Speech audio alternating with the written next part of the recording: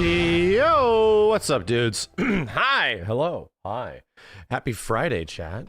Man, we're back. Yeah, I'm down here now. Let me fix some all this stuff. Oh boy. Hi. We got some things to go over. Stuff happened. Things took place. More shit was spoketh abouteth. You know, it's crazy. It's crazy. Can't go 24 hours without shit happening, you know? That was my day. Good. Yeah, I got some shit done that I needed to get done today. Feels good. Feels good being productive. God damn. God damn. Yeah, Rebirth Endgame like Temple time. Yeah, I want to go through it. I haven't played through Temple of the Ancients since, Jesus, 2024. Yeah, it's been a long time. It's been a long time. Oh, God, I might need coffee. Holy shit. Hi. Whew. Hi. Since Jesus? That's what I said? It's a little while. It's been a little while. Yeah. Kitase saying the good word? No, not Kitase. Hamaguchi's talking big stuff again. Even Nomura's talking big shit now. It's like, what? Nen Impact trailer? I hope it's good. I hope it's good. I hope people are really into it. The people that are playing Nen Impact are really into it. You gotta understand, nowadays there's too much stuff. I cannot split my attention in 15 different directions. I can do it in about 10, right? I can split my attention and direction in about like 10 different directions. So it's a little tough beyond that. Back in the day when we were doing this content stuff, it was easier because there was only so many ways to split my attention. But yeah, I hope Nen Impact is the DNF duel that I got, you know, to a lot of people. And DNF duel for me was the exact game at the exact time. Had a great time with it until they fucked it up. Until they fucked it up. You know, so it'd be what it'd do. It's Amp, thank you. The fact that it's like still getting stuff is crazy. It's been out for like a year, dude. That's crazy. Games that aren't games that are around for like a year don't continually get updates and shit, right? Like that doesn't normally like happen, you know? Like unless it's doing well enough. Unless it's doing well enough. It has to be doing well enough. So that's good. It's good to know. I like seeing games do well. I don't like hearing about games do bad that I don't have anything necessarily wrong with them, you know? So yeah, in the case of like, I wish DNF Duel would do well. I hope Hunter x Hunter's doing good. That was doing good. Unless it's like really egregiously terrible. Like this is just aggressively awful, you know? 2025 games feel like just yesterday. Isn't it? Isn't it? I'm going to check out the DLC. We got to check out the Invincible Versus, the Universa DLC trailer. I need to go over that. There's also Evo Day 1 panel streams. So chat, I think I'm going to give you guys a heads up. I think I can talk about this right now. I think in confidence I can talk about this right now without giving away specifics. So Evo is next weekend, right? Am I right? Evo's next weekend. And of course, I'm not going to physically be there this year. I hope everybody that goes is going to have a great time. But we will be restreaming it. Similar to Evo Japan, similar to a bit of Combo Breaker. But I'm going to be streaming a bit more of Evo this year from home. So the announcements, the trailers, all that kind of stuff will be great to watch from home and just engage from a local perspective instead of being on a stage. You know what I mean? So the problem with that is that the sort of glitz and glam, cool, hands-on with developers, kind of like on the show floor experience that was Evo 2026, I'm going to be missing out on, or 2025, I'm going to be missing out on in 2026, you know? So that is tough, where it's like, oh yeah, I mean, I'm going to be able to hang out and be with the chat more, but I'm not going to get that cool hands-on being at Evo kind of experience. Unless I tried my hardest behind the scenes leading up to this Evo to do just that. So I can't tell you guys exactly what, but we will have hands-on impressions of several games that are exclusively playable at EVO this year. What, where, and how, I can't tell you, but there will be choreographed moments throughout the streams that are me able to literally review some of the things that will be at EVO this year. And I can't tell you the specifics. I'm still working out several things, but the cool part is that developers have been very, very forthcoming about making this stuff possible on stream. So they really liked it last year. Everybody that was ever a part of it really enjoyed it, like showing off a game early and stuff like that, you know, to criticism or to praise. And yeah, I want to continue that in some way if possible. So yeah, we're going to be doing the exact same thing. I'm going to be going hands-on with several games that are at EVO, either live or at least able to give you guys direct impressions on, and then show all that footage and stuff like that. And yeah, we'll just segment certain parts of the stream directly for that. Should be fun. Should be a lot of fun. So it's my best to take what was the entire point of me going to EVO physically was that I'm like, like what gets me to come out to that, because it was the streams were already doing so well. And I'm like, well, gives me an opportunity to have like cool fan engagement stuff, but also to go hands-on with devs, like literally hands-on with some of the games that are there and see what's possible. And yeah, that worked. That actually worked. Did I kidnap more devs in his house? Yes, all of them are directly off screen. Like my entire PlayStation 2 collection, they're right there. It's literally it's right here. It's right off screen right here. Every single PS2 game, every single NES game, they're right there. And that's why we're able to play all of them. That's the reason.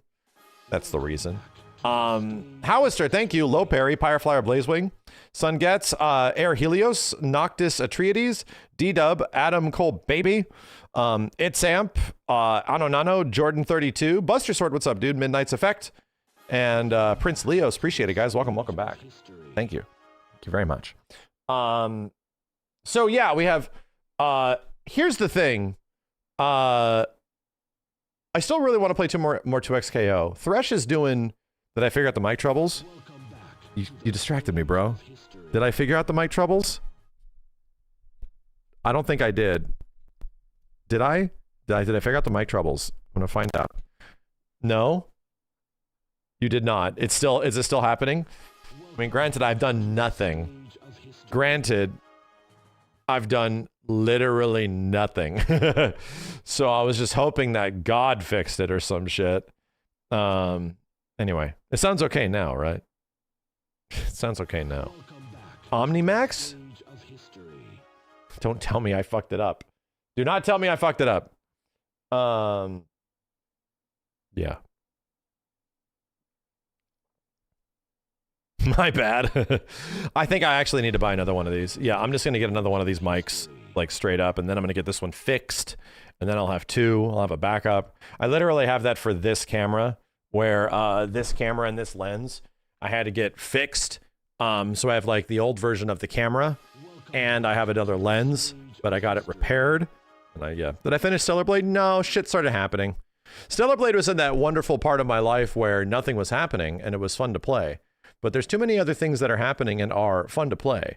That's what Stellar Blade is. It's the Kazan of the stream. Stellar Blade is the Kazan of 2026. And for those of you that understand the lore of Kazan, that's not a bad thing. It's actually not a bad thing. That's a good thing. That's a good thing. It could be a Neo 3. Yeah, it could. The nice part about Stellar Blade is that it's pretty easy to get back into. Like control-wise, Kazan was tough, man. Like figuring out what the hell I need to do in Kazan took me like a solid like 10 minutes of like, oh man, I'm just completely thrown to the wolves. Neo 3 has like a lot of stances and shit. And I dug Neo 3. It got me, but not like, not full bore, not enough where I had to play it for many, many streams. You thought it's the Wukong? No. If it's the Wukong, that means I'll never come back and play it. That means that I kind of liked it, but not enough to continue playing it. Kazan was, I really enjoyed Kazan, but shit just happened in the middle of the year, and then I came back to it and was reminded by how much I loved that shit. It took like 7 months though. So by saying, is Stellar Blade the new Kazan? Yes, I think it is right now. I actually like Stellar Blade. I'm having a good time with it. It's just, there are other things I just want to play right now. Just be the way it do. It could be like Wukong, yeah, where Wukong I was like sort of mild on throughout the majority of its playthrough, but it was so popular. It was such a big game that I was like willing to give it a chance and a chance and a chance and a chance and a chance and a chance. I just kept going, and I realized that I'm just not having that much fun. I'm really not digging this too much, you know? So it just fell off for me at that point. I just had no desire to continue playing. Speaking of wolves, who you get matching with Thresh? You're loving Warwick? Yeah, I'd imagine Warwick would be really easy. Warwick is so easy to play. Even Darius feels like his neutral's a little rough. But anyway, what would be the Callisto Protocol equivalent? I just didn't like Callisto Protocol. No, the Callisto Protocol equivalent is just something that I played for an hour and then I just stopped playing it. And I was just like, I don't necessarily like this very much. So I just stopped. Like, I don't even know if I can compare it to. I just was like done. I don't need to play anymore, and I never really thought about it after that. Yeah, was it that bad? I thought it was kind of a messy game. I thought it was kind of messy. I didn't like it very much. And I could not believe the combat. It's just not. Then you get games that are kind of interesting to me, like Crimson Desert, which I really didn't like the demo of, but then the game sort of sells you after a solid like 5 hours, which is asking a lot still. I don't think that's necessarily a good aspect of the game. But it's literally, they're fixing that shit, right? Didn't I literally made Kenny fall in love with Crimson Desert. Funny enough, I've made that bitch play Teppen for life, and I made him like love Crimson Desert. And those guys are going crazy on that game. Bro, are they not literally fixing the beginning of the game? They're getting big updates, but they're doing like a massive story thing for the start where they're like, okay, so yeah, you know, we need to redo the story stuff because like, yeah, so you're just validating the issues that I had, which is like the beginning of this game is kind of it's kind of like bump, dude. It's really, you're really asking me a lot to get through this to figure out what I need to do and where we need to go and how we need to control it. So yeah, like the game eventually does get very fun, and it took a long time to get there, but that's the thing, is that it's cool. That's actually mad cool. Onimusha coming out early September now. Is that confirmed? I heard a rumor about that Onimusha might get pushed up. There was a rumor, but I don't know if it was confirmed. Am I checking DOA 6 last round? No, probably not. I'll let the future DOA games, all that kind of stuff, I'll just play like the older ones. I'll let the DOA community handle that. I don't want to take any attention from them, you know? September is insane. It's bonkers. It's bonkers. What game did I uninstall? What the fuck was it called? I forgot. What the fuck was it called? It was, I forgot the name of it, dude. It was years ago. It was like 3 or 4 years ago now. It was a Dead Space copy. Callisto Protocol. Yeah. It was a Dead Space-like. And it was just not, I did not like it very much. Should I try Hokuto no Ken on PS2? That would be a good idea. When does Kenshiro actually come out? I'm going to check out the trailer. Control win? I won't lie, bro. With all that good shit that's been talked about, the new one, when does that game come out? Is it next year or is it this year? When does Control Resonant actually come out? September 20...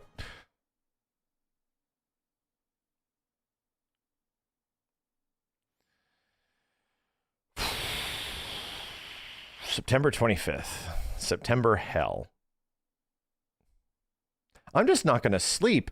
Dude, and there's also Tokyo Game Show. And I'll by that time, I also maybe will have played Final Fantasy VII Revelation. Like, I'm going to be talking about that shit for a month. Jesus Christ.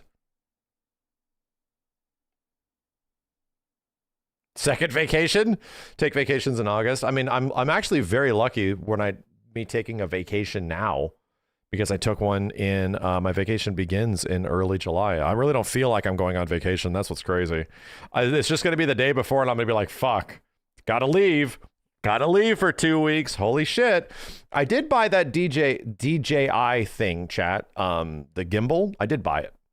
So thank you for that recommendation. That with the microphone is going to be easy, like content stuff if I'm away from home.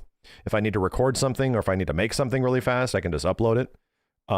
whether it's a reaction or a discussion or anything like that. Like that'll be very cool.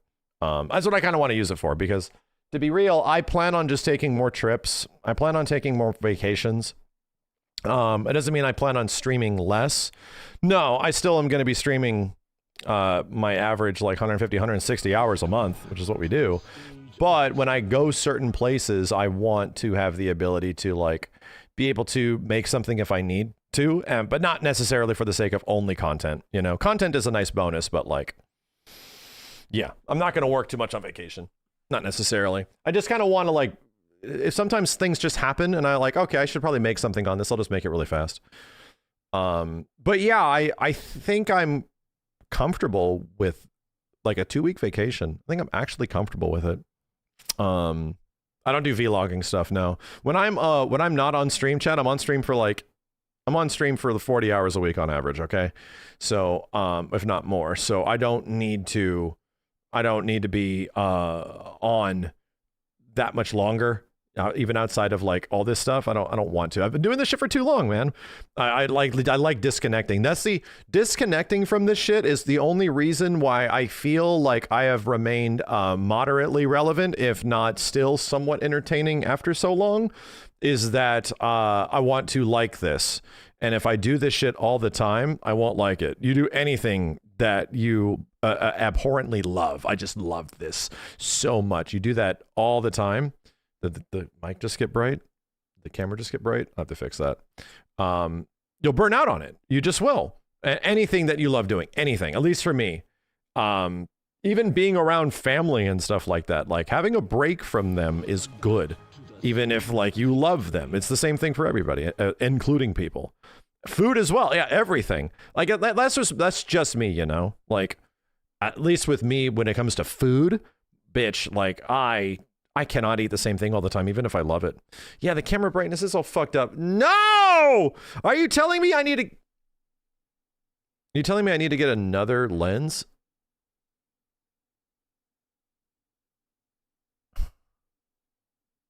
These lenses aren't cheap, bro. They're not cheap. Yeah, the auto exposure on the lens is fucking up. Oh, look at that. Look at that crazy blur. Yeah. Yeah, it's messing it up. The coffee, after years, the coffee is back. Will there be videos while I'm gone? Somewhat, yeah. I think we'll try to catch up on some content, some things like that. I think I'll try to get some gameplay, some things that I don't usually do. Your hair is longer than usual. Funny you said that. I just got cut. Yeah, I just actually got a haircut. But thank you. I desperately needed it, dude. Dude, this shit sucks. Look at that blur. I hate it. I hate it. I hate it. I hate it. Hold on. There we go. There we go. My face is too goddamn white. That's what it is. When you leaving on break? Pretty much the first week of July, like right before July 4th. That's all it is. And then I'll be gone for a couple weeks, and I'm debating. I mean, we're going to have YouTube videos going up if I can make the appropriate YouTube videos in a timely fashion and make enough content. But I was thinking like, oh, do I put up some 24 channel? Do I do that kind of thing? And it's like, to be completely honest, I kind of like the thought that I'm just going to be gone for a bit and y'all will just have to deal with it. I hope nobody forgets about me, but I think that sort of like a relationship in the same way that I talked about, which is like if people are addicted to being on the stream in some way, if people are always needing to have this in some way or have this thing in some way, yeah, I think it's actually good that we do disconnect in some way, because speaking from the amorphous blob that is the entirety of the chat, not an individual person, but the chat blob between Twitch and YouTube, I think it's good to just be away and to take a break, just in general, you know? so that you can come back, and when I'm eventually back, I'll be looking forward to streaming again. I'll be like really excited about getting back on stream and realizing, oh, this actually is my life. This is crazy. And you guys will want to tune in and watch. Like, I think that moment will be made even better. I don't know. You start thinking about this weird shit when you do this stuff for too long, you know? Just a bit too long. The stream is your crack cocaine. Hey, man.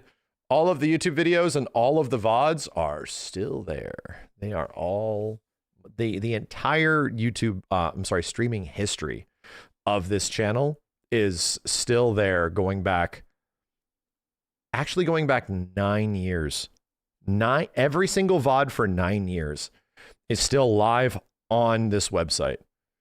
Not even edited, completely uncurated, 9 years of VODs. You have to keep scrolling. It'll likely break your browser before you even go back that far. Like, no shit. It's a ridiculous amount. It's something that I think I'm the only person on Twitch that when they were doing all the contractual shit, I think I was one of the only ones that was willing to take a lower pay cut for streaming exclusivity for a channel bonus. And my channel bonus was, I don't want my VODs deleted. I want to keep them. And that was when they were saying, hey, we're getting rid of that shit.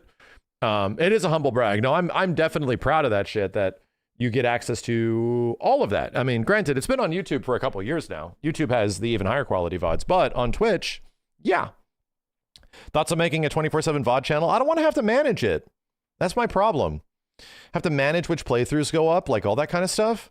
Have to manage which parts of playthroughs go up, like, I mean, I get how it's done. It's done through YouTube videos, right?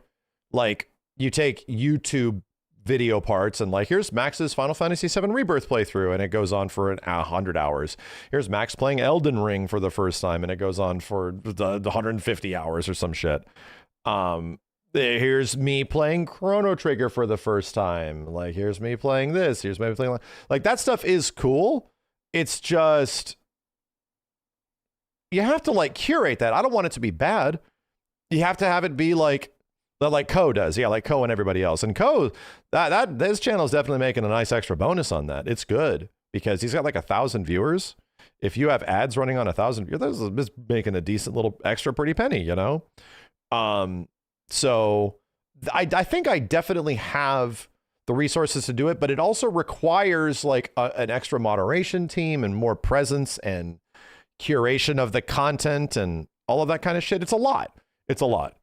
And if there's one thing Ko's good at, is like managing a lot of people to run all this stuff.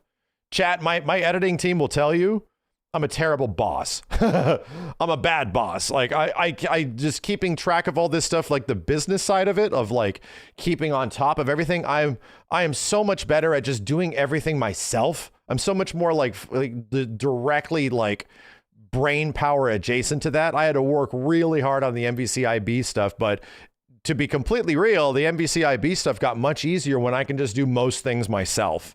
And it was like, oh, thank God.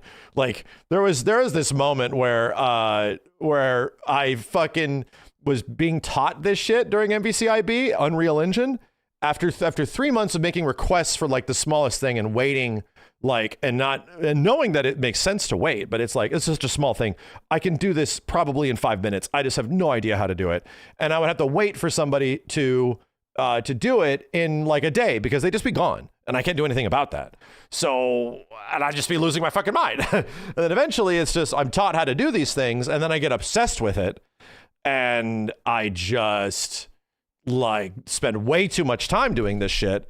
And then I just do it all. And I'm just like, oh, I'll just figure out how to do all of this. Not like every single part of it, but like all the things that I feel that I can have direct control over. I just did it. I just downloaded the files, got this, synced up with everybody else. Okay, I'll just do it. So that was like super helpful for me. It also led to me like losing an entire year of my life and a year of my daughter growing up. But, you know, I got the thing that I wanted. Like my vision came to reality. That was like, it was deeply satisfying, dude. Like deeply satisfying. So yes, like I just cannot, I don't like the idea of being the boss. I don't. Like, and even with the dudes that are around here, chat, these motherfuckers, like, these three sons of bitches that show up and do this shit, like you'd be shocked by how much leeway these guys just have. I mean, it is not shocking considering how much they argue with each other. But all I'm saying is that, like, that is the kind of environment I want. I feel like if I create an environment where everything is like, by the numbers, do this, all this shit, like very boss-like, then none of these motherfuckers are able to bring a phone into this room. Or their shoes, the shitty shitters. I'm the only one to wear my shoes. That kind of shit. So the fact that it is like, or spilling drinks, the fact that it is, or leaving food in an airtight garbage can that literally creates a million goddamn mites because somebody put hot food in an airtight garbage can. What the fuck? Bro. Steve's like, where'd the garbage can go? And I'm like, well, that's actually, I just realized that's what happened. That was the thing I muted the stream for, chat. That's what I muted the stream. Is that is actually what happened. It was fucking awful. I was like, why don't you fucks put food in here? Just like it's a normal trash can. It's like, no, this trash just sits up here because it takes 4 months to fill, okay? Because we're not constantly throwing garbage into it. So it just sits there and it doesn't have like, it's not an open trash can. It's airtight. And that shit was a living fucking petri dish when it was opened one day. It was like 7 days later and it was a living fucking petri dish. It was unbelievable. I had never seen anything like it in my life. I was like, I had to disinfect the entire fucking room. I was losing my mind. Like Cowboy Bebop shit. Literally. It was literally Cowboy Bebop fridge scene. It was insane. What is all this dust? Oh man, just clean that. Come back 5 minutes later. What the hell's all this dust? Why is it? And then clean it off. 5 minutes later, it's all back. What the hell? I just cleaned. Wait a minute. Wait a minute. Oh no. Oh God. Oh God. It's fucking terrible, dude. Jesus Christ. I thought you had one kid, not four. No. I've been preparing for fatherhood ever since we started Yo Video Games, okay? I've been preparing for that. Bonafide, thank you. Sapper, appreciate it. All right, so what do we have to talk about today? What's going on? What about a mirror? We have Kenshiro trailer. We have the Universa Invincible Versus trailer, which is cool. It's getting its first DLC character. I really want to play more 2XKO at some point tonight. We'll figure that out. But I'm been watching the game a whole bunch, and I'm like, I went back and I realized, I was like watching my footage. I only played a few matches at the end of that night, the other night, and I was looking back and I was like, man, I feel like I did fucking terrible, even though I couldn't remember the majority of the buttons and where they were when I needed them. I feel like I did terrible, and I won the majority of my matches. I went like 6-10. And I was like, what the fuck? I actually did pretty well against all these people that are hella good. And I was like, huh. Well, I did pretty good. Why? I felt like I did terrible because fighting against Ari, whenever she lands any hit from anything, I realized what it is about this fucking character, chat. You know what bugs me to death in 2XKO or any game that has this? What this character does is she's not just good. She hits you with anything and then she knocks you down. And when you get knocked down, she goes into this like basic ass orb super. And from the orb super, she always does the same shit. She always gets the same thing, like the same situation over and over. It was the same thing that happened with like Echo and Yasuo early on, where off this one hit, they just convert and get to the same shit over and over again. So you just watch the same situation play out no matter what the hit, no matter what the opportunity. So it's like, oh, this fucking character, dude. And then you get some other characters that don't get that. Like they have to convert the shit out of this situation into something that's significantly shorter based on the hit they landed, or something that is optimal based on what they got. You know, it isn't always the same shit. So yeah, that isn't a game issue. like across the board. Like, no, that does not really feel like that's an issue with 2XKO across the board. It's like Ari especially now, and historically has been Yasuo as well as Echo. I don't feel it on Yasuo nearly as much anymore. I'm kind of like okay with him, you know. Dude, I couldn't believe it. I played against people for the first time in 8 months, and the majority of people were playing Ari, and nobody was playing Yasuo or Echo. I didn't run into a single fucking one. It was bizarre. It was like, what? Like, and the majority of people I run into were using Ari, and it was like, oh yeah, this is this extremely painful, guttural feeling you get when you fight some of these characters in this game. Ooh, I don't understand why any of these interactions are working this way. And when they're not on screen, I feel completely fine. You know, it's just something about it, dude. I feel like I'm just playing. I'm actually having a really good time. So it's not that the characters have too many options. I don't think that's the issue. It's that it just feels like some characters are privileged as fuck. And those characters historically have been the first three characters that were in the game. Yasuo, Ari, and Echo. Like, historically, like, those three characters are the first ones that were added to the game, and they just feel like they're insanely, like, ridiculously tuned for a different game. And the other characters feel like they're sort of, like, more in line with what the game currently is instead of the shit that was at the start, you know? I don't know. Just me. This is just me without having played the game a shit ton.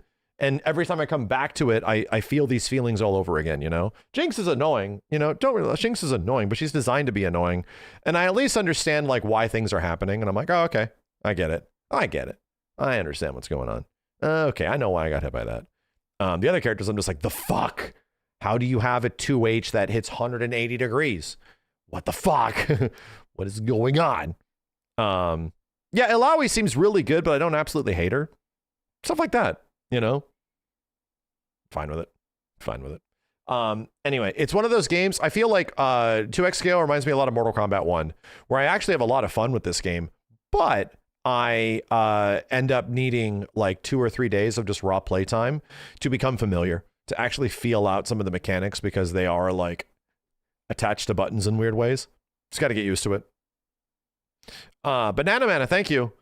Imalot, appreciate it. Xenovision, this is Boner Town, great name. Orinator, Sapper, and Bonafire, appreciate it, guys. Chat, let's check out all of the myriad of trailers that have happened over the past couple of days. Maybe it's only 2. First one is Kenshiro. I heard conflicting things on this. I don't know what the heck's going on. Let's take a look at it. Yuwa Shock is back. Kenshiro, Fatal Fury, yeah. So, arguably the most anticipated character of this season. I'm definitely looking forward to it. I ended up having a lot of fun with some of the characters in Season 2, especially. So, yeah, Fatal Fury feels like it's in a pretty good spot. At least from a gameplay standpoint, you know what I mean? So, let's fire this up and see how this is. This gives me a pretty good opportunity to fire up Fist of the North Star on PlayStation 2. We should definitely do that. Whoever is next to die, come step forward. Southtown where destiny swirls and lone savior appears.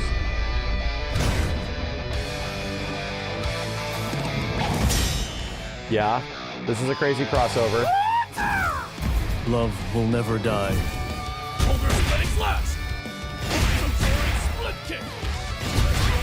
Oh my god, this is so nauseating. I can't see anything, dude.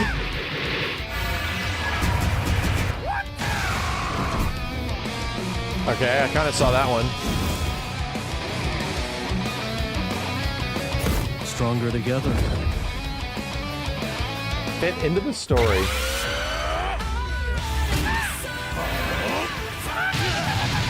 Okay.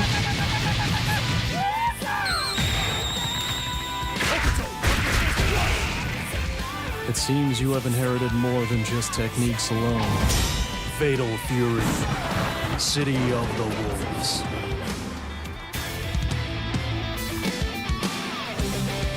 I felt almost nothing but confusion. I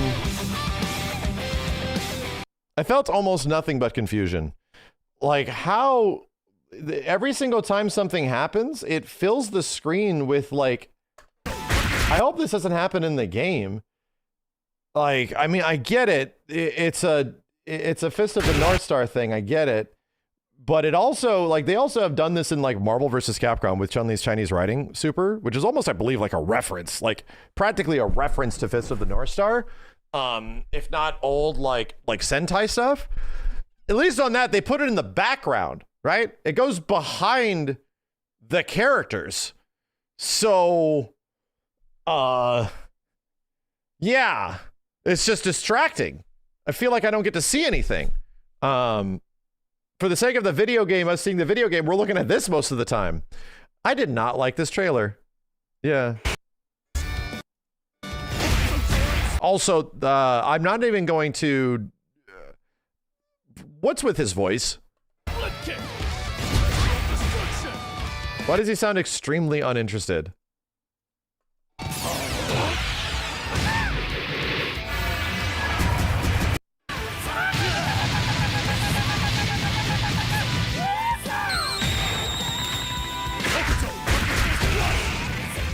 It seems you have inherited more than just techniques alone. It's from the Amazon dub? I don't know what that means. I don't know what that means. I don't know what that means. Wait. Do I feel any different? Well, number one, there's already a ton of fucking compression on his voice now. Like... there's a ridiculous amount of compression on his voice, which makes it sound like Omaiwa mo shinderu. Like he's literally in the goddamn microphone now.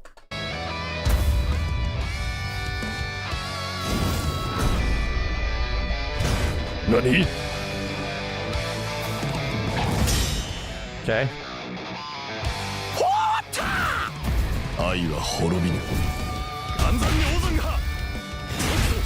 Oh god, the trailer still has the same stuff. There's text everywhere. Jesus. I feel like we see so little of his moves. You know? Oh, there's a dev match? Thank God. I feel like we see so little of his actual moveset.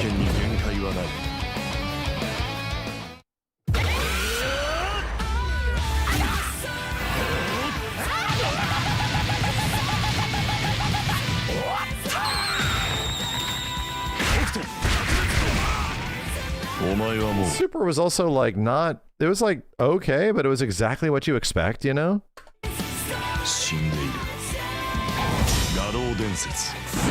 Did he literally say Omaiwa mo shinderu?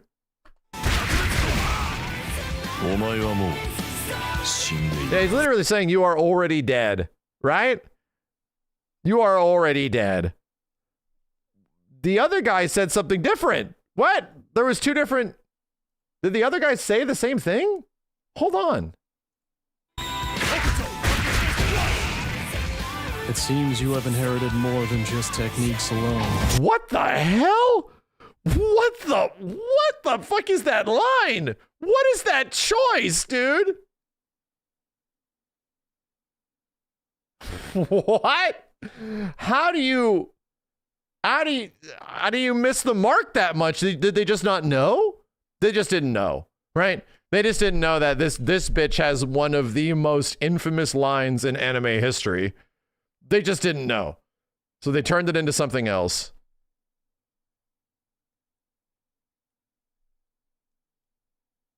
He could have been like, I'm afraid your path ends here. Swing. They could have given him a KI. They could have done something. Jesus. Jesus. Okay, I need to see more. Is there more to see? Kenshiro versus Rock? Yeah. Ooh, in the Japanese one? Let me see more. Oh, okay. Oh, shit. Okay. Okay. Oh, wow. Oh, wow. Oh, my God. Holy shit. What the fuck? Wow, that shit went on for... Does he literally have a cross-up? Oh, no, he's mad cool. Why did the trailer do him so dirty?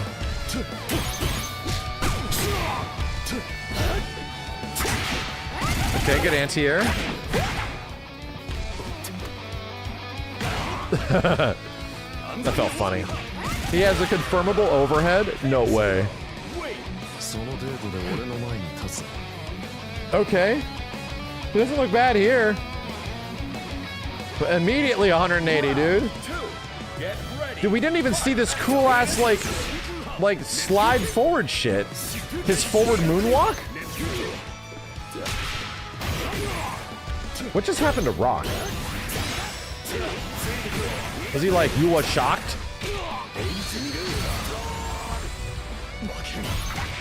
Wow.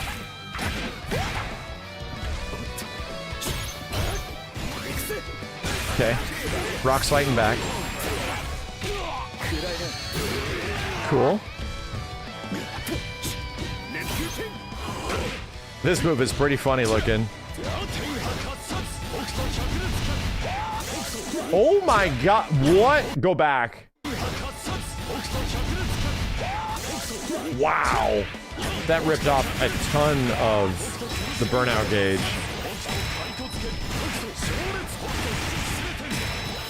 What is happening, brother? Are you dead? No.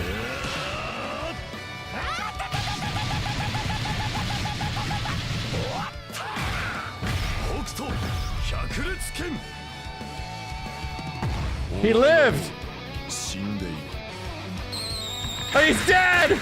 Oh no, he's amazing! Oh no! Oh my god. I can't believe Rock Howard is dead. Dude, that shit... I need to give this to... hold on a second. Let me just prepare for the thumb. Let me just... like, all right. There we go. I'll just give you that for the editors later. That's good. That'll be good. Anyway, that was way better, dude. Holy shit. That was 10 times better. Dude, he looks mad cool from this. I can't, dude, if you went based on the trailer by itself, you would probably not give two shits. Like, you would have been like, nah, I'm good. And now he looks like arguably one of the coolest new characters they put into the game. Trailer was not good. There's my gameplay as well? Oh, God. Dude, this ending was bonkers. It's like they choreographed this finale, too. It was kind of amazing because Rock burns out.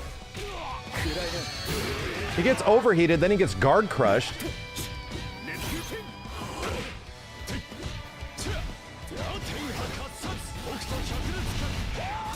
Jesus. Are you literally dying? He literally dies from this. That's crazy, bro. So there's some mechanic that's happening where the stars are building, the ching, ching, ching, like he's inflicting like pressure points on you that is going to kill you eventually. So he has some sort of like pressure point mechanic that is going to build up the star gauge or something that if you cash out with a super, you might just be dead. you might just kill the bitch. He's nippleless as well. Dude, he cut off his nipples. No sexual desires at all. He's a eunuch and he's nippleless. Only the fight.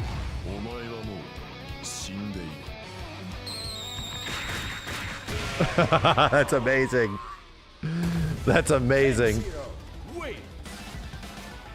He's also like assless. Just cut off his whole ass. Not even the crack. Here we go. Oh, I'm ready for more.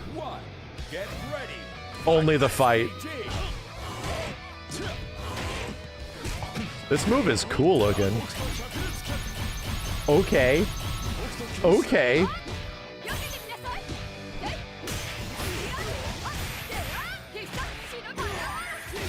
Full my combo, nice. Mai's cooking. That shit is mad tricky. Wow, are you just plus?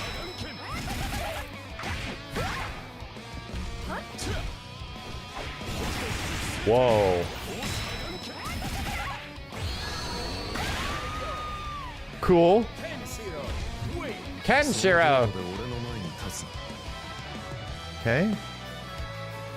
Yeah, whoever's on the gameplay of these videos is doing a good job. Oh, he has an air target combo.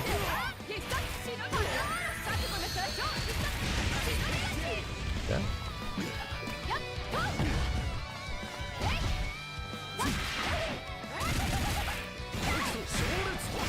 Okay.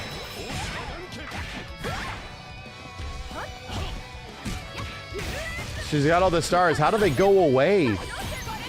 Okay, it took a little while. Smell my foot. What is happening? He leads to a dizzy? What is happening, bro? How are you still comboing? Holy shit!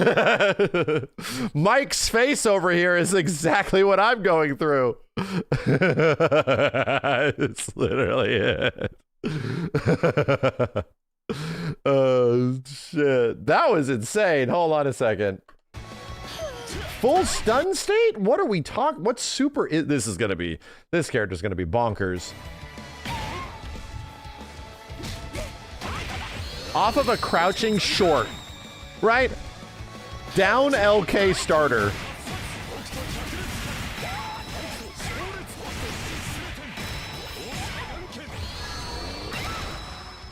That's insane that you're still going. That's insane that you're still going. Bro, he literally adopted H&K PS2 style, right? Arc System Works H&K. It feels like that was almost an inspiration where they're like, all right, so we need to bring back some of the crazy ass bullshit he had from the previous game that he was a fighting game character in. We have to bring some of that back in some way. Damn, am I glad that we did not judge this entire thing based on that first trailer. Holy shit. Get ready. I think his head's too big. Like, they tried to proportion him. They tried to make him too proportional, you know? Yeah, he needs to have a smaller head. It looks like he had a smaller head here. Maybe it's just like the focal length. His head's too big. This guy is like a brick shithouse. Now it's like upscaled head size. His chest not broad enough. I mean, he's a fucking like in the. It's fine. Yeah, it's a nitpick. It's a nitpick. Dude, chat. I'm gonna look up something for you. Check this out.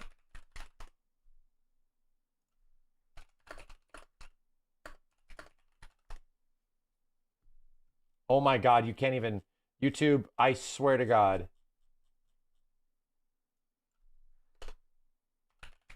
It won't even find a video from 2014, will it?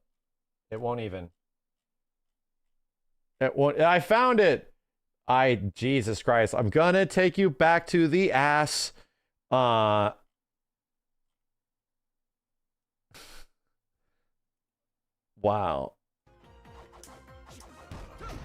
This is only, chat, this is only from 11 years ago.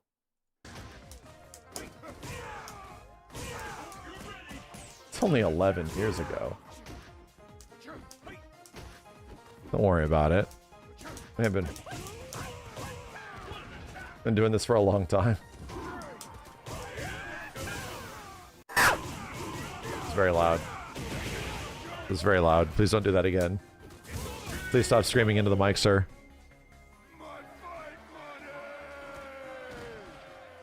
Why? Fudge.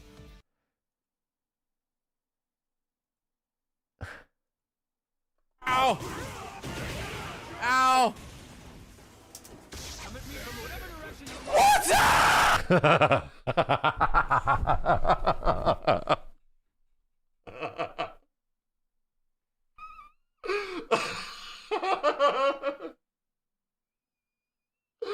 I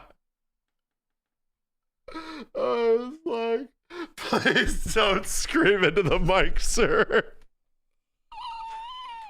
Oh my god. Okay, we're gonna unmute in 3, 2, 1.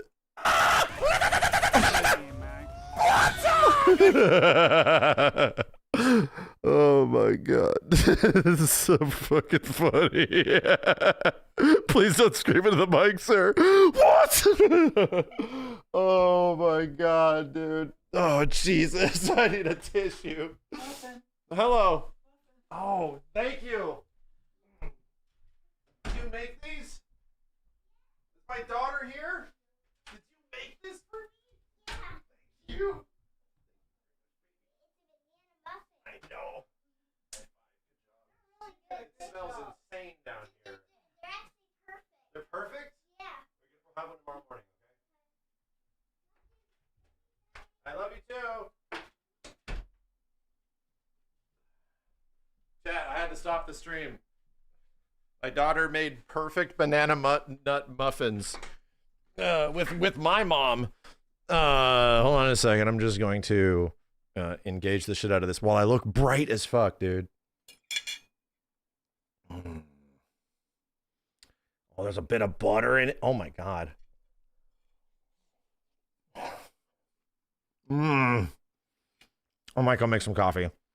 Rate the smell, dude. I just opened the door and I was like, "Oh, this house smells insane." Oh, this is so good. Anyway, yeah, we have some KENSHIRO legacy. Okay, we got a little bit. I definitely spent some time doing this shit.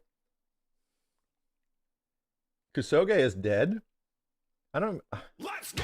What is this video about? Has essentially lost meaning nowadays. People called everything trash, so it's Just slightly missed. Ray also Oh yeah, one of the worst turnboxes. this is me actually explaining Kusoge, right?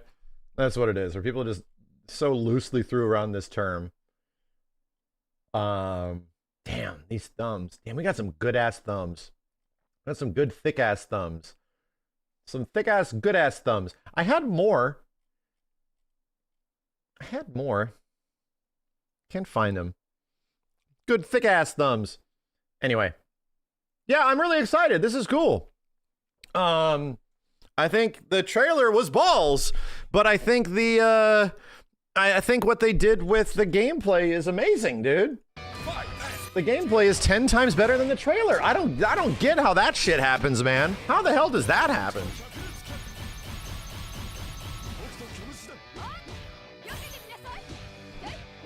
This theme is really cool too.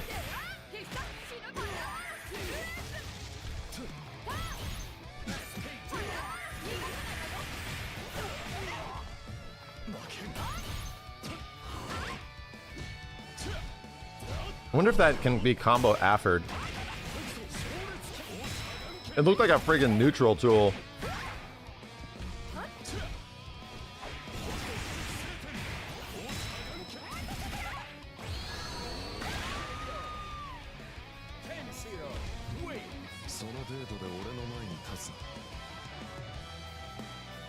We gotta go back and play the old H&K game. Chat, I'm gonna be real. Something I noticed is that general gameplay on YouTube across the board just doesn't do that well anymore. You know, that was usually the one thing that I would make my channel survive, was like YouTube gameplay in between all the conversational and unique videos and stuff like that. Even with people that are the hella best at these games, my dude, like general gameplay, like you'll get 1 or 2 videos that have decent viewership, and then bam, it's over. It's over. Like even games that are popular, it's over. What are the things that consistently do the best? Well, conversational things, right? Opinion-based, conversational, reactionary, like they just do the best on YouTube. So it's what's hurt you the most. Exactly. Like me just putting up general like gameplay performs half as good as it did 5 years ago. So I would like to pitch an idea to you. It's not that gameplay in general does bad, but repeated expected content I think performs not as good as others. And a reason behind that is what changed everything's algorithm based. It's not based on who's following your channel or what you're sub to. It's not that. It all depends on, did people click that shit? That's all that matters. Did people click it? Did they watch it for more than 30 seconds? Like that kind of stuff. I'm not saying things are going to go away on my channel. What I am saying is that the entire way that YouTube works as a website is substantially different than the way that I have like engaged it historically. So, and that was like a unique video a day with a gameplay video, and the gameplay videos would sort of like allow things to exist and just allow shit to like be the connective tissue in between, where they could do well. And nowadays it's just like, yeah, one will do well at the start and then just the rest of them just do bad. I've noticed the same shit like on Justin's channel as well. Even a few years back, remember Justin's gameplay videos for like almost any game would do really well, and they do really good. And then nowadays it's like everything hits like a median level, just like my channel, and they just sort of like stagnate, and that's it. And they don't go anywhere. The algorithm will not catch that shit, which is like a bummer, which is like, okay, well that's definitely weird. So in my head, I've been doing this long enough. You can't just do the same thing and expect shit to change. You can't. You have to change with the times. And I have also changed with the times several times. In my opinion, people want to see unique shit. People want to come across something that is different and unique and unexpected. Like the week of content, things like that are good at the start and they're not good later. They're good at the beginning, but not like down the line. Even me coming back and posting Third Strike videos periodically would do very well. And nowadays it's sort of like expected. So people just are like, oh, it's another Tekken thing, another Third Strike thing, yada, yada, yada. That's sort of fine. So how do you fix that? I'm just thinking out loud here. How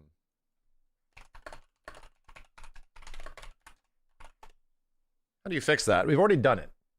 There was this little series I did called The PlayStation Legacy 7 years ago, 6-ish years ago. And the idea was, and you'll see here, Battle Arena Toshinden, Tekken 1, Bushido Blade, Dynasty Warriors, Bloody Roar 2, Air Guys, Evil Zone, Shao Kahn MK Trilogy, Capcom XL, The Star Gladiator, you know, all these games, like a ton of different games, like across the board. And I'm like, shit, why couldn't we do that again? Why couldn't we? Like, have more consistent variety style stuff, which is sell it in a different package. Yeah, this was limited to one system. This was just on PlayStation like 1. That was it. So, bro, this shit doesn't end here. Like, and there's a reason to revisit some of this stuff as well. So in my opinion, I was like, man, what would be a great game to like revisit, to come back, that would really get people's attention, and it'd be neat if I checked it out and gave it like a bit of time, like a bit of a stream to check it out. And I'm like, oh, Bloody Roar. It's right there. It's literally right there. Bloody Roar. Oh, Hakuto no Ken. Perfect. Literally perfect. Like a good opportunity to make unique content, unique videos that go over and talk about the cool stuff that was in these games, what hit, what didn't hit, all that kind of shit. You know what I mean? So yeah. And yeah, back in the day, these all did really good. These did relatively well when they came out. Criticom and shit. Yeah. Right. Toe Ball number 2. Like, look at this stuff. These are just like gameplay videos. It's just me checking out the game for a little bit. So anyway, yeah, I want to do that. And to be real, we haven't done a lot of that as time has gone on. We've sort of been focused because there's been just so many fucking fighting games, man. People sort of are expecting one thing to be a way, and they expect to see all the typical fighting game content that you see nowadays, right? They expect to see all the things, the 2XKO, the Tekken 8, the this, the that, like all the modern games. We're just inundated by that shit all the time. So what is always the bastion of fighting game content, and Justin also realized this when he was making content as well, going into the backlog, dude. The backlog of old stuff that not many people have seen, and that you never really have seen it before, you know? So anyway, this is why gimmick accounts tend to die off later, because if you rely on one gimmick, you get stale. You get your original demographic leaves. Yeah, your demographic grows up, or they just lose interest. It's true. So anyway, there's also a big opportunity that people would like seeing these old videos, but at the same point, dude, like, I can't even tell you, chat, like, check this out. I don't know how many times I've made videos talking about Tekken 3. Like, I've made a lot of Tekken 3 videos, dude. And the craziest part is that every single time I do, like with the span of several years in between, they always do really well. They always perform like super good. It's kind of funny, man. It's just like one of those things where it's like, yeah, we should reach into the weird back catalog of Sega Saturn games and shit. I should have an opportunity to fire up Last Bronx and show that shit off. We should do the Pepsi Man thing in like Fighting Vipers and stuff. Like, yes, like this is a thing that I would like to do. This is a thing that I would like to explore and check out and go through and investigate some of these older games and turn them into like not full gameplay things, but like nice little 15 to 20 minute compilations that should go up on the channel every once in a while. And that can act as pretty unique content. Yeah. Asuka 120% Burning Fest, like all that kind of shit, you know? You should do more GeoGuessr. No! The joke was that I was playing GeoGuessr. Anyway. Yeah. When I first found your content years ago, I watched all your backlog videos of you playing Third Strike and borderline silence with no camera. Yeah. So anyway, this is me like taking a step back from what is in the space right now. It's pretty clear that like conversational content does very good. Reactionary conversational content, not for the sake of only like drama farming. I'm not doing any of that shit, but talking about like all the recent events and all that kind of shit, it'll always do well. Like I realized this back in like 2015, man. That shit ain't going away, but I do want to play some fucking games and like have them do well, right? I do want to play some weird shit and have it do well. I do want to play some like newer shit and have them actually do well, because it feels like playing new shit can be kind of tough, like, and having it do well on channels and stuff, unless it's a brand new character, which kind of sucks. It's like, well, I can play this on stream and it will do okay, but it's like I can't really make videos off of this anymore because people just lost interest. It has to be something weird, has to be something different, you know? Anyway. More MKX? Yeah, right. You saw Evo sub. Do you think it's the new DOA they show our last round? They should tease the new DOA at Evo because they would want to get the Evo crowd, you know? I think so. Oh yeah, Tekken Underground out here is badass. Those guys made online Tekken 3, Tekken Tag 1, right? That shit's fucking amazing. You've been binging my back catalog. Donkey Kong Country, Metroid, Mega Man. Chat, by the way. I feel so vindicated, dude. Sorry, there's a muffin in your ear. Chat, what's the best NES game? Anybody? What's the best NES game? It's always been between two games, pretty much, right? The not like just my opinion, but the best NES game has always been a toss-up between two games. Historically, like even from way back in the day, there was always the argument, what is the best game on NES? It's Mega Man 2 or Super Mario 3. And those games are just so fucking good. Still stand the test of time till today. Like they're still great, you know? So that has been a thing. Like that's a literally 30 plus year argument, right? Hold on a second. So Jeff Gerstmann has been doing this 3-year-long science-based NES library compilation where he's been going through like every single game on NES. And granted, his opinion on what was the best NES game was technically Bionic Commando, which is like, okay, I can see why, but I don't agree. So he's been using science to go through this stuff. And based on a wide variety of conclusions and ways he has reached these conclusions after 3 years of investigation, the folks at 8bitnintendo.science made it easier to follow along and see the results. Here's the top games. The number one game on NES based on science-based evidence is Mega Man 2. Research and science with Bionic Commando, Super Mario Brothers, Legend of Zelda, Mario 3, Zelda 2, which is pretty surprising, and then Kirby, Mario 2, DuckTales, Contra, yada, yada, yada.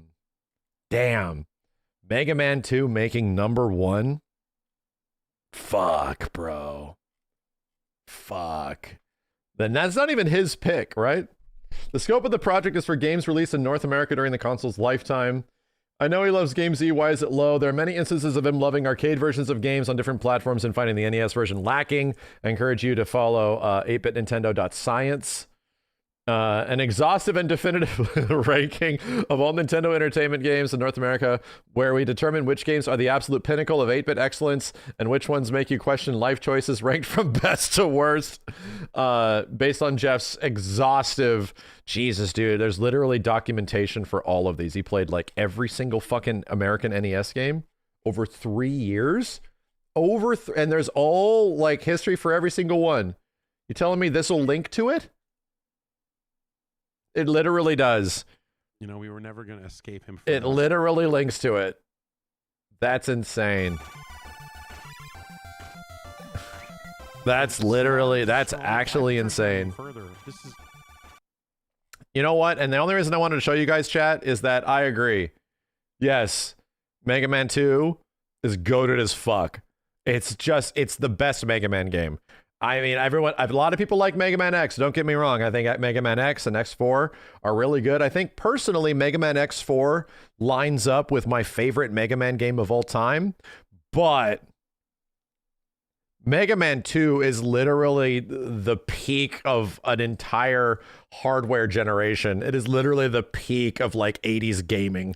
It's so fucking good. Like, it's insane how good Mega Man 2 is. Like, that shit is crazy, man. And I played it again not even that long ago, like a few years back, and I was blown away. Mega Man 2. I was like, why is this shit so good still? Who fucking cares? Sound and everything and controls. We played it on an NES. It was brilliant. And so I never really messed with I'm like, yeah, I remember this game being like the best shit ever, and yes, it is. It indeed is the best shit ever. Games, and they've been kind of rotten for a while. So anyway, yeah, I just had to talk about that, you know. I beat Mega Man Legends 1. Yeah, I've beaten Mega Man Legends 1 on PlayStation. So Mega Man 3 rocks. Mega Man 3 is good, but a reminder, a big chunk of the reason why Mega Man 3 is good is just because it lifted it directly from Mega Man 2. Like, there's an entire chunk of the game where you just play Mega Man 2 again. You know? So it's like, oh, yeah. Yeah. There's a reason why it's good, because you're playing a lot of Mega Man 2 again. Oh. Anyway. Mega Man 3 is also glitchy as shit. It was super rushed, man. When you play that game, it's a slow, stuttery mess. It feels a little off because of it. That game actually has issues from a hardware technical level, where they were just making the shit too fast. Anyway, I just had to highlight that. You want me to highlight something else based on evidence and science-based fact, and not only feelings? Trust me, when it's feelings, I'll let you know. Chat. Apparently this post got a lot of people mad on Twitter. Peak. Apparently, as we lead into our next topic, this got people upset on Twitter for some reason. And granted, I'm not surprised that people are upset on Twitter. And I responded with science, actual numbers and information. Hey, you guys ever gone and looked to see how many people really like Final Fantasy VII Remake series? Because it seems like, oh, this shit actually sucks, according to many. Like, actually, Back to the Future is the worst movie ever. You're just stupid. And then I went and looked, and I was like, damn. Final Fantasy VII Remake has 140,000 like ratings that put it above 4.7. Holy shit. Holy fucking shit, dude. For everyone, for a lot of people to tell us, actually, this game was bad. Actually, all the story stuff was just terrible, right? And in true fashion, Final Fantasy VII Rebirth, which has not been out as long, it's sitting at just the exact thing. You know, it's at 4.7-ish. 4.7-ish. It's above 60K. Like, my argument was that, like, these games are very well respected critically games, and I do kind of like from a standpoint of the industry, I do hold a review consensus in high regard. I do think it generally can mean that something is pretty good, right? Outside of Rebirth winning like 40 Game of the Year awards across the board, yeah, I do somewhat respect like the industry and how things are perceived. I think it does mean something. I think user reviews also mean something. So you would think that like based on how people are talking, that Final Fantasy VII Rebirth is a terrible game. It's just like a way worse game than the first one. And it's at like 4.7-ish with like 60,000 ratings, dude. Yeah, the Metacritic score on this is like almost like an 8 or a 9. It's super high. And this is just the PlayStation version, you know? This is only one version of the game. This isn't this. I don't even know if the Switch version of these games allows for user ratings. Chat, does the Nintendo side of like the eShop, does that give you any kind of inclination? They don't. Okay. So we don't even know, right? This shit did mad good on Nintendo Switch, and we don't even know how well received it is. I mean, sales are one thing, you know? I'm just saying, dude. It's like the argument has been the sales are bad, therefore it is bad, right? It's not selling as good, therefore it is bad. The argument is it being bad is directly tied to how some people feel, and that's actually the majority, trying to make their feelings feel like they are the majority. I get you. I understand how that works. But I think people are allowed to not like things. But usually the people that don't like things try to make their voices much louder than they actually are, than what they represent. So it seems like there's a very large congregation of people that really don't like this. And then you directly compare it to numbers and data, and you start seeing what the figures are, and it's like, oh, actually it's like less than a 5% minority. It's actually it's a very small minority. So I'm not saying they're not allowed to have those criticisms. Dude, I bitch like crazy about both these games. I have several criticisms of Remake across the board and several criticisms of Rebirth that I hope get fixed in the next game. Did it take away that, like, for me, 90% the rest of the game is amazing? No. Dude, 90% the rest of the game is amazing. Even Bloodborne has big fucking issues, dude. Like, from a core gameplay standpoint, the endgame of that game is trash. It sucks. It's super grindy and shitty, dude. Even the original Final Fantasy VII, as much as I would vehemently, aggressively defend every single aspect of that game over time, as I have looked at it with a more objective eye, where I'm just like, am I only looking at through the lens of nostalgia, and it's just the greatest thing ever to me? No, I'm actually tripling down that I think Final Fantasy VII OG is the greatest game of all time. But it does come with some very specifics, because it was an influential game on the industry, on everything when it came out. It was a big deal that affected like the entirety of video games. Everything changed after that. And also, like, similar to RE4, right? But also, it was also hugely influential on me. The timing of me on my life as like a 13-year-old, 14-year-old, when I played this shit, cannot be exclaimed enough in terms of how that had a lasting impact on me in my life. Because the majority of people, when they engage with something that they really love when they're a teenager, that shit carries with you through the rest of your life.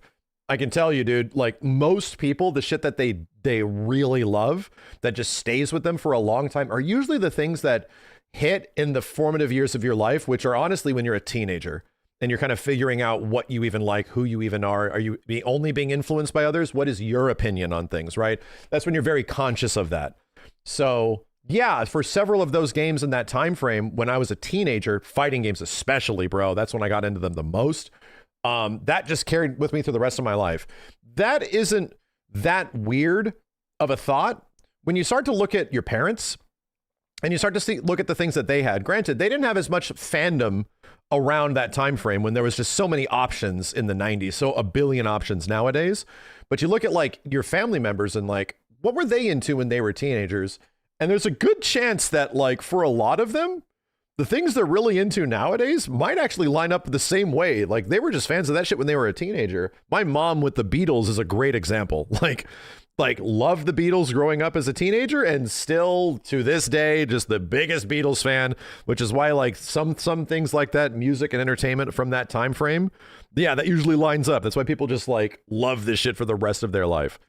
So for me, that's Final Fantasy VII, man. Like FF7 just landed at the perfect spot, perfect time. It wasn't even a game I was searching. I wasn't even looking to find like my favorite game of all time when this shit happened. It wasn't. It just happened at the perfect moment, perfect time when I wanted something like this, and it made me just fall in love with like JRPGs when I'd never even cared about them before. You had never touched an RPG. Same with me. In fact, I'd argue that like FF7, especially for the era that it came out, was the craziest adopter of new users to the genre ever. Like, I didn't give a shit about this stuff. I made fun of my friends that liked this stuff because I liked the cool fighting games when you're a fucking 10-year-old, right? So yeah, like it's a big deal when your perspective gets changed in some way, and it's like, damn, am I into this shit? Damn, I might be into this shit. Holy hell, you know? So I think Final Fantasy VII did that for a lot of people, you know? And continuing nowadays, I honestly feel that like the remake series has also done this to a lot of people. Like I've seen it firsthand. Like, granted, we only have so much experience to go on where we can watch people's streams. I can hear people's accounts. I can engage with the community of the people that have gotten into this stuff and enjoyed it. But like FF7 Remake sort of has acted as the gateway kind of like RPG for a lot of folks and been the game that sort of like allows you to adopt into. I'm not discrediting other games like Persona and Expedition 33. We're not even talking about those. I'm just saying for the stuff that is relevant in the things that I'm talking about, Final Fantasy VII, yeah, it certainly fucking has. Like, the numbers don't lie, dude. Like, holy shit. So, you know, I think there's also a big disconnect. I don't need my favorite things ever to sell 1 billion units. That doesn't actually change the way I feel about it, my dude. Like, I remember hearing this where it felt like Bloodborne was the biggest thing in the world to me. And then I found out that like how much Bloodborne actually sold wasn't even that much. It wasn't nearly as much as a Dark Souls game. And it was like, oh, wow, that's actually really crazy. Does that change the way I feel about it? Like kind of like perturbed where it's like, oh man, it feels like tens of millions of units have sold. Like it feels like it's so popular. Does that change how I feel about it? And then I had to think about it for a second. I'm like, fuck no. Absolutely not. Did it matter how much something you liked so much actually sold? Of course I want to see it do well because I love it so much. Bitch, I still sing the praises of Marvel vs. Capcom Infinite being one of the best-selling Capcom fighting games now. Like, being in the top 10 and shit. Like, that's fucking crazy. So still, I like it when the things that I like are doing well. I like the message that can be sending at times. But does it change the way I feel about it if it doesn't? Hell no, it doesn't. Like, I just like this shit, man. I hope it finds its audience and it finds the people that like it as much as I do. And clearly, in both of these games' cases, holy shit, man. You know, the adoption rate is clearly much smaller over here, and FF7 Remake has been insanely discounted as time has gone on. There's been way more ways that you can play this and fall in love with it over the past 6 years than Rebirth has over the past 2. But yeah, like, people found this shit and they really like it, man. Like, clearly, that's a lot of ratings from users specifically, and they really like it. So my message of this little goofy thing, as I'm not really even talking to anyone specifically, I'm just talking from a perspective of like, I get a lot of people shouting at me all the time about what I feel not being correct. And I think it's the animosity that makes me respond in some way, where it's like, people just can't be happy with us liking something. And I think it is a weird thing to be so attached to something that you don't like. I feel like that is not normal behavior, just in general. That maybe that's a weird thing, that could be a weird thing for me. But I historically, at least from my perspective, maybe I'm the weird bitch. I only really love talking about the things that I like a lot, and I'm really looking forward to playing them. Like, that's just the way that I live, right? That's just the way that I exist. I just want to discuss the things that I really enjoy. Do I want to get into arguments with the people that hate it? Do I want to get into debates with the entire opposite side? We're like, well, no, we're not talking about human rights here. Like, we're talking about fandom. It means nothing.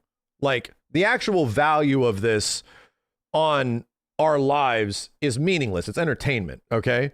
So there's really little reason to talk about like debates, like getting into this stuff, like arguing with each other why characters feel a certain, why fictional characters feel certain ways. I just don't find the value in it. I don't get it. It feels like it's specifically there just to make Elon Musk money.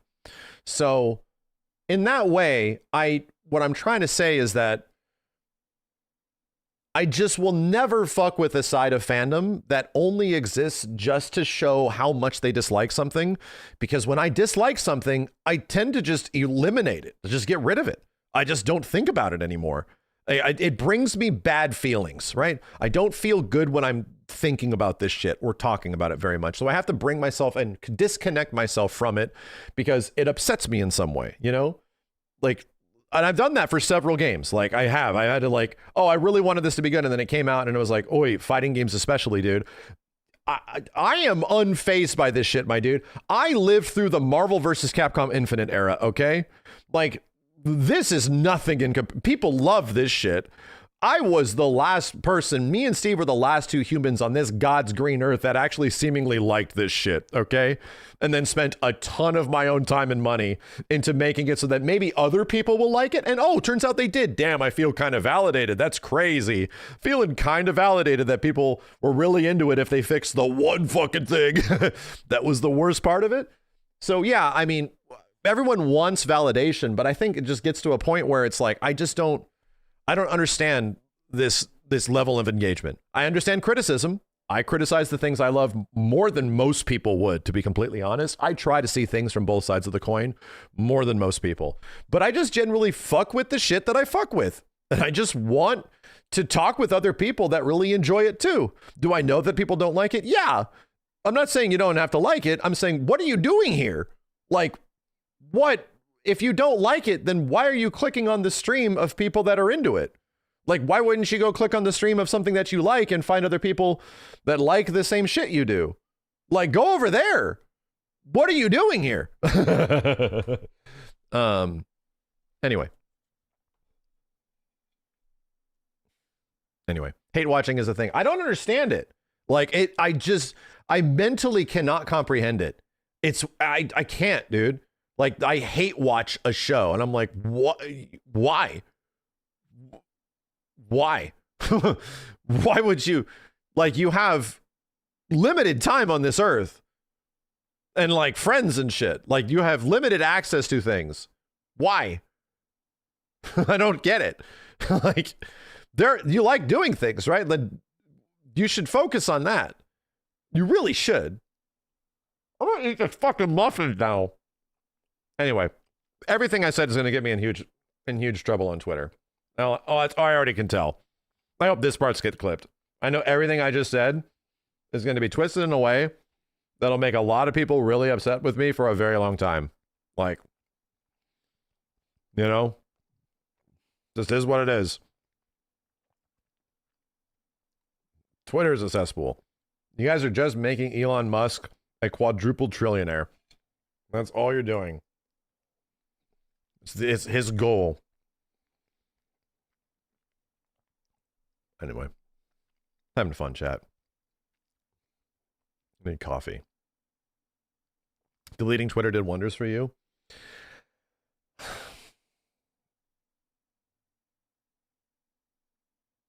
Really, Lotus? I'm curious. COVID taught certain content creators that rage culture generates money. No, that has like existed forever.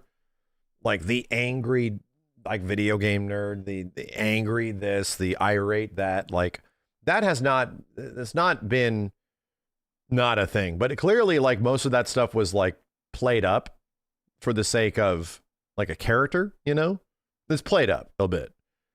And I understand it. Like, it's funny. I actually think those things like what Angry Joe would do and all that kind of stuff in the past. Yeah, I think those characters are funny, but now it feels like it's It actually became, if they're satire, yeah. Now it feels like it actually became something. Like, it actually became something. Like, I don't know, dude.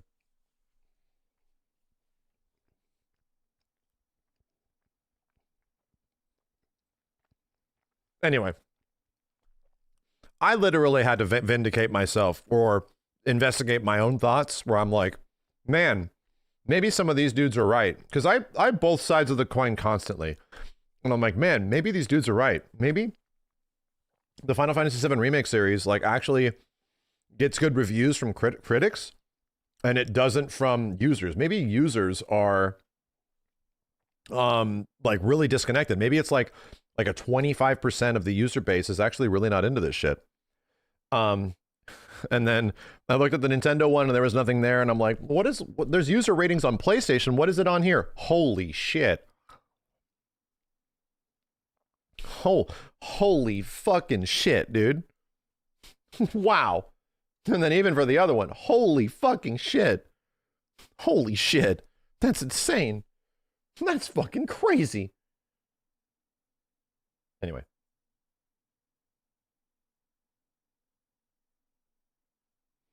This was also happening at the end of Expedition 33, you know?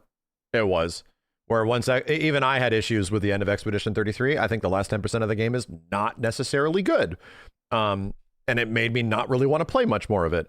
But I could not discount the idea that 90% of that game was unfucking believable. Was just, I could not believe that such a small team can execute something in this way. Like, it didn't, the end of the game being the way it was, and I had to think about this, and I'm like, did the way this story ended make me dislike it more? I don't think it definitely didn't contribute to it, but did it change the way I felt about the beginning of it? And I had to go back and look at my playthrough as things were happening in the first 90% of the game, and I was like, fuck, dude, this shit was still amazing. This shit was fucking amazing. This is still game of the year. I haven't felt these feelings for a game like this in so long. So goddamn cool. So, yeah, you know, I had to even investigate my thoughts on that. I had to investigate how I feel about an ending maybe not hitting the way that I was hoping it would. And yeah, I haven't even played it on a replay. To be completely honest, FF7 Rebirth is a game on first playthrough that I think is a 10 out of 10 foundational crowning achievement. I cannot believe you can create a game that has this much stuff to do and play, and that it is all as much fun as it is. I can't fucking believe it. I have found that upon replaying the game, I think on subsequent follow-up playthroughs, if you have to play through the entire thing again, I would give it a 9 out of 10. My first playthrough is a 10 out of 10. You will never be able to beat another game that's as good as this. But having to play through it multiple times and aware of all the stuff that I have to do and having to do the checklist stuff, being very aware of how that all breaks down, it went down a point on a follow-up playthrough. So I ended up having way more criticisms of Rebirth when I have to do all the content all over again. And I'm like, yeah, having to do all of these checklisting things really takes away a bit of the fun. But then you get to like the story stuff and it's great. Like the main story stuff is just wonderful. A reminder, I still have not played FF7 Rebirth the way I played Remake. And again, I thought Remake was really good. I enjoyed it a lot. I think Remake is way better if you ignore all the side content. If you just make this a 25-hour action adventure, RPG action adventure, and you crit path it, holy shit, dude. The sewers, revisiting the sewers a second time is not necessarily great. But on a replay, it plays through really good. Like, it plays through really good. It's like, dang, dude. Yeah, this is solid. Like, not having to do all the wall market side content, not having to farm the dresses, not having to do all the gym stuff, not having to do all that extra shit, the Doom Rats and all that stuff. I liked it a lot. And it was like, man, the briskness of the story here is great. It's the story is so much better paced. Here's the thing. I don't know if that's the case with Rebirth. I don't know, because I have not played through Rebirth by just focusing on the story shit. I haven't. Everybody that tells me that has played FF7 Rebirth says actually it's even better than Remake if you only focus the story stuff, which it'll still be like a 30 to 35 hour game, 150 hour game if you do everything, but still a 30 to 35 hour game if you focus story. And apparently it's like it actually is even better. So it's like, huh, okay, all right. I legit still have not done that. Like even my hard mode playthrough, I still haven't done a story focus. And the reason I haven't is because I still have materia that I need to level up and shit. I still had things that I need to get. I still had fights that I had to do on the main quest path before doing all that shit. So anyway, if you crit path it, you're positive it slaps. Yeah, there's some frustrating points because if you have to platinum this shit's fucking mad hard. Even the director is like, we won't do that again. We won't do that again.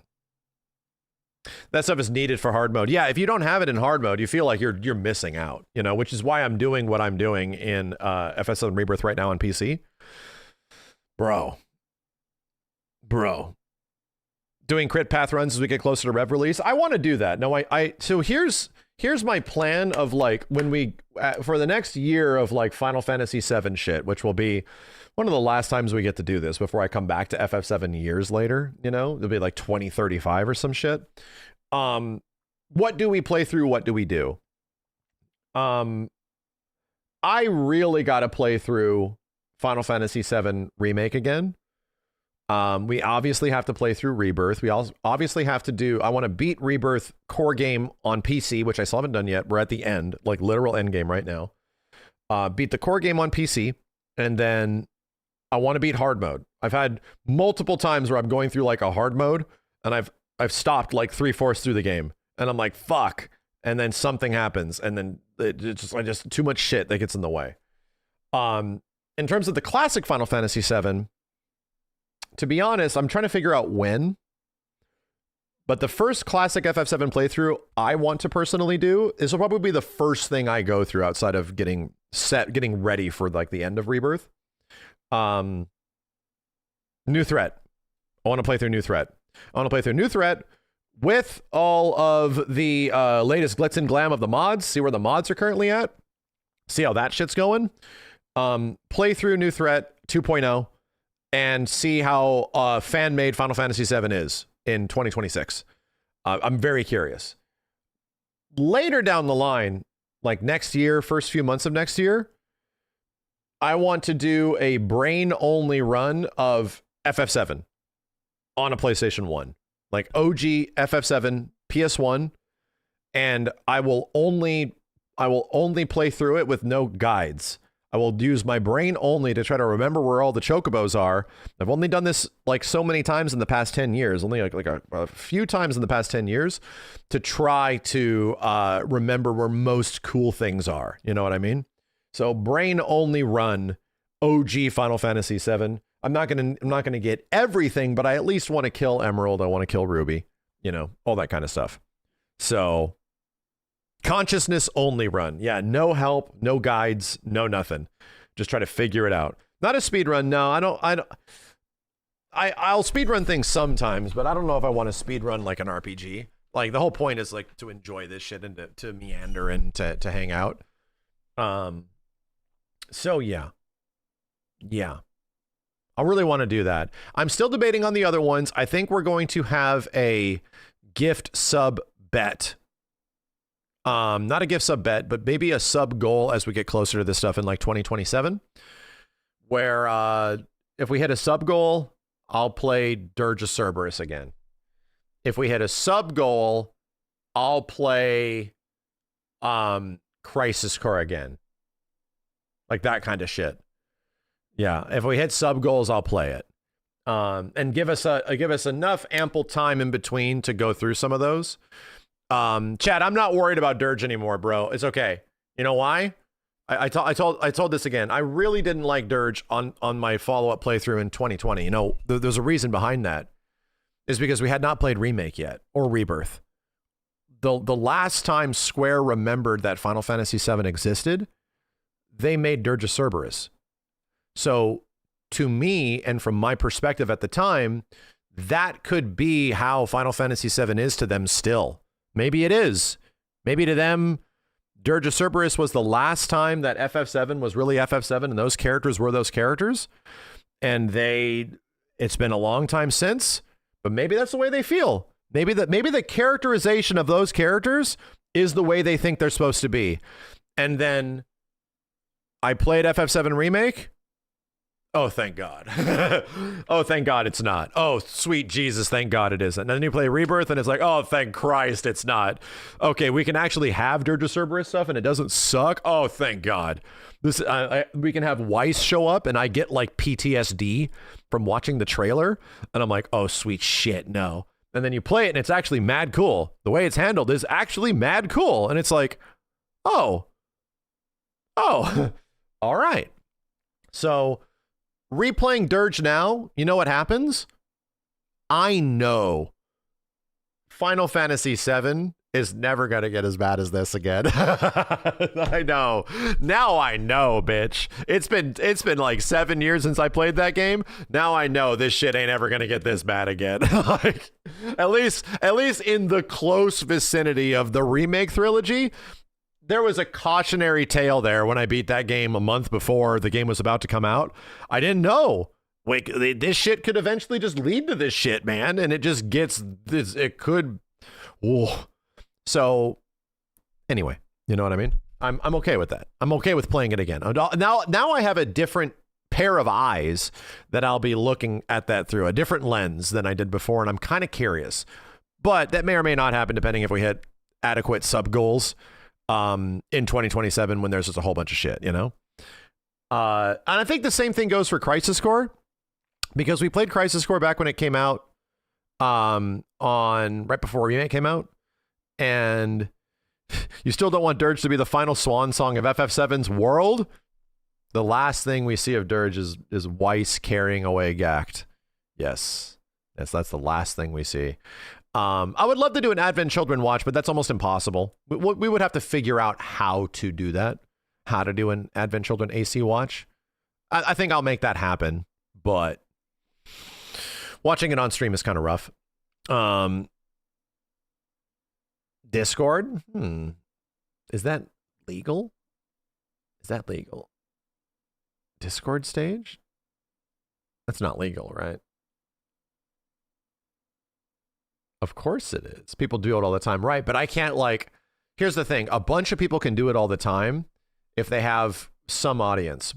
But if I have a sizable audience in the way that I do, like the benefits of what a smaller audience can do compared to me is, oh, Moon does it. Oh, fuck it then.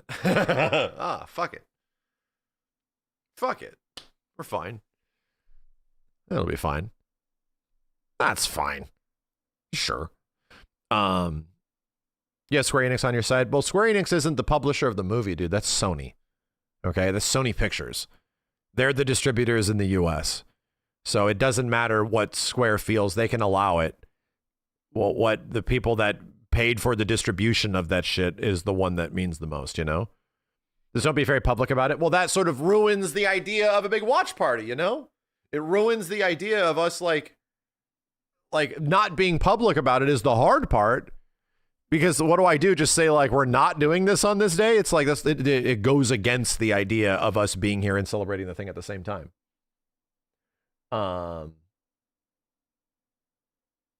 Anyway. What if we play OG Crisis Core? That's all I'm throwing out. That might be another gift sub bet. Because I haven't played OG Crisis Core. PSP emulators are dope, chat. We can do fast mode, speed up, all that kind of shit. Is there a reason to? Is there? That's my question. Is there a reason to play the OG over the new one? The new one is a significantly better game. But the old game is the old game. So I don't know. Fuck no. No, fuck no. No, fuck no. I mean, most things about the remake are better, but Zack has a different character, the visuals, all that kind of stuff, you know? I know the old combat is trash. I know. Before Crisis would be interesting to go through because this is also FF7 remake series is picking up on a lot of Before Crisis stuff. Yeah. Yeah.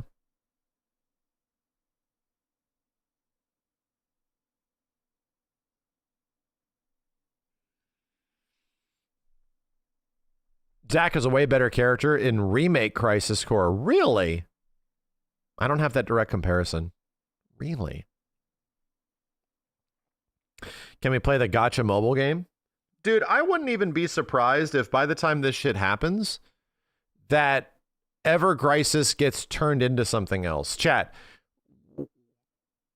just throwing it out there.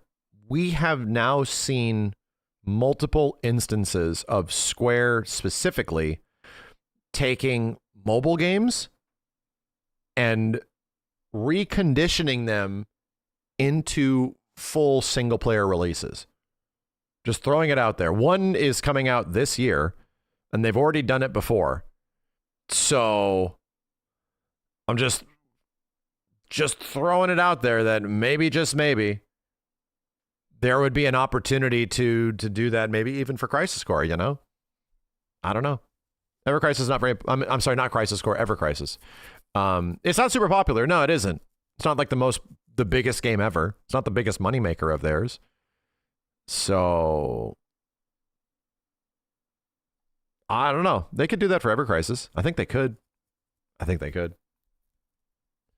Ever Crisis is close to being over, right? How much more do they have left? How much more service time is even allowed in Ever Crisis?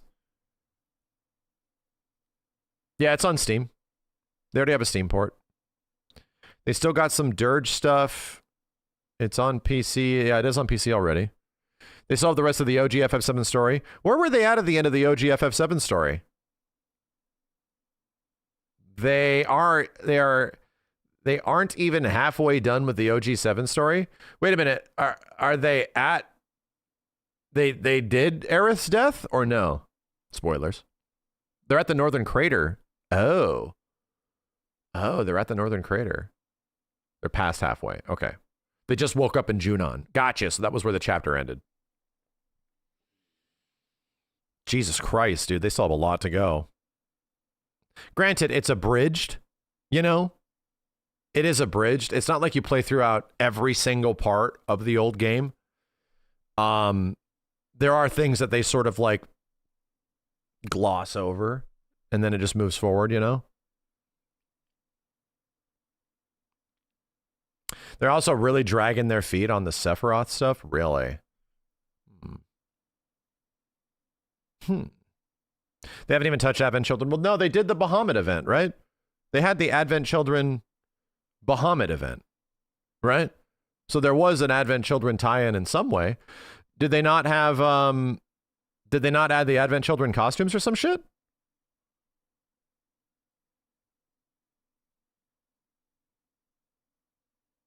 They did. Yeah, what the hell? They did. What the hell? What's your favorite team to use in Rebirth?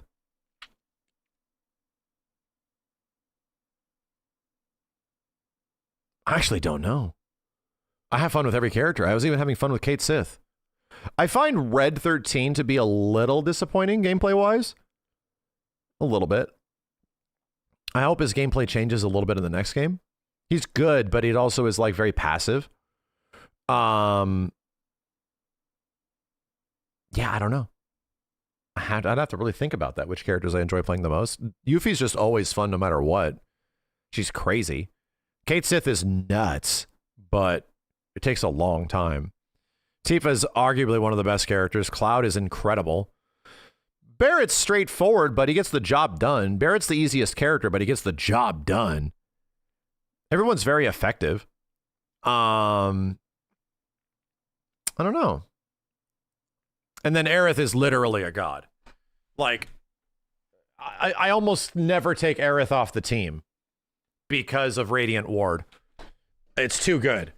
It makes her too much fun to just shoot dudes with lasers from like 50 yards away, to teleport to her she's too good, dude. In fact, I'm gonna feel bad when she's gone. The game's gonna get significantly harder when she's gone. She's cheating. yeah, she's fucked up. Because Magic is way too good. Yeah, ATB Ward is busted. True, if you really start combining, really start doing some team management stuff, ATB Ward is fucked up.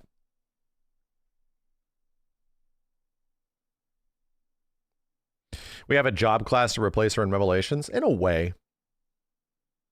In a way. How long is Rebirth without the side missions? Under 40 hours. Yeah, on first playthrough. It's about like 35 to 40. If you know how to play the game and you're like really good at it and you're only going to the place you want to go, it could be like 30 to 35. But if you're doing some side stuff and you're like having kind of fun, you know, it's less than a 40-hour game. It's like the length of the original Final Fantasy VII. What if you do all the side quests? If you do all of the side quests and all of the extra content in the game, it's 150 hours. At least.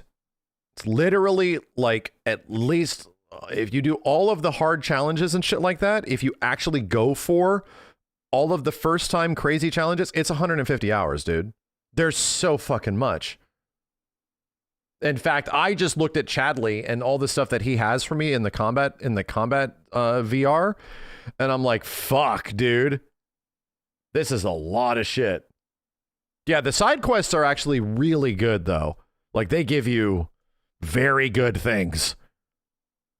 That's the only reason why a lot of people were pissed off at them, is because the rewards for the side quests were extremely good. And you know what it is? On first playthrough, you're like, oh, I really want that. Let me just do the side quest. Got it. Here's my sick thing. Let's go. What happens on a second playthrough? You're like, oh, I got to do this again to get my sick thing. Shit. I got to do all this again to get my sick thing. God damn it. That's the nature of the game having so much extra content, you know? Because it's just, there's so many. There's so fucking many.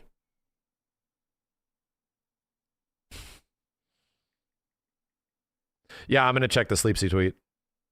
This is going to be the best fucking thumbnail. I did not realize. Why am I showing you guys my phone? This is on. I did not realize that this is going to translate into a thumbnail like the fucking Red Letter Media thing.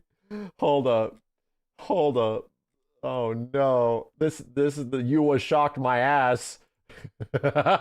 Stupid shit. Oh, Chad, don't tell me I actually look like this. Don't tell me this is actually what I look like. Oh, man. God damn it. I need plastic surgery. God damn it. More or less. Shit. RLM just made this joke. I'm doing it based on them. We're gonna start a thumbnail revolution, okay? We're gonna begin this shit. There's gonna be a thumbnail revolution. Let me go.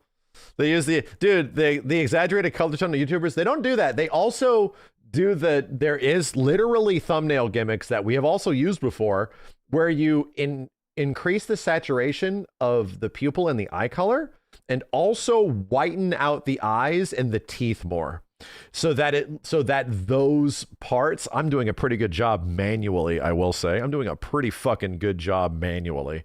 But you do that to make the thumbnail more engaging, so it becomes more cartoonish, and you can see those parts easier when you're scrolling by. That shit, you know? It's bullshit.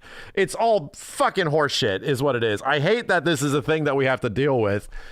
But it is the nature of the goddamn website, dude. Especially for old channels like myself, where having subscribers doesn't mean dick anymore. Jesus, dude. It's just advertising now. Anyway, let me do this. Let me do this. Hold on a second. I'm gonna go make some coffee, chat.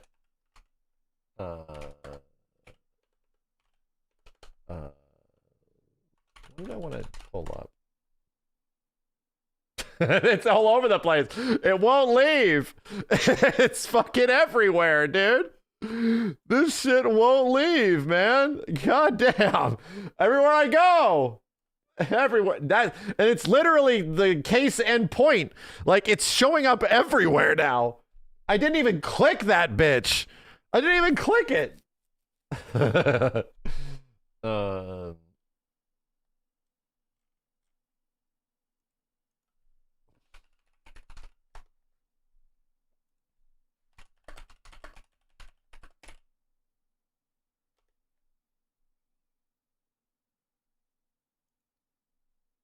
Here, chat. Watch this while I go. Watch this while I go and make some coffee. Check this out. I'm gonna make some coffee. I'll be right back.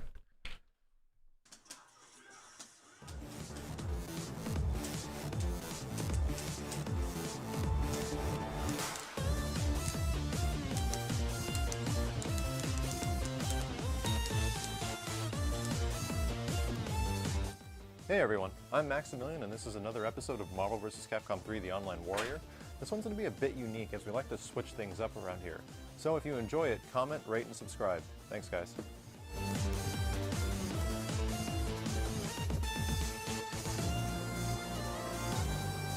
That's right, Assist Me is going to be a character tutorial guide covering mid to high level strategies for individual characters. So without any further delay, let's just begin taking a look at... Give me a sec, just stay.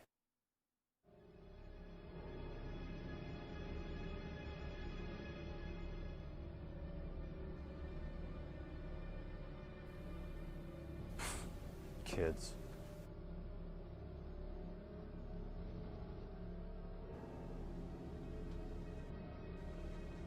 Whoa!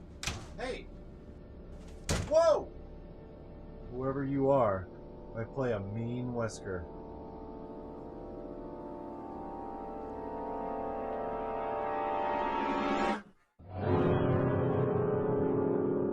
Turn and run now, and Doom will mercifully pretend this never happened! Dr. Doom! What did I tell you about showing up here past 10 p.m.?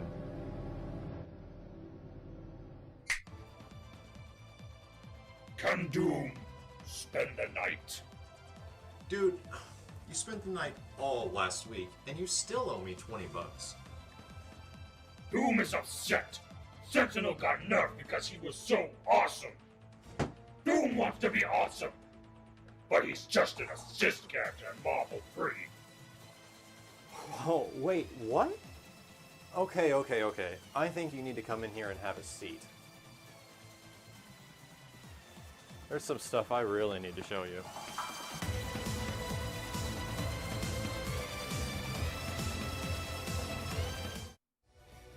This is Dr. Doom in Marvel vs. Capcom 3. He's a little clunky to use at first, and he takes a little while to break open. When you break him open, it's really good. But there's a hidden secret to his mobility, and it's this. It's shortly hopping and then dashing down immediately after, and you can see the inputs here. You go up and you jump, and you go down with 2 attacks, and you can repeat it over and over, and the faster you go, the faster it is. It makes Dr. Doom a huge threat in the movement and mobility department. This is actually the fastest way to move around the screen with Doom. That's not right. Let Doom show you how it's done. Yeah, you wish you could Hyper Viper this. I'm going this way, going that way, going this way, going that way, going this way. My jetpack is so sweet. Master of magnetism, my steel foot. Bring the lasers. Doom, you're playing the wrong game. This isn't Marvel vs. Capcom 2. What? Doom also has one of the most unique tricks in the game that no other character has, and it's that he can 8-way dash out of any normal block or hit. So that means if there was a moment where his crouching heavy might not be safe, he can dash out of it if he wants. It's hard to remember to use this tool, but it ends up being one of the most useful things in Doom's arsenal if you get used to using it. The foot dive and flight is another great way of moving around. You'd be surprised how much stuff the foot dive will actually beat. And landing it into a combo is also really easy. Flight also lends to several interesting and unique air combos in the air. As we see here, the foot dive also leads to serious mix-ups.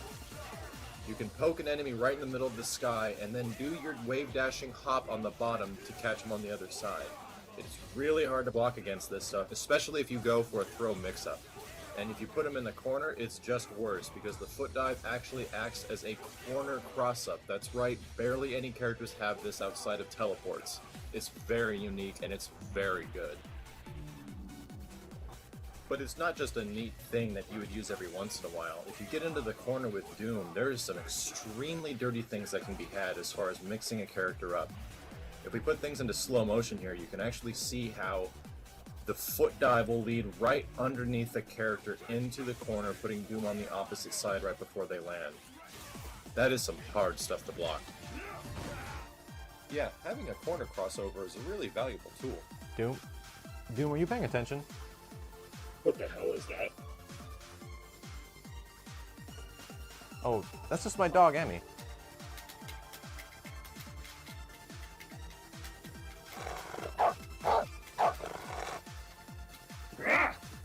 Yeah, I wouldn't get too close to her.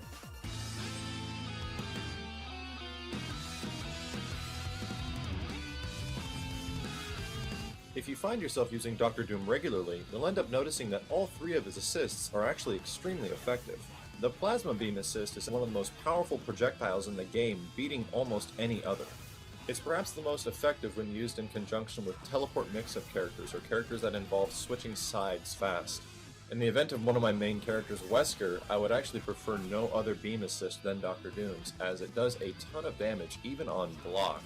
And on hit, it results in a juggle state that allows Wesker to continue his combo. But if you're immediately switching sides on your opponent, that forces them to block in a different direction very fast. So make sure to cover this assist. As Doom comes in, he's vulnerable, and if you do not protect him enough, he'll take a lot of damage. Plasma Beam gets my seal of approval, as it's my favorite Dr. Doom assist. Hidden Missiles probably ends up being Dr. Doom's best assist out of the three. Even though it doesn't suit my team as well, its usefulness for the rest of the cast and other teams is very high. Upon calling the assist, Doom will appear right behind you and throw several missiles into the sky that actually track and hone the opponent to an extent. It's one of the best, if not the best assists for teams that like to keep away or keep characters at a full screen distance. But it has another curious property too. It actually acts as an OTG if timed correctly during a combo. It'll lift a character off the ground and let you continue your combo. But be warned, as effective as this assist is, it comes with a great downside, as Dr. Doom is left on the screen for a very long period of time. If you recklessly throw out this assist, you'll have a dead Dr. Doom before you even had the chance to bring him in. And finally, we have Molecular Shield. Commonly known as Rocks, Molecular Shield was the most useful assist for Dr. Doom in Marvel vs. Capcom 2, but not so much in Marvel vs. Capcom 3.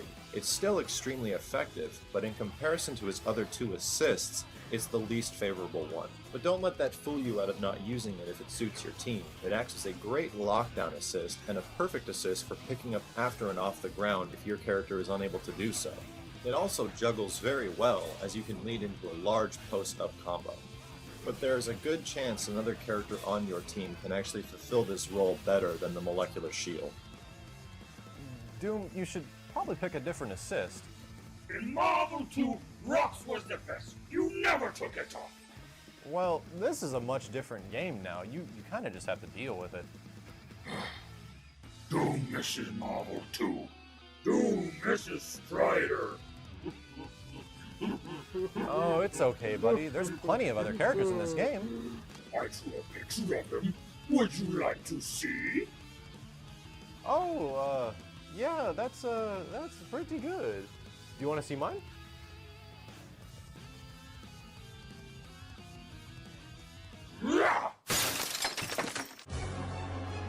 In the next episode of Assist Me featuring Dr. Doom, we find out which supers and delayed hyper combos are the best.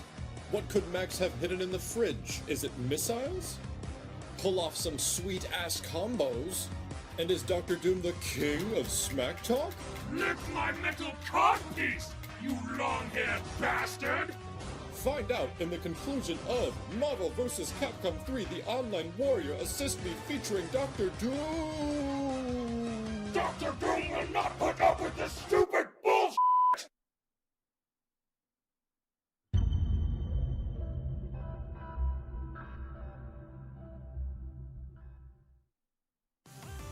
In the last episode of Assist Me featuring Dr. Doom, Doom discovers the hidden secret to his mobility, makes garbage out of a drawing, finds out which assist is best for him, and almost loses a finger to a demigod. What awaits our heroes today in the world of Marvel Boy, vs. Chat, I'm Capcom back. 3 I had to say Online goodnight to the Warrior family. Assist Doesn't Me this shit featuring suck? Dr. Doom. Doesn't this shit suck? Did it really go to the next episode? Damn, this shit was short. Autoplay to the rescue. High quality. Very high quality. Okay. Sorry. We were acting. What was the thing I wanted to check out next? We were watching that. You saw enough. By the way, folks from Evo will get to play Kenshiro early at demo stations. Interesting. Universa, thank you. Before we start getting into FF7 stuff. Universa. Is that what her name is? It is! Alright, another trailer. Fire it up! She's looking like Gamora. I have to complete my mission. Is she a character from the show? Is counting on me. I thought she was original for the game. Evil monologue could use a little work. Foolish young man. The staff of leadership will drain your energy until nothing is What? left. She's a boost gauge manipulator? Damn, she looks good. Wow. Such a simple creature will never defeat me. Dude, her hair moving and shit? Wow. Damn. Tell me what you fight for. Is your need as desperate as mine? Even a pilgrim can't stop me. This is my destiny. Dude, she has max boost gauge. Like literal maxed out boost gauge. It pains me to have to end your life. I'll fight with you. Okay. My people rely on me for their very survival. I will not let them down. Is it all about it? It is. For my people. We've got our own energy crisis. She has the Broly projectile barrier. Damn, dude. I truly am sorry. But there is too much at stake! Cecil's dead. I will drain this planet dry. Damn. That was a good. She looks really good. Like, what the hell? She looks really good. Where's this shot? Damn, bro. Damn, she looks mad. I'm covering this shit. She looks mad cool. All of her lighting, all of her costume work, all of her the texture work looks actually very good. I want to look at this again.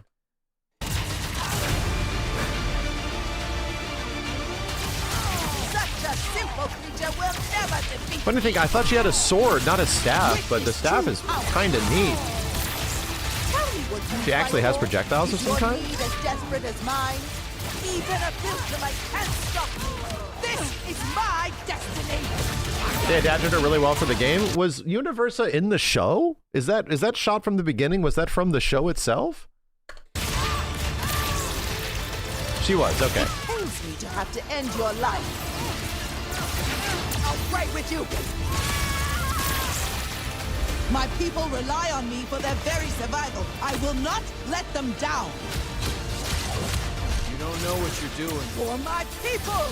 We've got our own energy crisis. You are not made for fighting, old man. This is a good trailer. We are wasting time.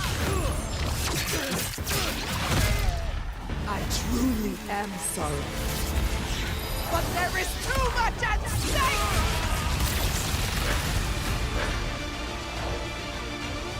I will drain this planet dry.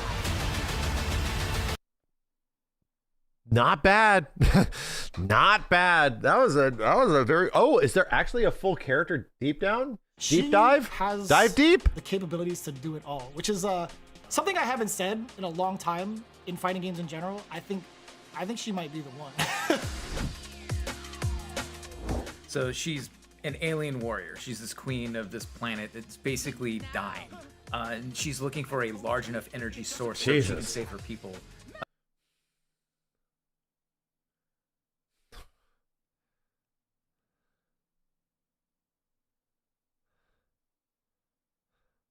What a glow up. Holy crap. What the in-game glow up is crazy. Noble ambitions, but by any means necessary. And so you kind of see the events play out in the show where she's basically attacking a facility very similar to the one that you see here in our game, where she's trying to, get energy for her. Holy shit. Dude, her default stance is sick. Hold up. In our game, where she's trying to, get energy. Damn. The don't give AF. That's okay. All right. For her people. She carries like her people's staff of leadership. Basically, she uses it to drain energy. So her hook is essentially that energy drain. She can actually steal your meter, your boost gauge, by using her forward special. And you see there, up at her boost gauge, if she has all 3 boost bars, it actually has this max indicator. Once you have that max, you can actually amplify her normal boost damage to get extra impact. So, for example, here's her down special, which is sort of like a DP kind of thing. But then if you boost it, single boost, she gets this armored version of that same thing.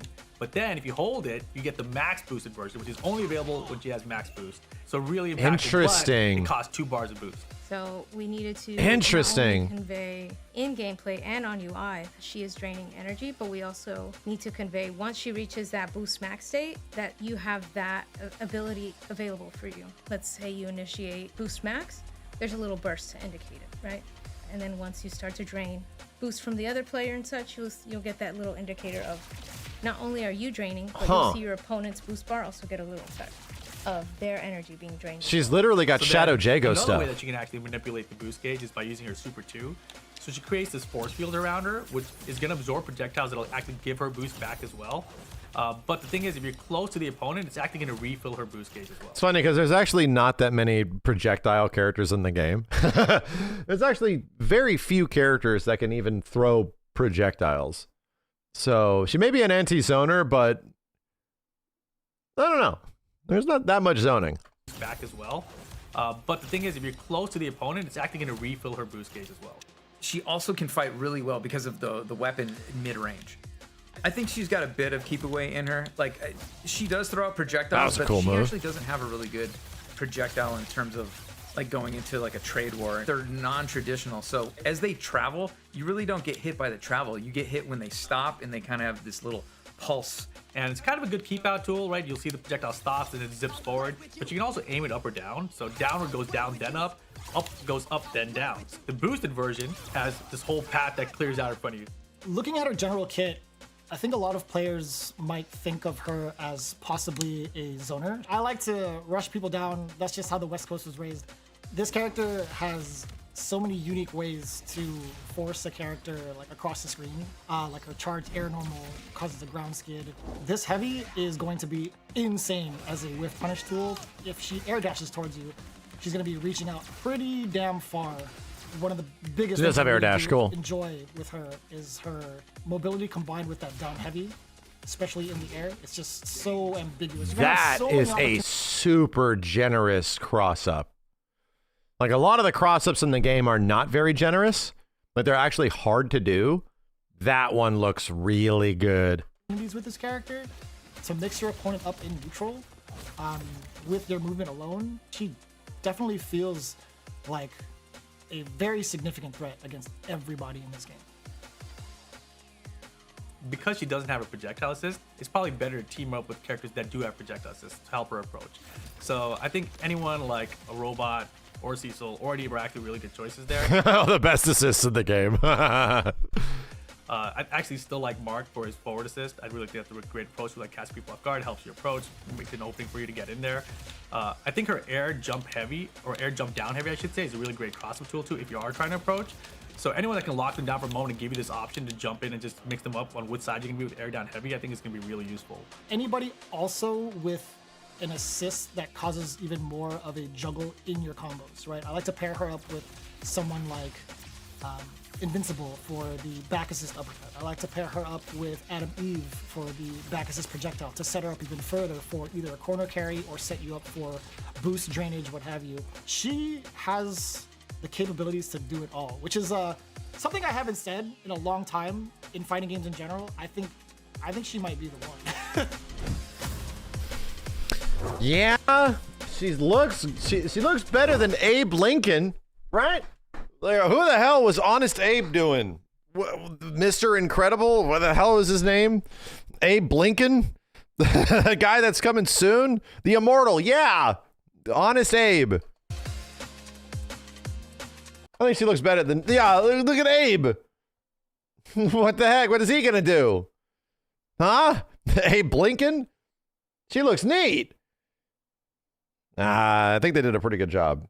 Yeah. Yeah, I think she looks pretty nice. I want to come back. The craziest part is that the game's changed a lot ever since it first came out, which has been one of the tougher things of jumping back in. But I'm curious what else will get changed when Universa does actually drop. Oh, they're dropping on the same day. Oh, it's 2 characters on June 30th. Damn. 2 characters on June 30th. Okay, there's going to be a lot. There might be even more changes. Abe Lincoln was a knight of the round? He was at Arthur's fucking table? Jesus, dude, what the hell? This is a freaking bonkers shit. He was actually Jesus?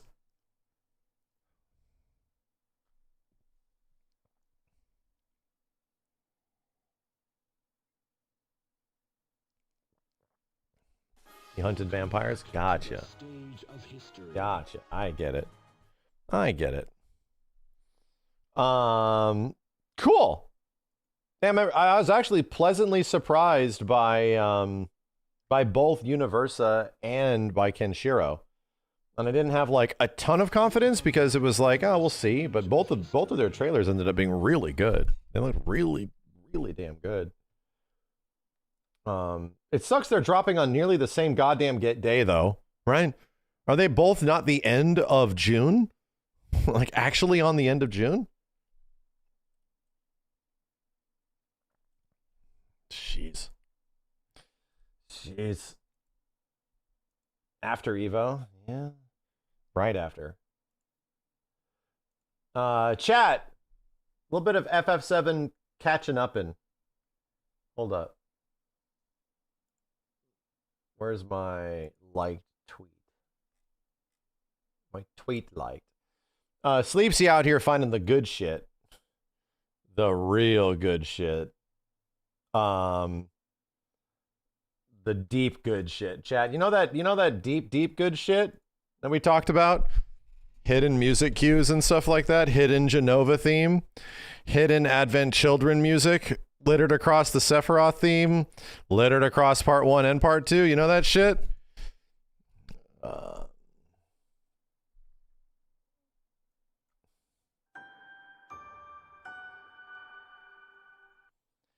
At 88 miles an hour, we're going to see some serious shit. Long ago, a shadow fell upon our planet. Long ago.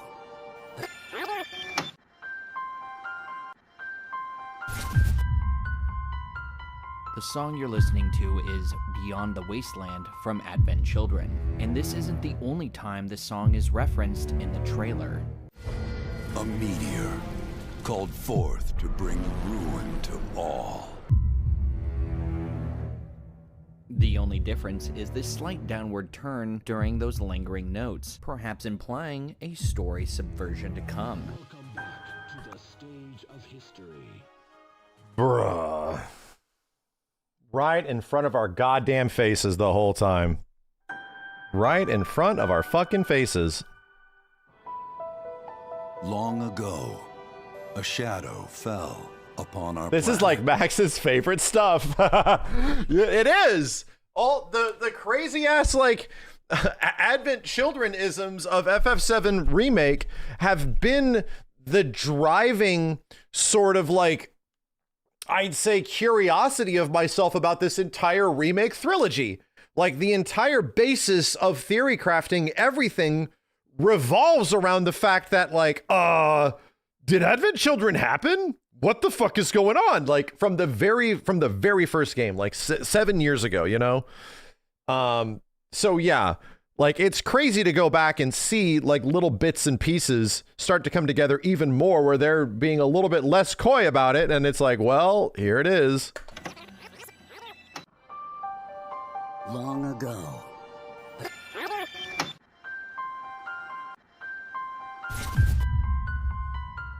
The song you're listening. One Winged Angel Reborn teasing the Advent Children guitar, and then it doesn't lean into it. It's crazy, dude. I'm like, why is music such a spoiler? Like, why? Why is like it has always felt like music is here to give us the inclination that shit is off. Shit is not the same. It's a little off, you know? To is Beyond the Wasteland from Advent Children, and this isn't the only time this song is referenced in the trailer. A meteor called forth to bring ruin to all. The only difference is this slight downward turn during those lingering notes, perhaps implying a story subversion to come. No shit. No shit. You found something fascinating too? Oh my God, Nico, don't tell me. Even more? Even more? It's also the same music used in the E3 trailer. It is literally the same Advent Children music with the same dialogue as the very first trailer from 2015. Like it's all planned and coming together.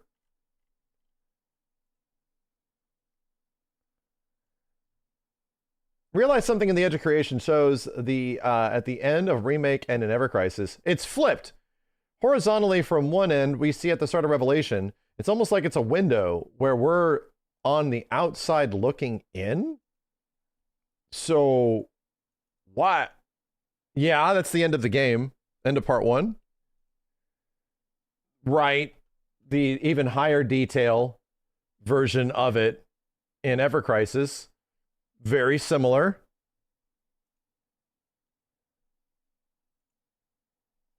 Oh. What the fuck? Is it just flipped horizontal? Not really. Is it sort of? It's got the bubble, bubble, bubble? Oh, it totally is. What the fuck? Reverse. Reverse. Yeah.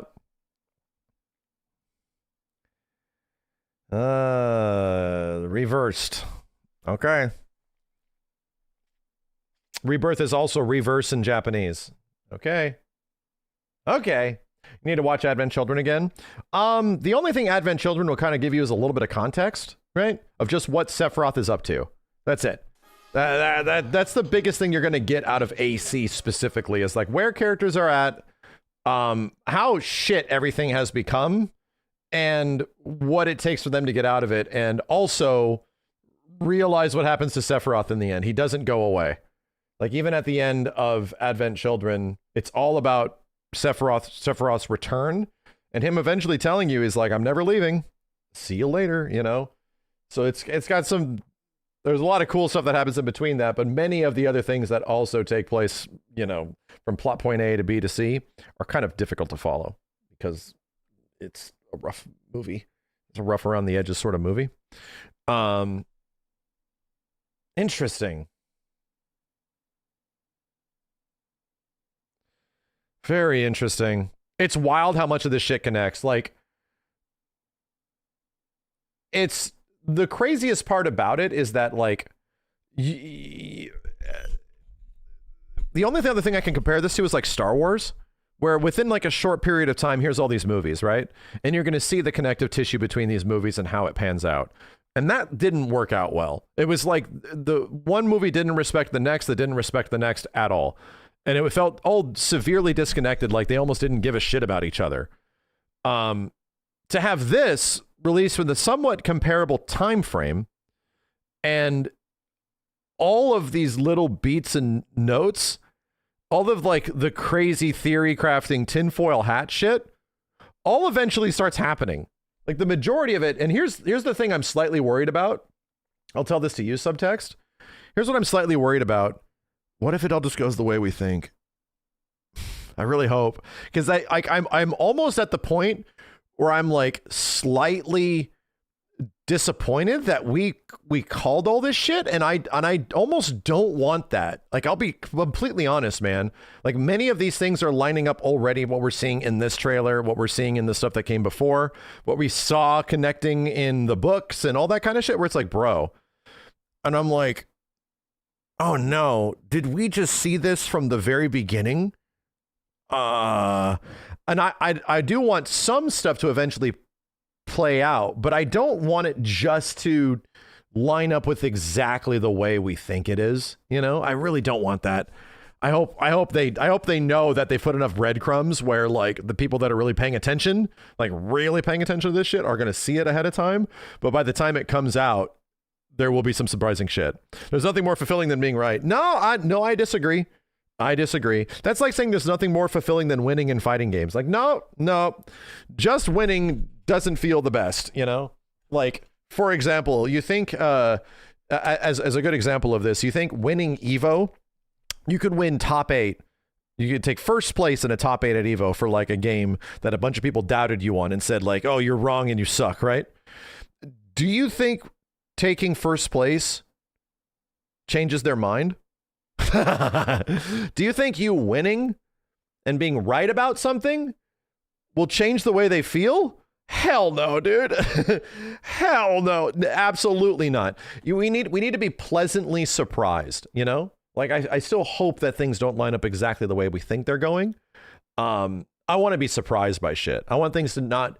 And that was the kind of cool part, but almost worrying part of Rebirth, was that many of the expectations we had were subverted. Things like the number one thing that got me the most was like, we're going to Bugenhagen, bitch. We're going to Cosmo Canyon. We're going to talk to the guy that's going to know everything. We're going to talk to the guy with the biggest brain. He's going to tell us everything. He's going to confirm all of the shit. It's going to be great. He's going to be like the all-knowing Nomurian. He's going to confirm all this shit for us. And he doesn't. And he's just a bitter old man. And even the characters are like weirded out by it. It was like the game was aware that you're expecting Bugenhagen to know shit. Nah, And it was like, whoa, this is fucking weird. And it takes for him to eventually realize that his old ass is being too old and bitter by the end of the game through side quests. It was like, oh, really? So nobody knows shit. So nobody, the only person that maybe has a small inkling that they're hinting that they might know what's happening in this story outside of like Omni Aerith, Omni Sephiroth, is the very end with Hojo. Hojo's the only one. He's the only one that maybe is sort of aware of what the actual reunion is, what the new reunion is, and not the old one. It's fucking, and how much cooler is that it's the bad guy that can use it. It's the bad guy that can make shit go even worse. Like, that actually is way better. It leads to now more intrigue than we had before. Do I have to play Remake in order to play Rebirth? Yes. No, I would recommend it. I would recommend playing Remake then into Rebirth. If you have the option, if you bought them both together, yes, that would help. You don't necessarily have to play the OG FF7, but if you liked Remake and you liked Rebirth, I highly recommend you do it. You should play the OG FF7 because it's the greatest game ever made. But if you're buying the pack that is on sale right now, if you're only planning on playing the pack and not the 30-year-old game, then you should definitely play part 1 than part 2. You should. You'll also appreciate part 2 even more. They play like very different games. Like, one is kind of a Yakuza-like, and another is like a very large, very non-linear sort of environment thing. Non-directly linear. PS3 Kiryu, thank you. and watch the movie. You can go back, like, if you're intrigued by this shit, you can go play the OG, and you can go watch, like, Advent Children and stuff, or play even, if you're really interested by it, go play Ever Crisis. I'm sorry, Crisis Core. Go play, like, the re-releases. There is reason for those to exist. They want you to know about them. It's like knowing this shit is going to enhance the story in some way. There's a green star visible only in the first 2 images. That's Gaia from a distance.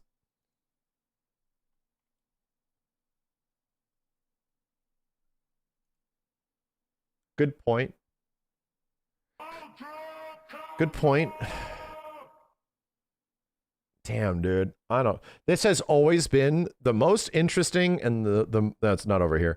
The most interesting and the most fascinating thing about the remake series. That's the crazy part, is that it's still this fucking scene. It's still this scene. Like, nearly 7 years later.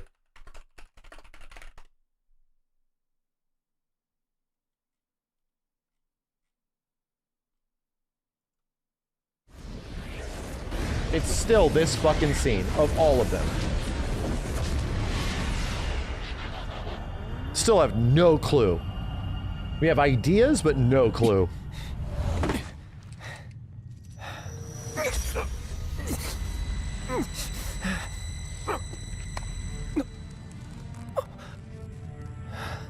Careful now.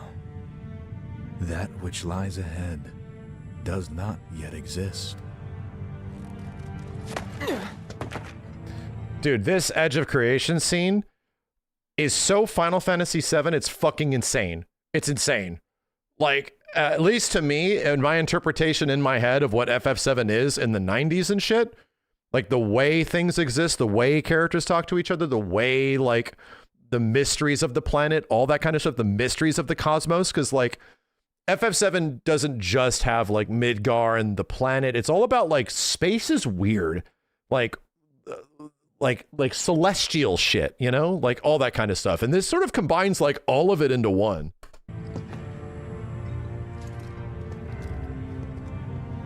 Our world will become a part of it one day, but I will not end. Nor will I have you end. This is the edge of creation. Cloud, lend me your strength. Let us defy destiny. Goddamn music. Together.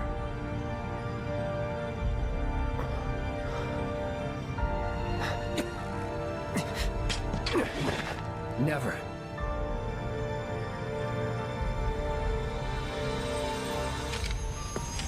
When we made this realization, I think somebody mentioned it to me, and somebody was like, it looks like Cloud's doing Omni Slash. And I'm like, what? And we go back and we looked at the footage and slowed it down, and we're like, holy shit, he is.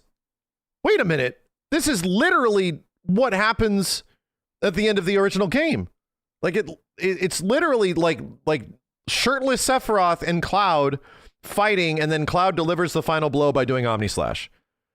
Like, but this time Sephiroth knows what happens and blocks all of it. I'm like, bro, what the fuck?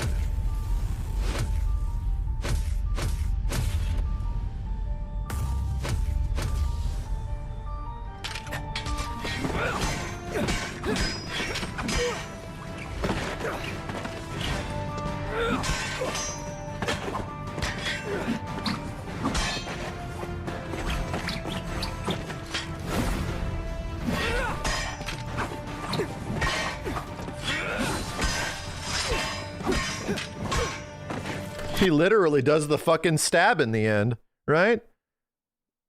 He literally does the fucking stab that leans up into the big thing. It's the same shit. It's the animation.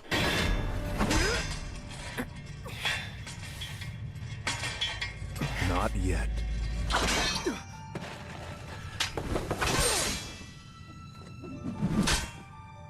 I almost feel like even if all the stuff that they're building up for in this entire trilogy doesn't like pan out, dude, like this scene is fucking incredible. Like this scene almost gave me the things I've wanted out of Final Fantasy VII for like 20 years, you know, that I've been waiting 20 years, 25 years to see these characters like engaging with each other in interesting and cool ways, right?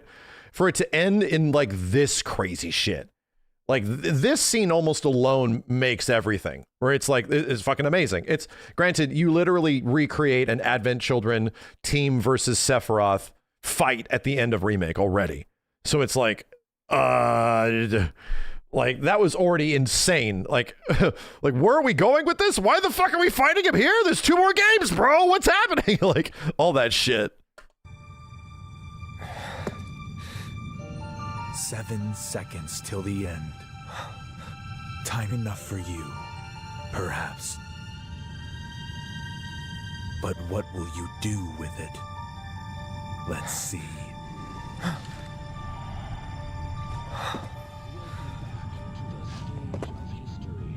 30-year cook. The fucking 30-year cook, dude. Jesus, man. And the craziest part is that they are still teasing us with this shit to this day. To this fucking day. From Ever Crisis, which was already like a year and a half, couple years ago now when this happened, to again, it's the very first shot of part 3. It's the very first shot. Bro. PS3 Kiryu, I deleted all my social media, thanks for the 10. 3 years ago, and you're pretty much the only person I keep up with online. Ignore all that stuff, it isn't real. Oh, I mean, I have, like, validation for why I think it isn't real. Why people are into this shit. Yeah, that's cool. Why is it reversed, you know? Why? Is that not Bizarro Sephiroth? It looks like Bizarro Sephiroth, but we already... We fought several versions of Sephiroth already at the end of Rebirth, right? We've already fought the majority of them, except obviously the last big one, you know? Safer Sephiroth is the one. Yeah, Bizarro is the one we fought. I always get those names mixed up. Do you think retrenching the last phase of the Sephiroth boss fight from the OG, you have 7 seconds to attack him in the OG? I don't know. Everyone has said like a large multitude of like, what does this 7 seconds thing mean? And I think in the same way, that sort of falls into the same conversation that like, oh, what is the last name? What is the last game's name going to be? And it's just super predictionary, you know? Like none of it really means anything. It means nothing to us right now. But the point of storytelling is that until that moment actually happens, where the character's put into a position and he has to make a decision in like a moment's notice, you realize this is the 7 seconds to the end. Oh shit. Like, and it probably won't be anything that we could have predicted. It probably will be something like it's unspeculated, you know? Anyway. Jesus, bro. Fucking. It's the same thing with like Revelation. Yeah. Or we never, the discussion of what the last name's title is going to be is interesting, but it doesn't really mean much until they say what it is. Not really. Alpha, thank you, dude.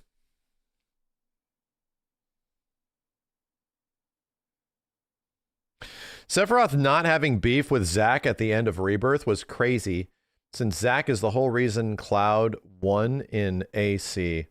But he doesn't know that. Right? To Sephiroth, Zack is just this nobody that was in his way. Cloud's important. Cloud killed him. Cloud's deeply important to him. He set all this shit off. So he doesn't... The whole thing that Subtext was trying to explain is that Rebirth goes out of its way to make Zack seem deeply unimportant. That, like, whatever he does, he doesn't have any important impact on this story. Like, no matter what he does, like... He can't do shit. He's just being manipulated and tossed around like crazy. So I think there's a reason for that. There's a reason that he feels like, or it seems like story-wise, he can't change anything. That everything's out of his control. until we get another game, you know, until we get a whole other game where he's on the cover, he's on the fucking box art this time, you know, we'll see. We shall see. God damn, dude. God damn. God damn. I love this shit. I love this shit so much. Hold on, let me check more tweet catch up. Welcome back to the stage of history.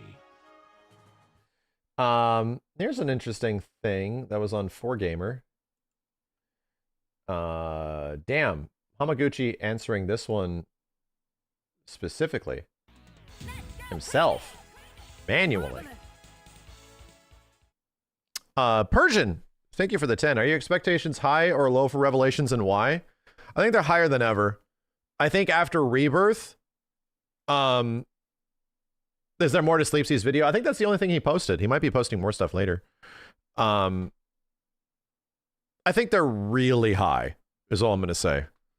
Because of how much they've built upon. I think now it's like they have a lot to work with. So they can really turn this shit into like the Elden Ring of the Final Fantasy VII series. They have the opportunity to do that.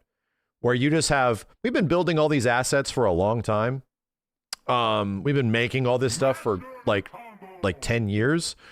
So how do we put it together in a way that feels meaningful and a lot different and fun to engage with, right?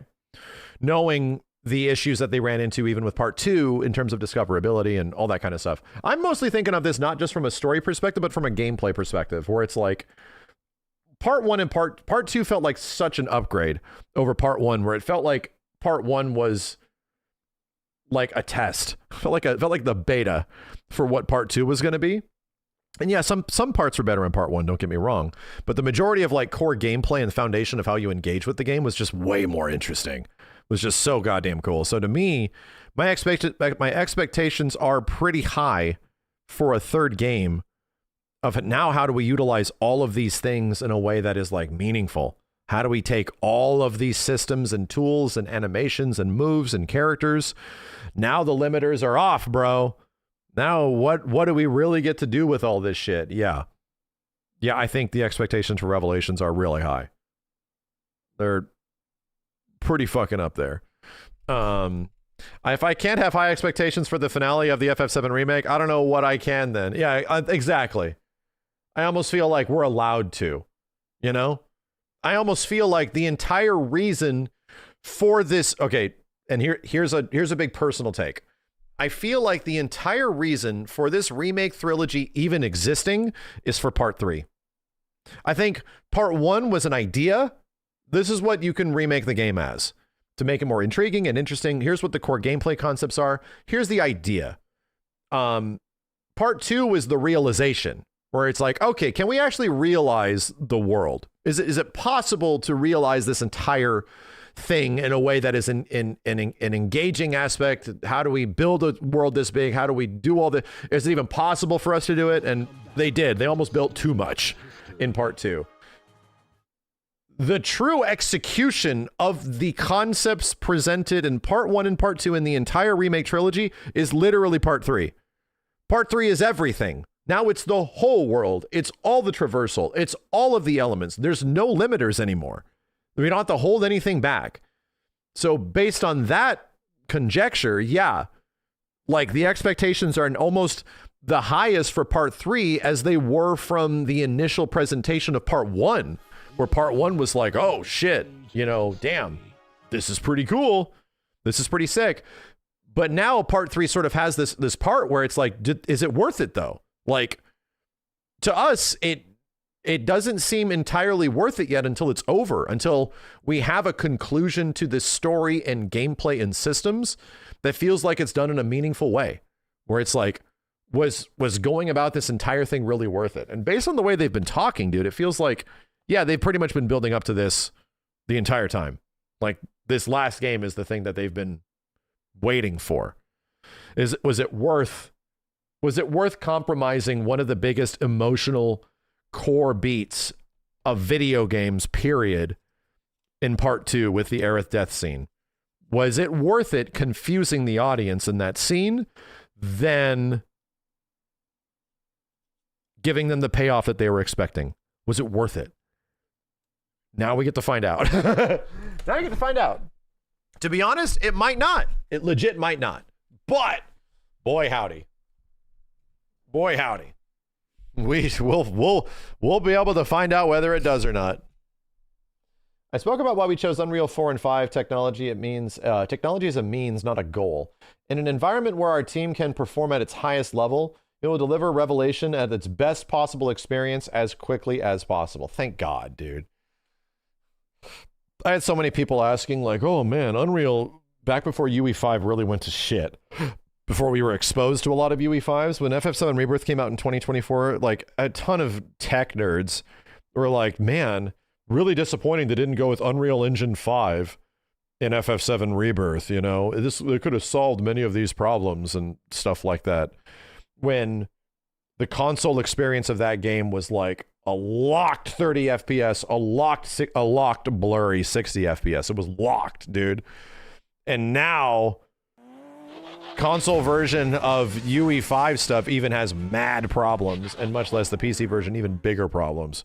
Like almost every single game. Granted, Rebirth isn't expelled from all those issues. Rebirth has plenty of fucking problems on PC versions depending on your hardware. It still does. But most of them are solvable. Like they're actually, you can fix that shit.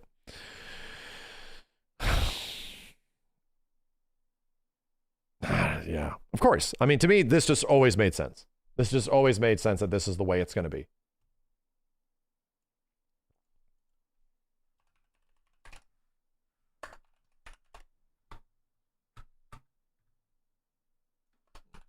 Hold on a sec.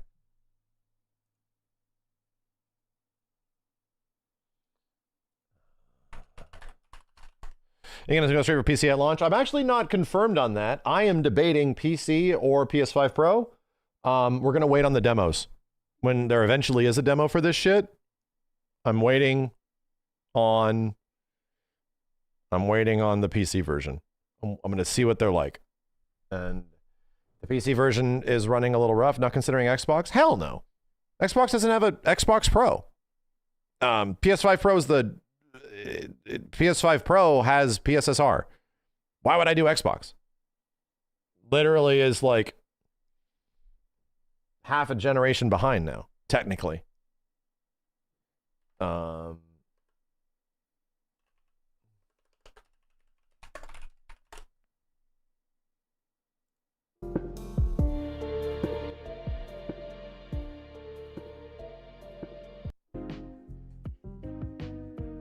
Aye. Aye.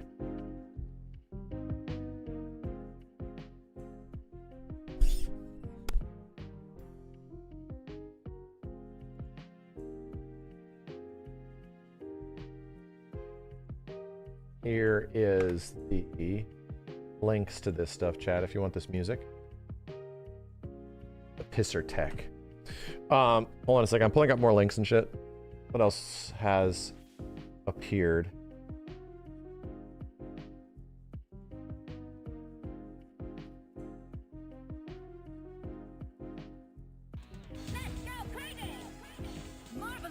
Who be this? Justice Cat, thanks for the 10. What do you think the blank material will become? I think it will repurpose into a new Omni Slash for the final duel. It'll be fitting for Cloud to have his own materia as the pro tag, since Aerith and Sephiroth have got specific plot materia. Yes, I think the whole point of Aerith giving Cloud an empty materia is that represents Cloud in that moment. He's empty. He does not have a basis. He does not have memories that are his own, you know? So the materia is symbolic.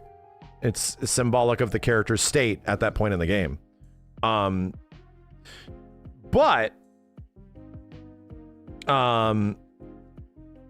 I think it eventually, was it repurposed to the black materia?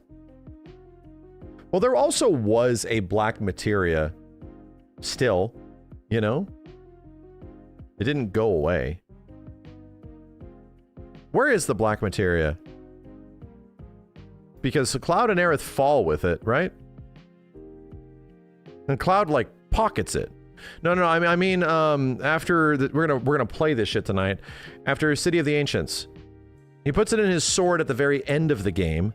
What I'm saying is, where does that black materia come from?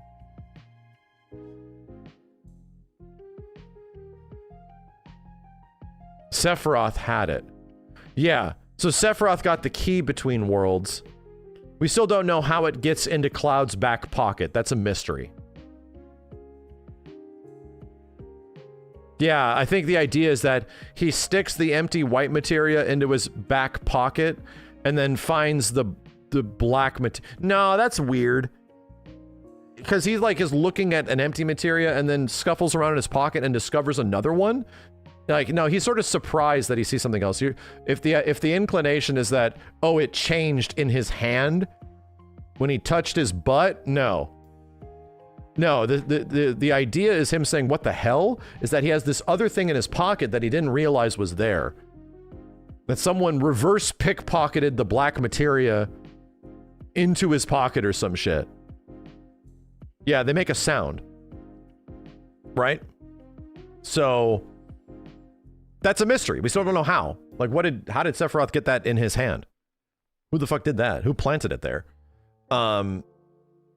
Anyway, in the OG, he just has it. In the OG, they get the black materia and then they'd eventually just take it up north, you know? That almost seems like the biggest, like, plot convenience thing that happens. Is that, oh yeah, we forgot to give we forgot to give Cloud the black materia. No, he was right, he needs that. Uh-oh. It's just in his back pocket. All right. All right. But to go back to your question, what do I think the empty materia is? I think the materia is memories, right? It's like concentrated memories that can be turned into abilities and magic, okay? I think that is Cloud's materia. Like, black materia belongs to Sephiroth. Like, that's his shit. The white materia is Aerith's shit, right? I think the empty hollow materia becomes Cloud's materia. Follow me here. If the story goes in the way that we think it is, Cloud as a character has technically experienced things before, right? Cloud has beaten Sephiroth several times. Like, he's done this shit. He doesn't know that he's done this shit. He's gonna lack confidence in doing this stuff, right? What if over time, because he's sort of awakened and aware that he has done this shit before, that materia is filled with the memories, right? It's filled with memories and experiences that have existed throughout other worlds and other moments in time. It is my prediction that it leads to Cloud becoming super fucking strong, where he becomes Omni Cloud, where now he's like, oh, he lines up with knowing what's going on the same way that Aerith is kind of aware of what's going on and Sephiroth is aware of what's going on. He sort of gets full control, where he's like, he knows exactly who he is and what he has to do, where now he has the answer. It's like an ultra fucking version of Omnislash type shit. It's effectively his Triforce. Yeah. Him having the realization of the different versions of himself that have gone through time and have beaten Sephiroth is like, that's pretty interesting. So, I don't know. That's where I think that's going. I think that the only way for that to happen is like a confirmation that Advent Children happened, a confirmation that Sephiroth died before. Like, the original events of Final Fantasy VII took place. And we are repeating this again. There's a reason why ghosts are trying to make things line up in the appropriate ways and stuff. And once those limiters are gone, like, it can be used in their advantage. Like, actually, we've killed your ass before, but we need to do it in a different way, because just killing Sephiroth doesn't work, you know? He always comes back. They need to find a way to true kill his ass. I think that's the whole point of it. I think Sephiroth will, I think Cloud's hollow materia will be the key to true killing Sephiroth. How that works, exactly what way, I don't know. But it feels like it's setting up a permanent death, where this bitch isn't just going to live on and make all these other games, make Advent Children happen again, make Dirge happen again, make 7 other spin-offs. Like, no. I think we are killing him. And I think in the process of Sephiroth dying, the only way that we can get Sephiroth to go away permanently is by permanently letting go of Aerith. I think that's the way this goes. We have to let her go. She can't just exist in the live stream hanging out. That's my true death for Aerith, true death for Sephiroth. The only way we can accept that one goes is that the other also has to go too. You have to let them go. I think that's a pretty good thematic conclusion for where this story is going. They're going to make him the good guy. It would be, I think there's an opportunity for them to do, this is all predictionary shit, but I think there's a pretty wild ass opportunity for them to make Sephiroth seem like a good guy. And this lines up with the Jenova part where, yeah, no, I think Sephiroth needs Cloud for a reason. We don't know why. Why does Sephiroth need Cloud? Why does he need, like, he seems way more important than he was in the original game. Why is Sephiroth so attached to Cloud? What does he need him for? Is he his Horcrux? What the hell is this dude? I think Sephiroth needs Cloud to kill Jenova. That's my personal take on the big, like, giant twist in the story, is that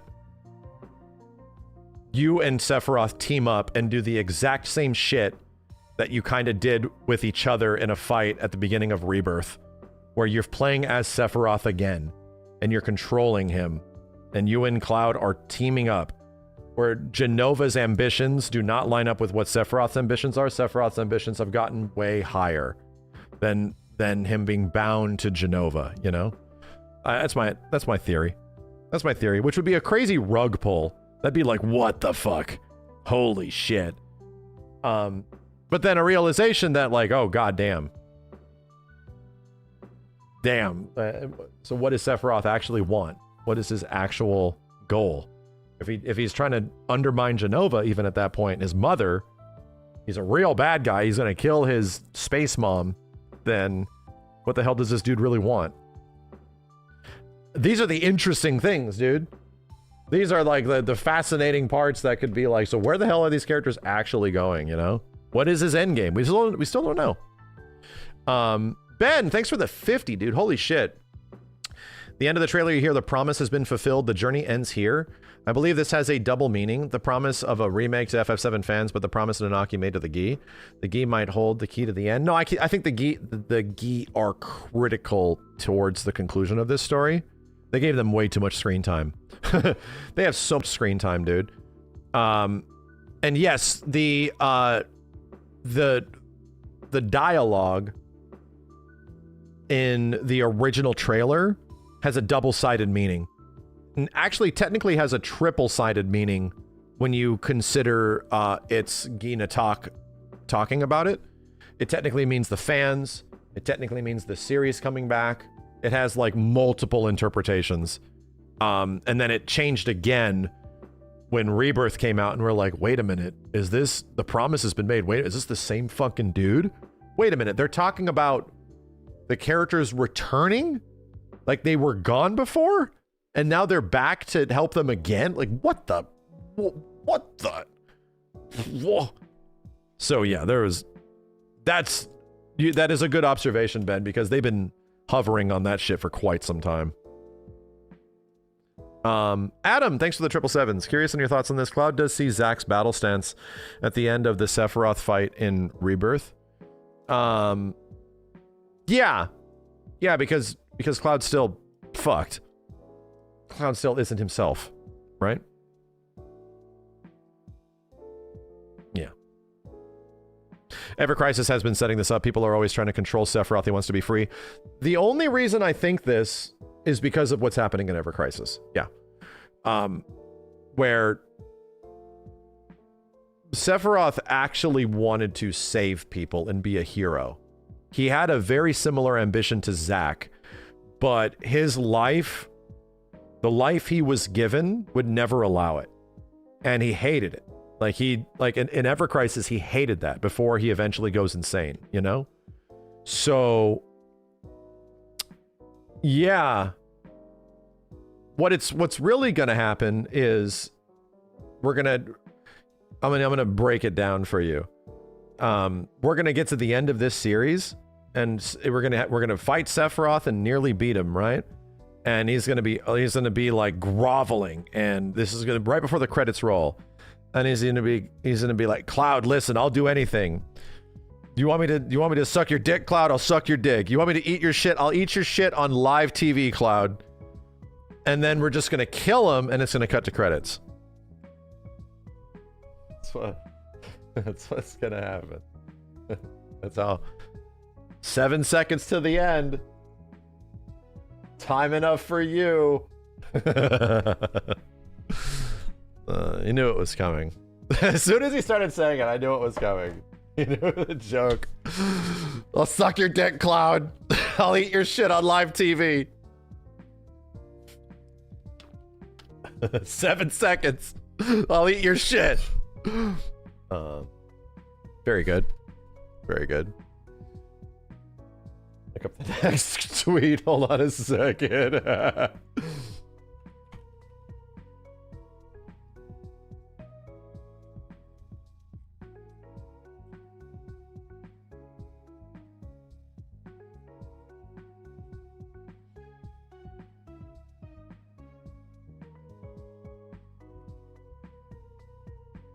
Damn.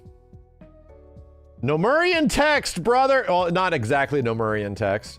We read the Nomurian text before. Tetsuya Nomura says one of his most memorable events of the last 40 years. Damn. 40 years. Was the FF7 remake at E3 2015. Damn. Final Fantasy VII being the most memorable thing in the last 40 years. Holy shit. I vividly remember the reaction in the venue the moment Final Fantasy VII Remake was announced at E3 June 15, 2015. Oh, me too, Nomura-san. Don't worry.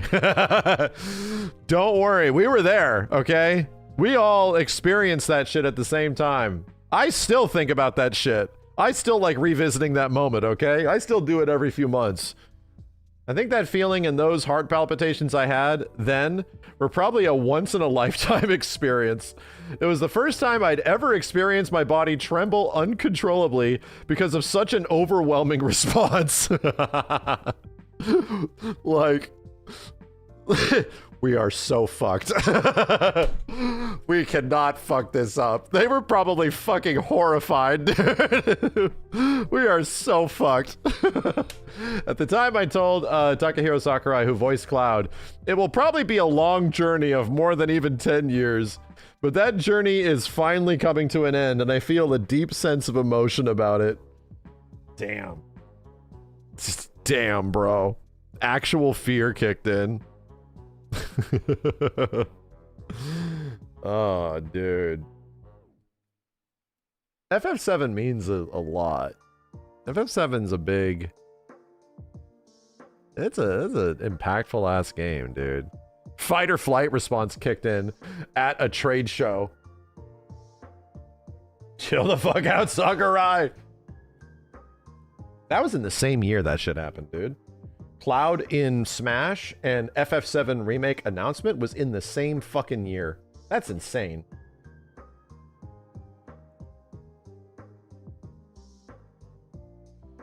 Did I even read this one?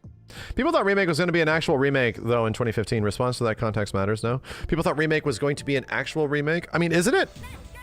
It is, but it isn't.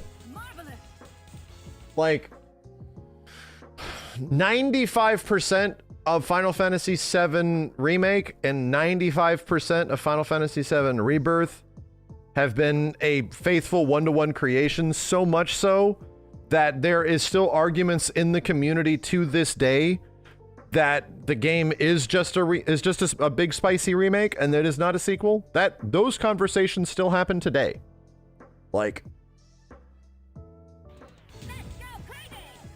like until you get to the last chapter of the game, they are nearly one-to-one in the story beats and just amplified in a variety of ways, you know?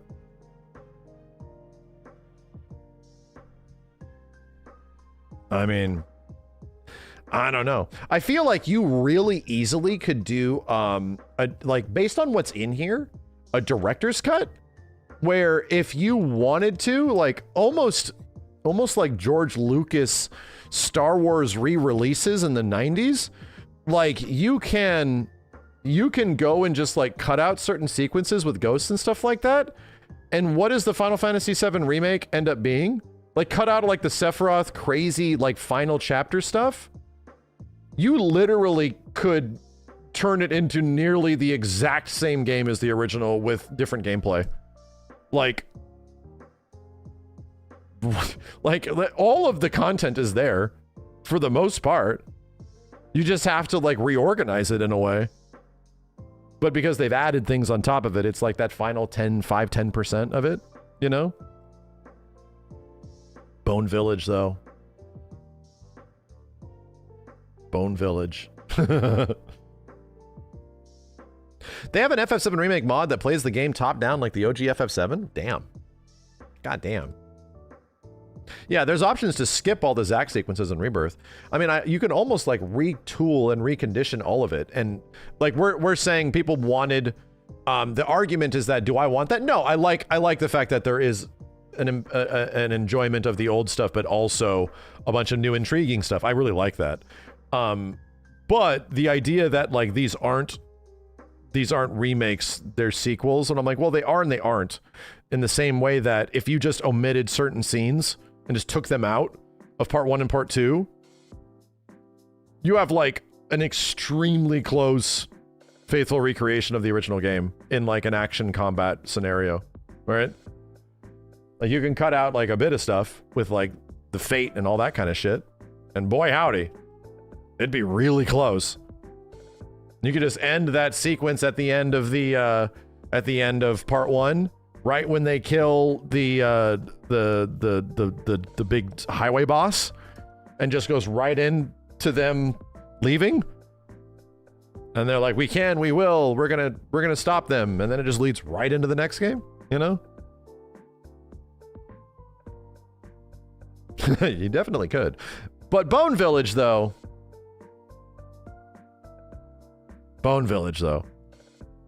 Anyway. Yeah, Motorball, thank you. My brain.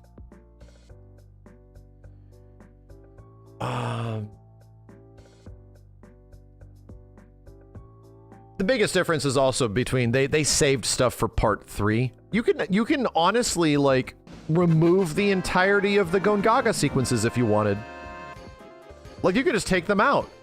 Like you just go to Gongaga, fight some characters there, and then just move on and not have the Tifa sequence.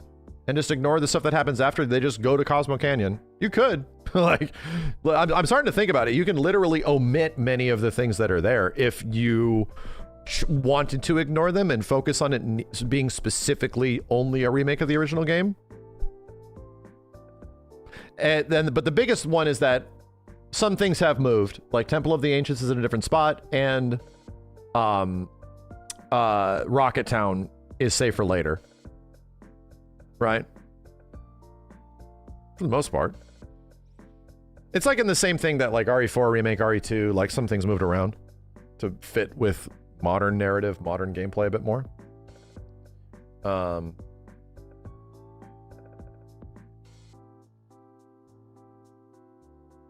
Tifa part in Gongaga is crazy because we've talked about this. Number one, it technically fulfills a large majority of the original livestream sequence already. Like the reveal of where Tifa was, what Cloud was doing. Like, it already covers most of it. And they have their moment of bonding that happens after, which they also have in the original game. That already happened. That already happened.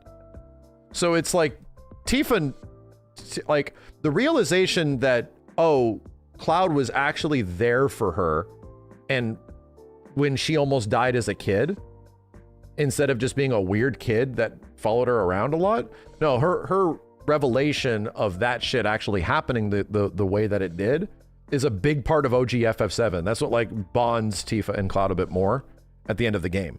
That's what allows him to like wake up. So Tifa now knows that. She knows all that shit. Like, she's already aware of all of it, dude. So it's like, huh, funny. And then they have their bonding sequence, like similar after, where they like trust each other She's like, oh, now it's my turn to save you type shit. And it's like, because you saved me back then. It's like, bro, this is part 3 shit. What the hell? They shifted all of this forward. Why did they shift all of this forward? Why would they have an entire live stream sequence specifically for Tifa? What the shit? Maybe because the live stream sequence is about to be a lot different. Maybe because the revelation that is the live stream sequence, what happens in the next game, they've compromised it in the same way they've compromised Aerith's death for the next game. They're saving it. Just my prediction. We'll find out. Moving on. Hamaguchi says the concept of the FF7 Remake series is to reimagine the entire world of Final Fantasy VII. So, Revelation will have elements that tie into Crisis Core, Dirge of Cerberus, and Advent Children. To be completely honest, we already have. Like, we've already picked up on this.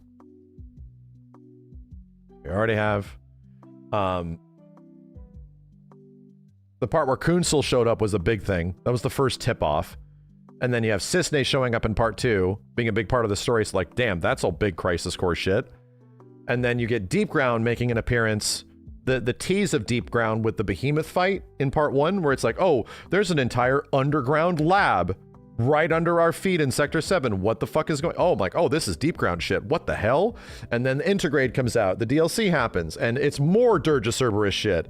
It's even more that Weiss is here, and here's this creepy vampire fucko, and like all this stuff. So it's like, oh, god damn. They're really, this shit, this is later compilation stuff. This is like Dirge of Cerberus.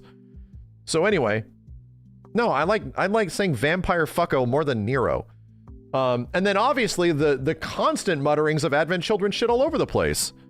From the Advent Children themselves that you fight at the end of part 1, to the music beats, to the Sephiroth boss fight, to the mysteries of, is this version of Sephiroth, like all this shit. Like this has already been present. Like these are all the things, I mean, granted, they're just saying it now. They're just confirming it. So it's like cool that we have confirmation. But this was the stuff that we were literally arguing with all the people that called us stupid at the end of part 1, that you're looking into this too much. You guys are literally looking in places where there's nothing. Stop thinking about it so hard. It's just a remake. I remember all of these. The only reason that we're having these conversations now is because so many people were calling us stupid. You had to be all aggressive about it, okay? You couldn't have just been like, oh, that's interesting, and then gone your merry way. No! Now I have to make a point of it. And they still say this shit. They still say it's just a spicy remake.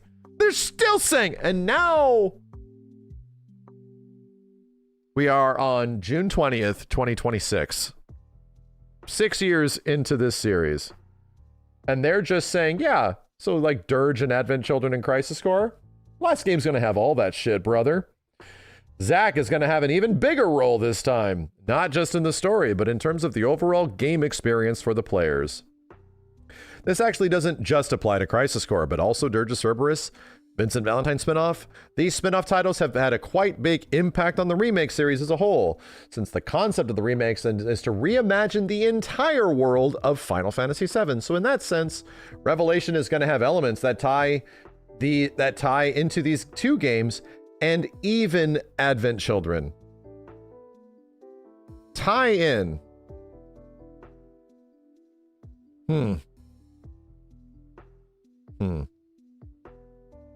Yeah, if it's just a spicy remake, why the hell does Yuffie have no memory of Nero?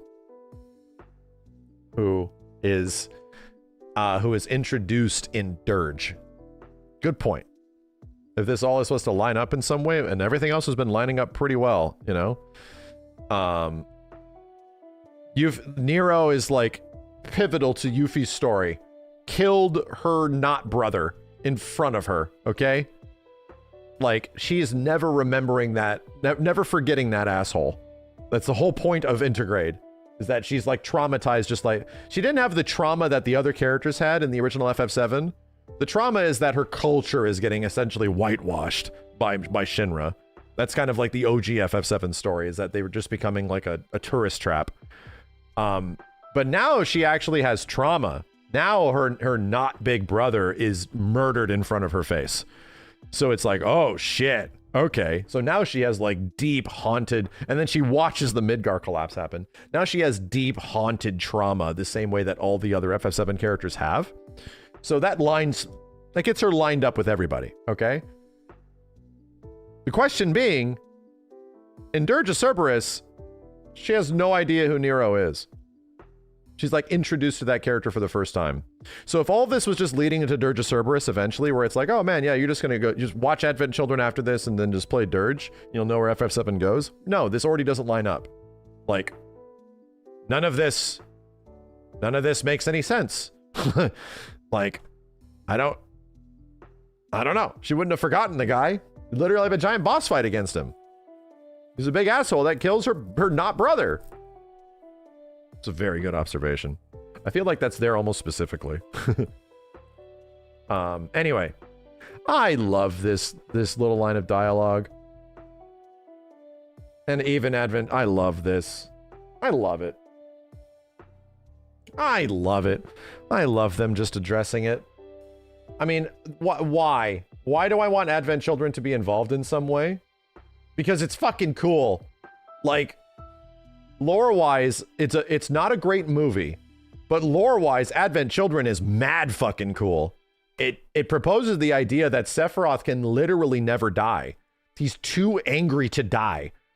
Like, he's a bad guy that he can never go away. He's stuck in the live stream shit. So it's like from that perspective, he has all these remnants, these Advent Children that come together to create the actual birth of Sephiroth again, which happens. It's like, okay, so this guy's just going to keep fucking coming back. There's nothing they can do to stop him. He's too angry to die. And that's interesting. It is interesting stuff that, like, he pretty much lives on through Cloud type of stuff. So it's like, all right. All the other shit doesn't connect very well. And it's very dour. It paints Cloud in a very different picture than he is in the game. All right. There's parts I don't like, but there is some really interesting, like, lore stuff that's in there. About to buy the digital copy on Amazon for 24 cents with promotional add-ons. I mean, it's worth watching. The fight scenes are fucking amazing. And the fight scenes are amazing because they actually have, like, reason. They aren't just cool for the sake of being cool. Like, all the fight scenes in the movie are very cool because they're all so there's the most character. I feel like the most character comes out in that movie because Nomura loves, like, cool action shit. That's his fucking shit, dude. It's like cool action shit. So where is the best storytelling in Advent Children? Is it shocking that it's during the fight scenes? Is it shocking that, like, the best story moments where all the team comes together to learn to be a team again, to fight this giant fucking summon, and they do all this stuff, and Cloud reaches for, trying to find the strength that he needs to beat this bitch, and literally reaches for the spiritual hand of Aerith type shit? It's like, okay, this is pretty cool storytelling. This actually lines up a lot with Final Fantasy VII, but that's because Nomura is not good with, like, talking scenes. He's really good at, like, emotional storytelling through fighting. He's very much a teenager. He's a teenager at heart. I mean, aren't we all? The action scenes have great storytelling. Yeah. It's all the shit in between the action scenes that do not necessarily have good storytelling. It all is, like, very odd and stilted and weird, you know?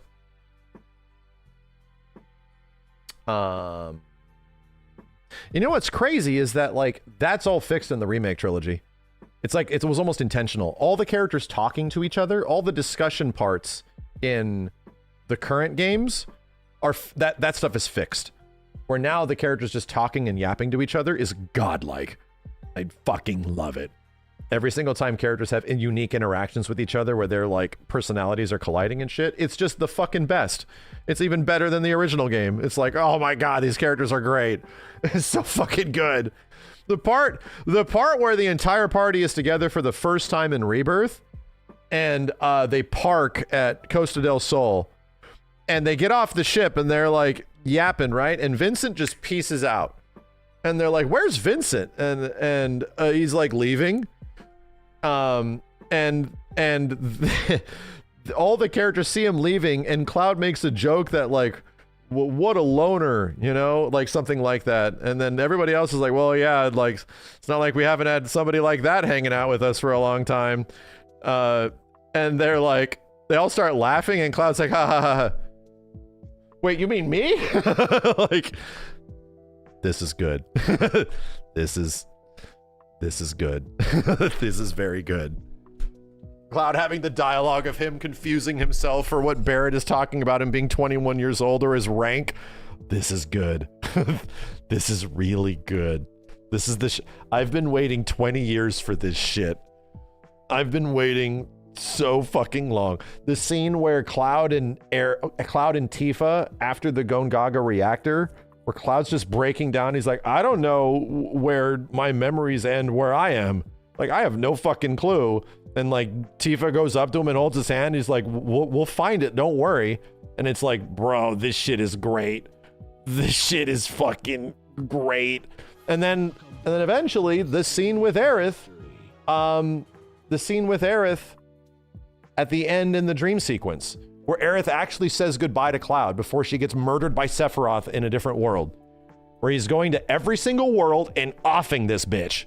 Like his kill count is like over 1,000. His kill death ratio is 1,000 to 1 against Aerith, dude. It's insane. He's killed so many versions of this character, and then the dream sequence happens, and it's like her actually saying goodbye to this guy, and it's like, wow, holy shit, this scene's incredible. This scene's fucking incredible. All the other shit that happens in between that stuff is, all like small connective tissue, little moments, you know. But when the big emotional beats need to happen the way they do, it's like, shit, bro. These are my characters. Like, this is my favorite fucking game. This is my favorite shit. Like, this is the reason I like Final Fantasy VII, bro. Anyway. The white materia that Aerith gets at the end of Rebirth from Cloud is a metaphor of sorts for the reason her materia is complete again. It's because she finally has all her memories since it's the end of her journey at the City of the Ancients. She's praying to save everyone. Sort of the ghee for the creation of the black materia. She creates a holy. It wasn't always holy. Yeah, I think that's definitely a good interpretation. I think that's why that the hollow materia is Cloud's, because it represents his character. We talked about this earlier. And what that eventually leads to. Cool shit. Like, really cool shit. Anyway.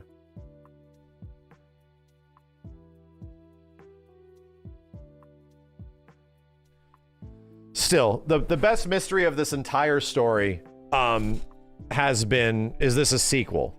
Like, is the game a follow-up technically to all the existing narrative and lore of Final Fantasy VII? And I feel like they are, and you can interpret this both ways, but I feel like the way they're talking about this, that this includes elements of all the other games, is almost the most indirect way of saying yes. I feel like there's also a way you can interpret it as being no, it is still just a remake that's just including some fun stuff. Yeah, you could do that. But when the journalists eventually just actually asked Hamaguchi, which is like, all right, so the long running theory behind this is that this is actually a sequel to Final Fantasy VII. It's a hidden sequel within a remake. Is it? And he's just like, can't answer that now. Sorry. I know you want an answer for that, but that conclusion is something that you will have to learn when you play Final Fantasy VII Revelation.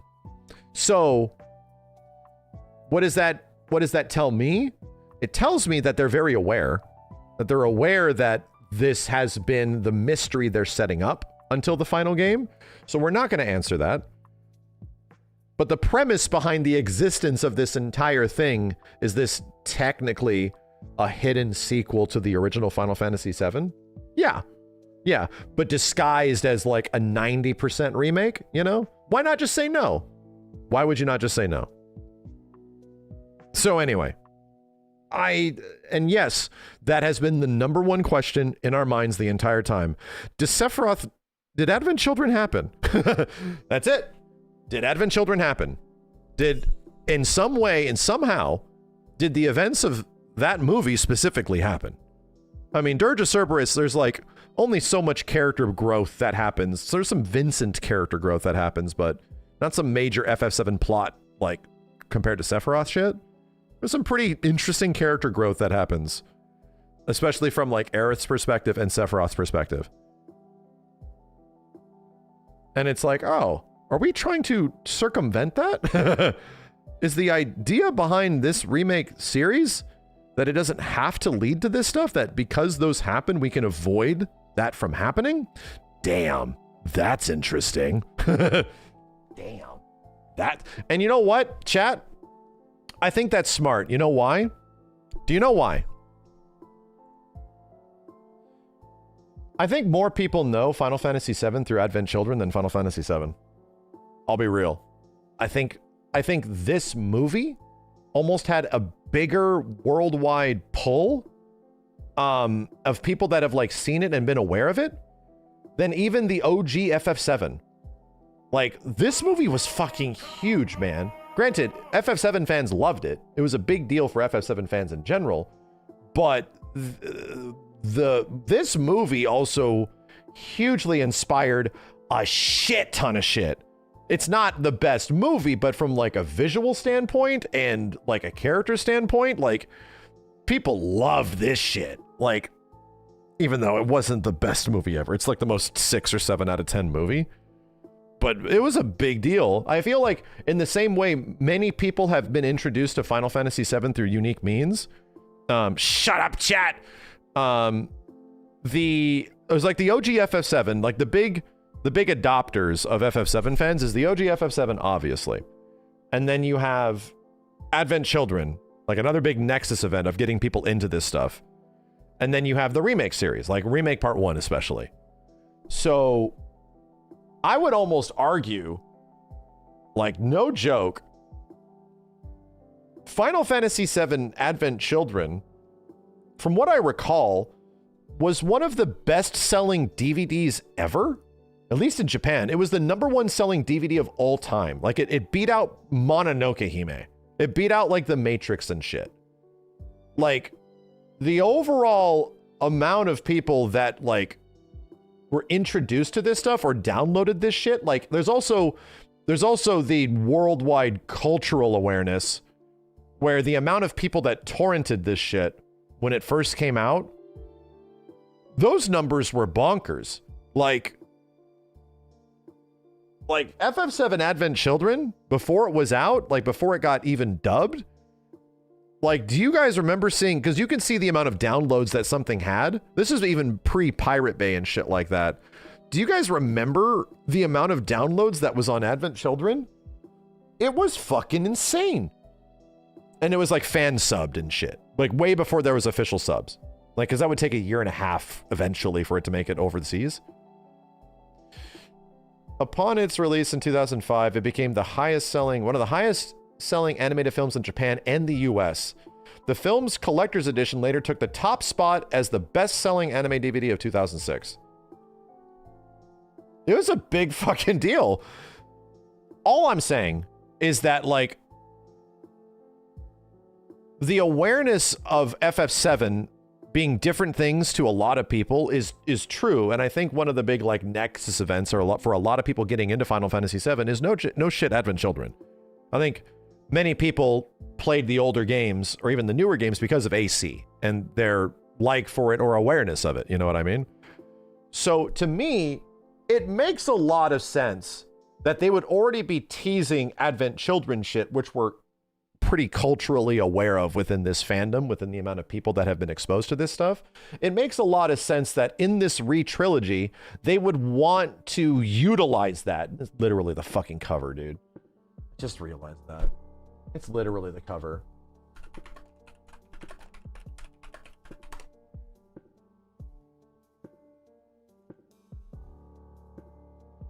Where is it?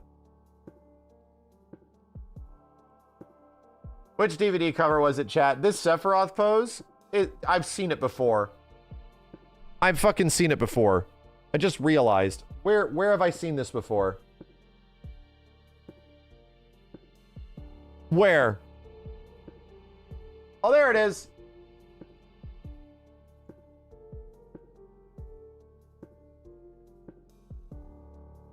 Yeah. It's on the Advent Children Complete cover.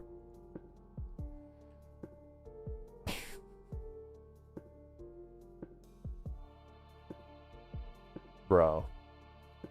I'm like, I've seen this shit before. It was like the same thing when I saw the Makoto, like the Makoto connections in the Yasmin trailer. I was like, I've seen this artwork enough for so much of my life. I've seen this shit before. Yeah. It's like literally the exact same pose. Anyway. So anyway, I want there to be Advent Children all over this shit. I think the callbacks and references to Advent Children teasing the fact that did this happen, didn't it? Do you think it did? Like the conversations that it happens is amazing. I think it's like interesting too because those conversations are good because a lot of people got into FF7 from Advent Children, man. And I think the devs know that too. Like the point of this entire re-trilogy is that FF7's a lot of different things to a lot of people because there has been big events and opportunities for people to jump into this shit and really be introduced to it, you know? You think the remake trilogy is helping Advent Children age better? In some ways, I think so. It's not helping the dub. I'll be fair. It's not helping the dub. It adds extra context to the movie because the movie is now becoming, what happens in the movie is becoming more important. But it doesn't change the idea that the movie itself severely misinterprets some of its characters when they're not fighting. You know? Like when characters are not battling and cool story stuff isn't happening in battle, some of the characterization stuff can be a bit weird. So again, I love it. Don't get me wrong. I love it. But it's almost like now they can contextualize that shit even more. Sephiroth and Cloud are good. I agree. Do you think re-releasing Advent Children before Rebirth was good, or do you think it could have worked better before Rev? I don't know. Yeah, that's confusing to me, dude. Like, why did they choose to release Advent Children in theaters to get that shit fresh in your mind? That's the point of that, right? It isn't just to make money. No. Like, that was a very limited release. Like, it was in like a few hundred theaters across the world. Why would they put AC in theaters? Why? Just for funsies? No, dude. They had an entire, like, it wasn't just for the fuck of it. They had an entire, like, pre-show making of movie thing. Talking about FF7 Remake and Rebirth and hyping up Rebirth and all this kind of stuff. Granted, it was one of the only marketing things they did for Rebirth. Rebirth did not have much marketing. But it was weird where it's like, this feels the wrong place to put this shit. Feels like the wrong place. It feels like they spent more money putting it out than they did making it because there was like 2 showings for one day. And I was like, bro, it wasn't even out for a week. It was like a couple of days. That was it. Just to get it fresh in our minds for all the hardcore fans, and then to have the next game almost do nothing with that Advent Children shit. What the fuck? What the fuck? There was way more Advent Children shit in part 1 than there was part 2. Weird. I don't get it. Why that one? Why not save it till before the third one? Weird. Fucking weird, dude. It's pretty much like, what are the Advent Children references in part 2? Because there's a lot. There's an entire final battle scene with Sephiroth that is Advent Children coded as fuck. There's all the crazy shit that happens with the Destiny fights and Laz Kadaj Yazoo. It pretty much is the Cosmo Canyon Choir. That's a tiny Easter egg. The musical reference in One Winged Angel in the final fight. Yeah, there's like an Advent Children reference in there. There's some musical references throughout the game. The stab. Oh, thank you. Yeah. The cloud gets skewered on the sword staff. On the sword stab. Yeah. The white space goodbye to Aerith back to back. Ah, yeah. Bruh. The final shot we get of actual real Aerith, of Omni Aerith, yeah, her and Cloud standing back to back literally happens in Advent Children. And he turns and she's gone. Yeah, that was a callback for sure. I feel like they were very indirect. You know, granted, the Advent Children reference in the boss fight, like the three dudes that you have to fight, that was pretty indirect. That was pretty insane. Yeah, her saying don't blame yourself, all that kind of stuff. Her pretty much trying to prevent Cloud from going down the AC route. Yeah. Yeah. All that shit. I mean, it's indirect, you know? It's not the on your nose fucking Advent Children ass references that are more in the first game.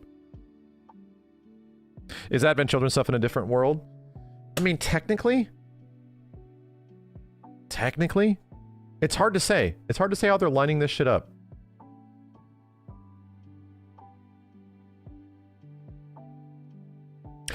Do you think the ending can tie into Final Fantasy X? They already do that. They already do that in... It's not anything serious. They already do that to the Shinra guy in the picture in Remake Part 1, dude.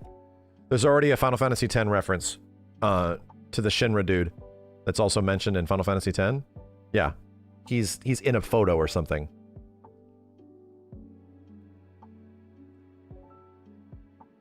It's the most indirect... like... It's not canon, but it's an Easter egg. That there's a guy named Shinra between both of these worlds and stuff like that. But fans like to really lean into it and be like, oh, Final Fantasy X world is the same Gaia as FF7. Like, it's just in the future or not in the future, you know, goofy shit. It's like, no, I think it's just an Easter egg. The entire forgotten... this quote at? Yeah, I know, I agree. I think some of the character models in Part 1 look better. I agree. Whether it's the lighting or something, I think they look better. I hope they have heard that response when making Revelation, that most of us kind of feel that the characters just look better in Part 1. I don't know if it's the model or the lighting. It could be a combination of the two, but yes, I agree. I think the characters look better in Part 1. Even if it's on worse hardware. Where was this quote from?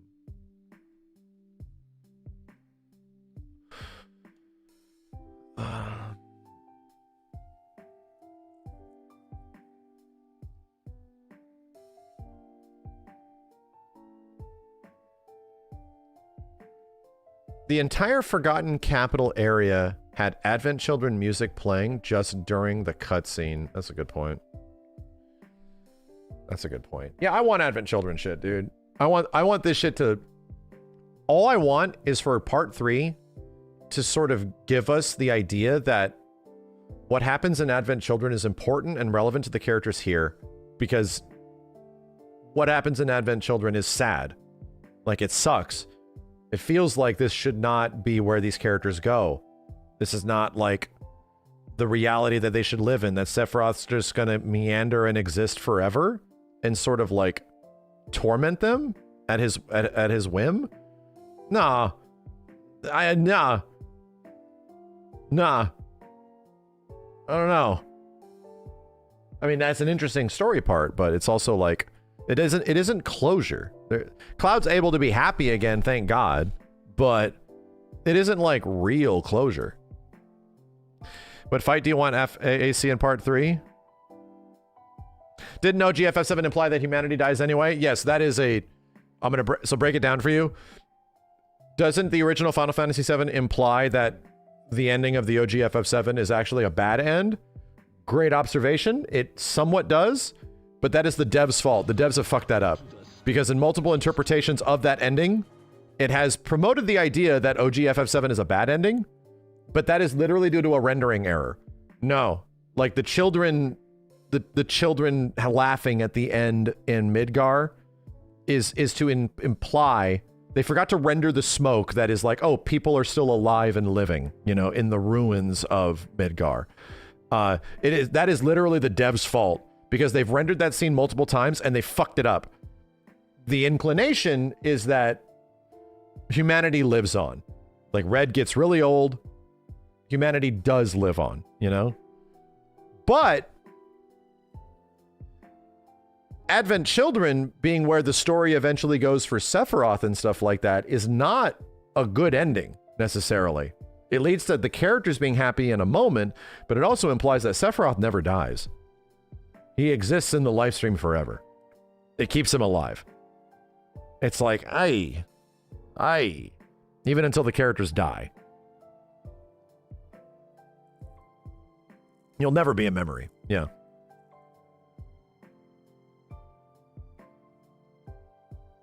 Then this bitch found a way to like travel through time.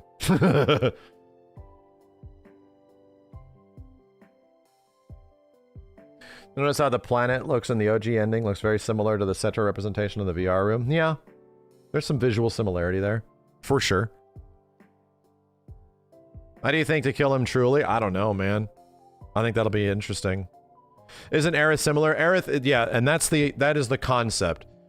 That in all the novellas and stuff like that, it's revealed that Aerith is holding Sephiroth back from within the live stream. That is now her purpose. That she doesn't pass on and actually find closure. No. She permanently exists in the live stream because of her, like, you know, her status as an ancient and shit. She finds a way to, like, remain in non-physical form. And she kind of is the one that has to, like, keep Sephiroth in check constantly. She's the one that does it. She is also the one that contributes and helps Geostigma go away at the end of Remake. I'm sorry, at the end of Advent Children.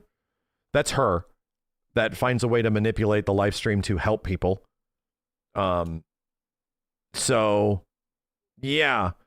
She manipulates the Whispers in some way to be like on their side, that she has a version of Fate, the White Whispers, that sort of work with you instead of the ones that Sephiroth's in control of. Yeah, she's like working from behind the scenes to prevent this guy from just taking over everything. Yeah, she's essentially the bodyguard. So she's not really dead, right? The idea is that she's not really dead. Cloud still has visions. He still talks to her. But she sort of is around to keep Sephiroth in check permanently. So the only way to get rid of Sephiroth permanently is to destroy the live stream. Or Aerith. You know?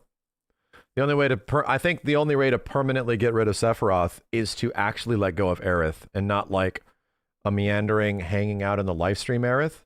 No, I think the whole point of it is that the choice that the character, that Cloud has to make, especially, that our party has to make, is that we have to let go of her.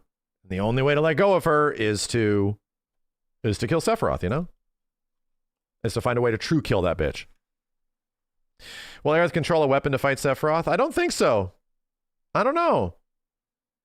It feels like what she has control over is becoming extremely limited, you know? That like if the entire planet is now working in Sephiroth's control, then she doesn't have much to work with, you know? So I don't know. From a theoretical standpoint, it's like, And that's also wondering, that's also my interpretation of it, that the Aerith that you're running into at the end of Rebirth that's saying goodbye and all that stuff, I don't think that's actually Aerith. I don't think it is. I think that's something else.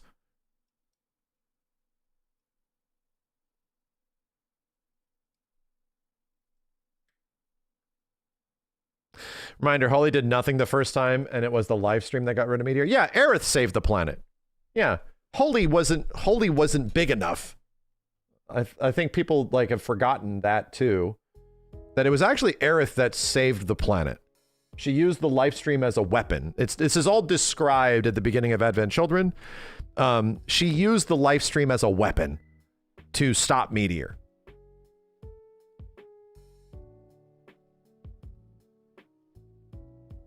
Yeah, Holy was almost a MacGuffin. Timu Holy. You just want Aerith to come back to life? I think you're going to get that. I think you're going to get... I don't think she's going to be walking around and hanging out. But I think in the same way that the original game didn't give you enough Aerith, I think the next game will. But I think there's going to be I think there is a understanding that dealing with Aerith's death, even from like an Aerith fan standpoint, dealing with her death is a huge part of FF7. Like, is the emotional fucking core of the story. Like, this, like, the whole point of it existing is that her life ended too early because of this asshole, and now we have to deal with it, from gameplay reasons to all that stuff. That's like what made it important, you know? So I think she's going to be around until there's a point where she's not, you know? And we've already seen in moments where she exists in places that are not where the party is. She exists in ethereal live stream form, you know? I don't want her to go away completely either. I think she's dead, but it's pretty clear that, like, she is around because she literally gets killed and then helps out Cloud all but 10 minutes later, which we have to start playing. Literally helps out Cloud like 10 minutes later. And it's like, what the fuck is... It's the most confusing fucking thing ever. Like, subtext. I'd imagine you or anybody else that was a big fan of this shit, we're watching and trying to interpret what's happening, like, disconnected and not really attached to what's happening at all. Where we see, like, you know, Aerith get killed, not killed. And we're like, oh, okay. And then we do all this crazy fights and we're fighting, like, endgame Sephiroths. And all of a sudden, Cloud is left alone again to fight Sephiroth because all the other characters have been fighting Sephiroth through different timelines at the same time, through different worlds at the same time, to converge on Cloud to fight Sephiroth. And he's probably going to get killed, and it's just bewildering, like, where the fuck are we now? Even Zack is like, what the fuck is going on? And then, no joke, Aerith shows up. She walks out with a crazy introduction, and it's like, no, why do we need a crazy introduction for her? We don't even know if she's dead or not, bro. Like, this is still the funniest shit. We're going to play this in a second, but, like, this scene is so funny to me because... Like, we just saw her die, not die, and now it's like, she's back. And it's like, wait a minute, what? Is she back? Is she? I don't know. I'm just confused. Yeah, this shit plays out like a WWE intro. There you are.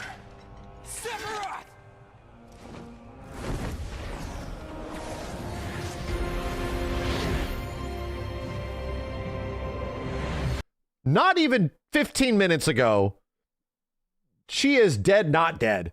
We don't know if she's actually dead or not. Did the big FF7 moment happen? I don't know. We're seeing her dead but not dead, and then she has her WWE intro in the end. And it's like, what?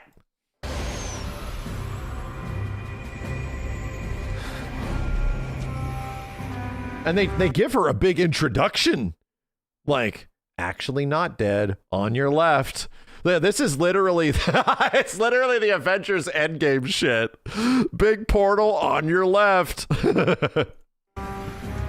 She gets a unique theme here and everything, bro. Shows up with an ethereal folding chair. I'm aware of everything.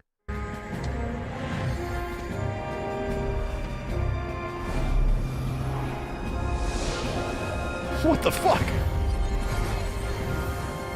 She's insanely powerful. She's like, I just fucked this whole place up. Let's end this together. I wish they gave her a different name here. Like, instead of, like, it's like Aerith joined the party on the side. Like, God tier Aerith has joined. Like, dude. Aerith Prime.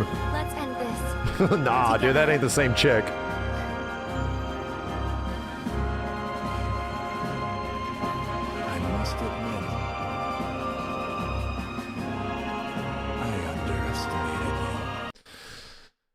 And now Sephiroth realizes how powerful she is.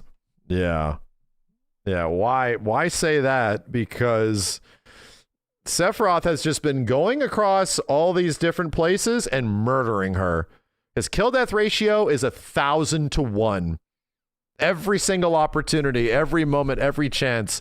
Killed her in front of his face. Gave him the hope that she could live. And then took the hope away and still killed her. And he's like, God damn. This is hard. In the same way, Sephiroth refuses to die. He refuses to go away. It stays in the live stream. I will never be a memory, like type of stuff. Aerith also refuses to go away. Like, exists throughout all these different times and spaces. Can't get rid of me, you know? Sephiroth's like, why won't this bitch just die?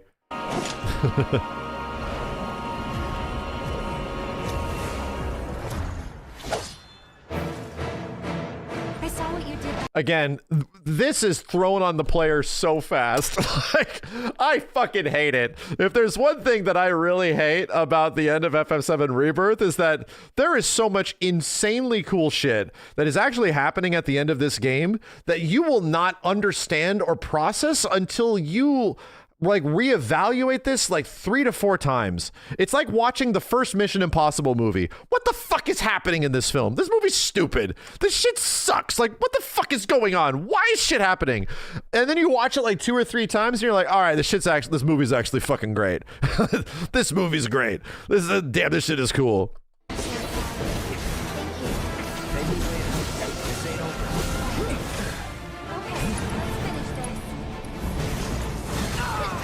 Some of the dialogue in this fight is actually mad cool and completely missable.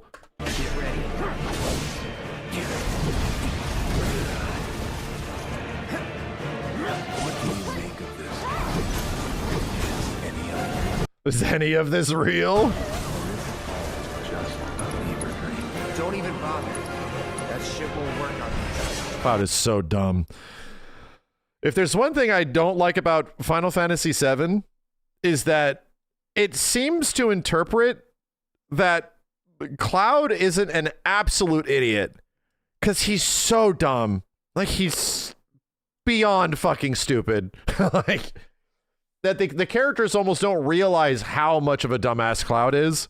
He's unfathomably stupid. Like, okay, until he wakes up, like, he is the most unreliable main character ever.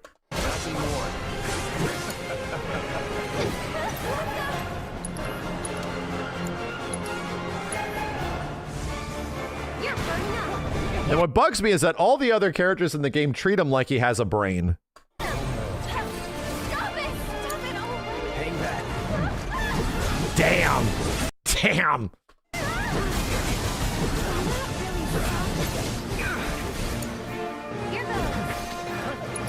You're gonna miss Tyler in part 3. I'll be completely honest. I was bummed out about it a lot too.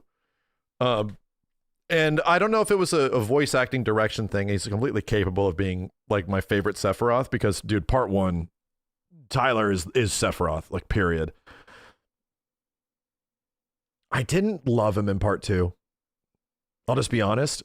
I think it was a mixture of either direction or something, but his interpretation is a little bit different in Rebirth compared to Remake.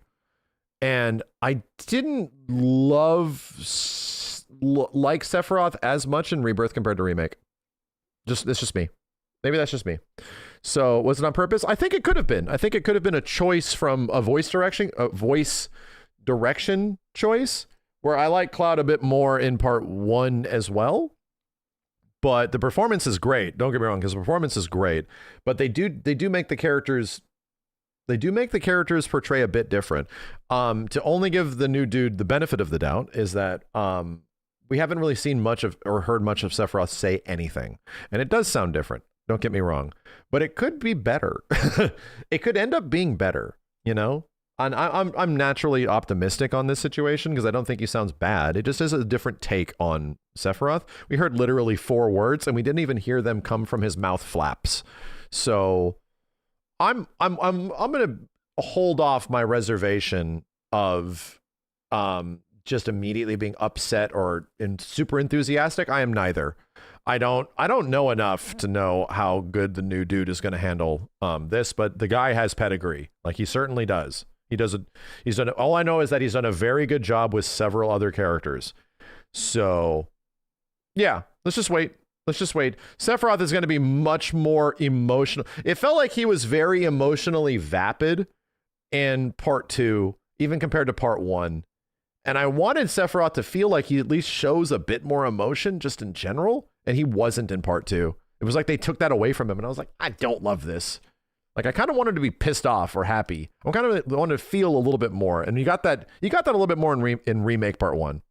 So maybe that is beneficial for the next game, that he might actually, instead of being pretty stoic and preachy, that he ends up having a bit more character. I hope so. I want him to have desires and to want to see those desires fulfilled, you know? To be attached to them. Yeah, he became really detached, almost alien-like in this game. I agree. Taking over.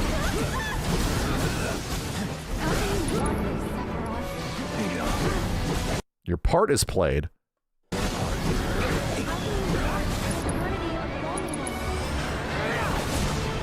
Eternity of Loneliness. What?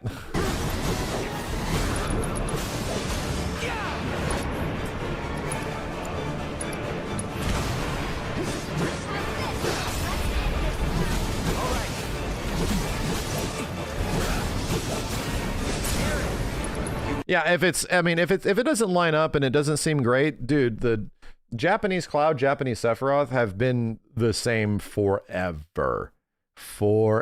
And when you hear Sephiroth talk, like, Japanese Sephiroth is definitely fucking Sephiroth. Like, it certainly is. So, but from Smash Brothers to Advent Children to everything, you know, it'll still be the same way.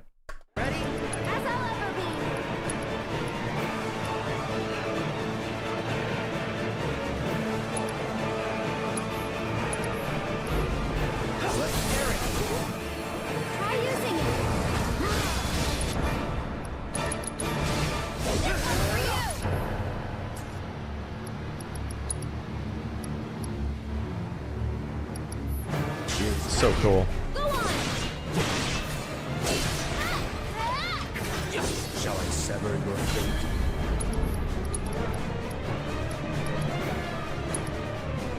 This one's for you! Second wind.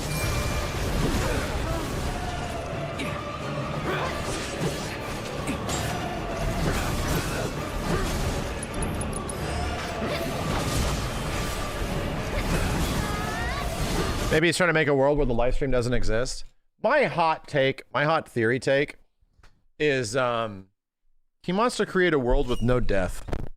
That's my weird hot theory take, is that he wanted to save everybody. That was his ambitions when he was younger, before he was like truly becoming more corrupted by Shinra and everything.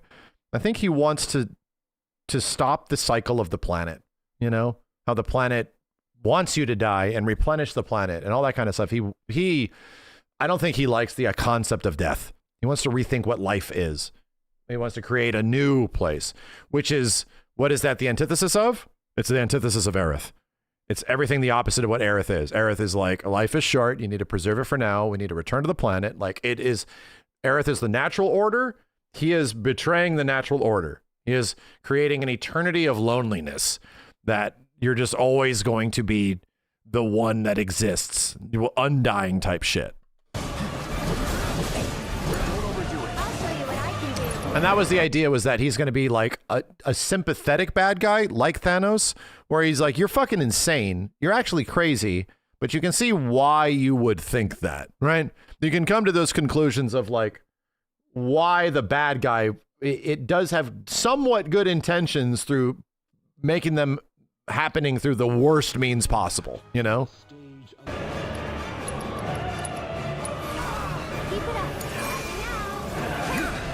So it's my turn?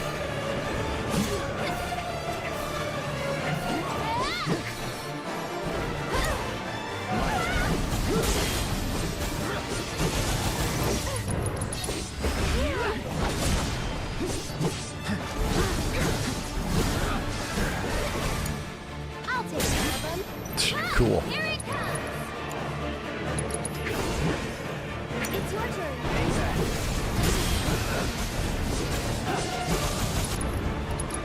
Go on. Pray for me. This dude says, pray for me. What? Is that what he said? Why? Pray for me. Pray for me. He wants Aerith to pray. No. He wants her to do this shit. That was the thing where he says, like, good Aerith, pray. Interesting. Yeah. He actually wants her to continue doing that shit. To do the events. Interesting. Never heard that line before. It's not God complex. No, it's that, like, that's tied to what he says earlier. Right before Aerith calls holy, or, you know, uses the white materia. He says, like, good Aerith, pray. Could just be a taunt.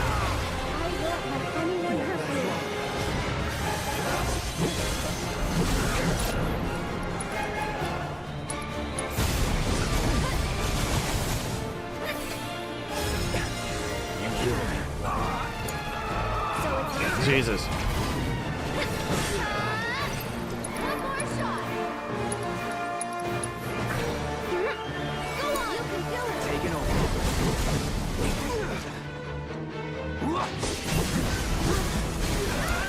Here goes. It's your turn.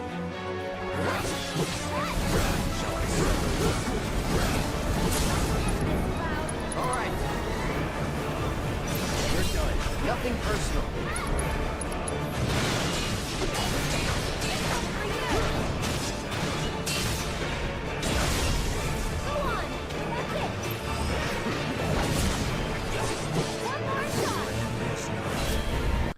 It's wild when you watch some of these fights, what speedrunners are able to accomplish when people are doing this shit fast.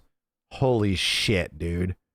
It's bonkers to see how fast some of the core game fights go down when you really know how to use the systems of the game. When you break the combat system, it's like, holy shit. Not just the parry demonstrations, but like the modifiers on modifiers on modifiers.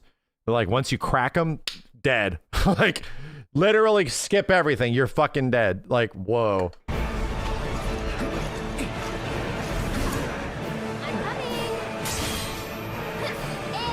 Damn, Tab Badger, thank you. Let's try again. Try again. Do we know in the OG that Hojo is not an evil Cetra? And if he is, doesn't that explain why Sephiroth doesn't leave the live stream? Why we assume the other first classes are returned reunited. Damn. Thank you, Tabadger.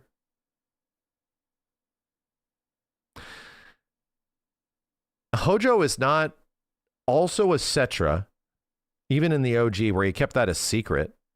And if he is, and it could explain why Sephiroth doesn't leave the live stream. Why we assume the other first classes are returned and reunited.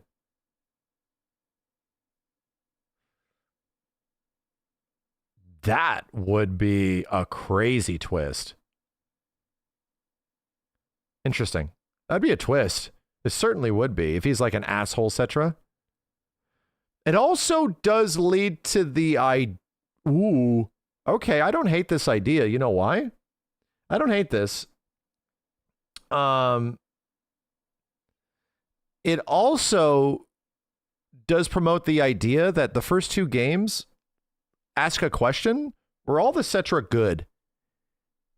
It does promote that, especially in part 2. It does lead to the, like, they do leave you with some questions where, like, were all of the Cetra good guys? Is all of the live stream good? Like, does it have good intentions for everybody? I don't think that's happening, but I'm not.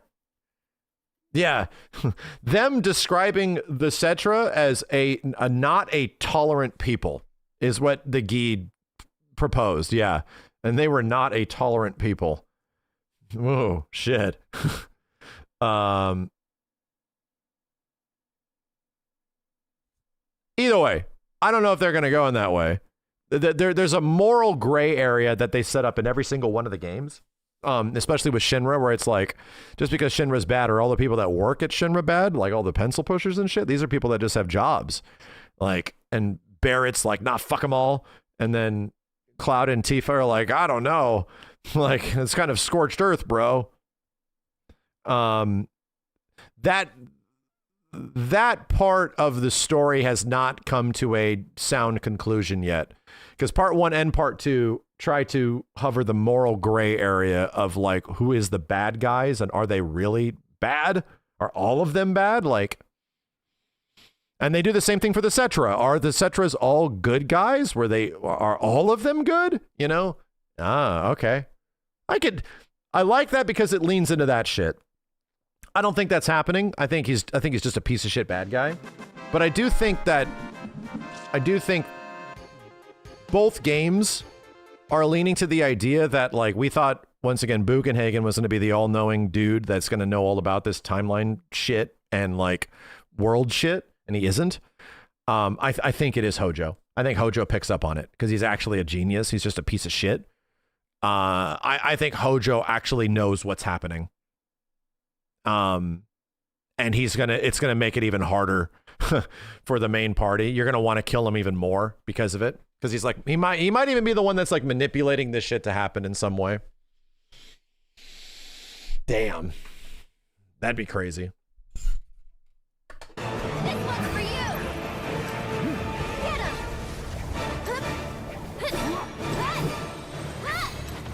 You've got this. Let's. Damn. The AI's parrying everything.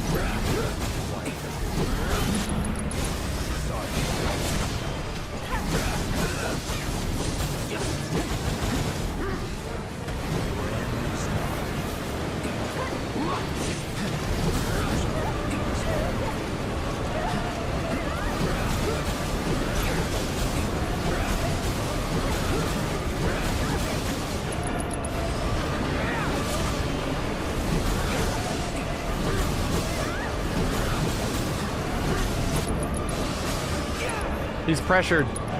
Please do focus thrust. Please.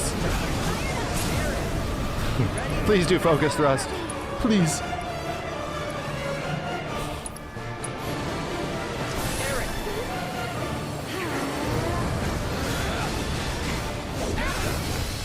Wow. Wow, fucking bravo. Holy shit.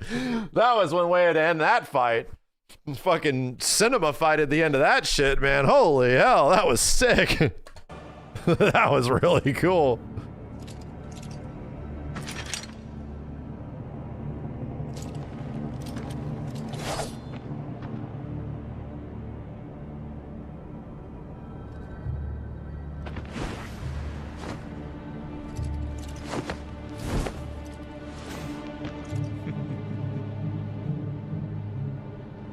Why is he laughing? Because he knows this isn't over.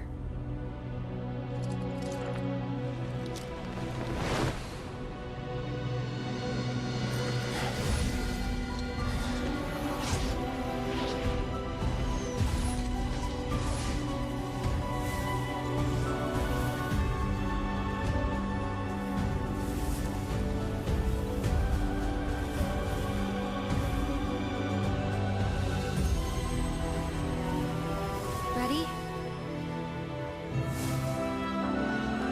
Everybody's waiting.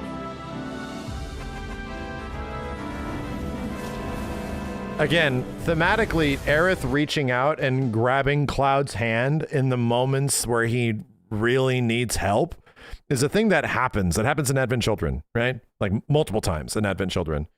So, again, tying it back to the idea that, like, what happens here and in AC is that she's actually not there. It's this emotional support thing that he needs, you know? This is technically more Advent Children shit.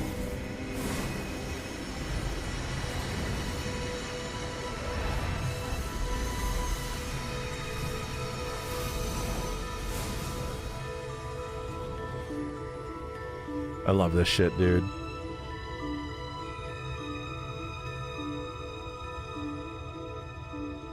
I love this shit. So good. The shot's incredible. Yeah. Is there any other newsworthy tweets? I think I've yapped long enough. I want to see the end of this game a little bit. Any more newsworthy tweets? Welcome back to the stage of history. Shadow mod, thank you. Let me go and use the restroom really quick. I'm gonna grab that.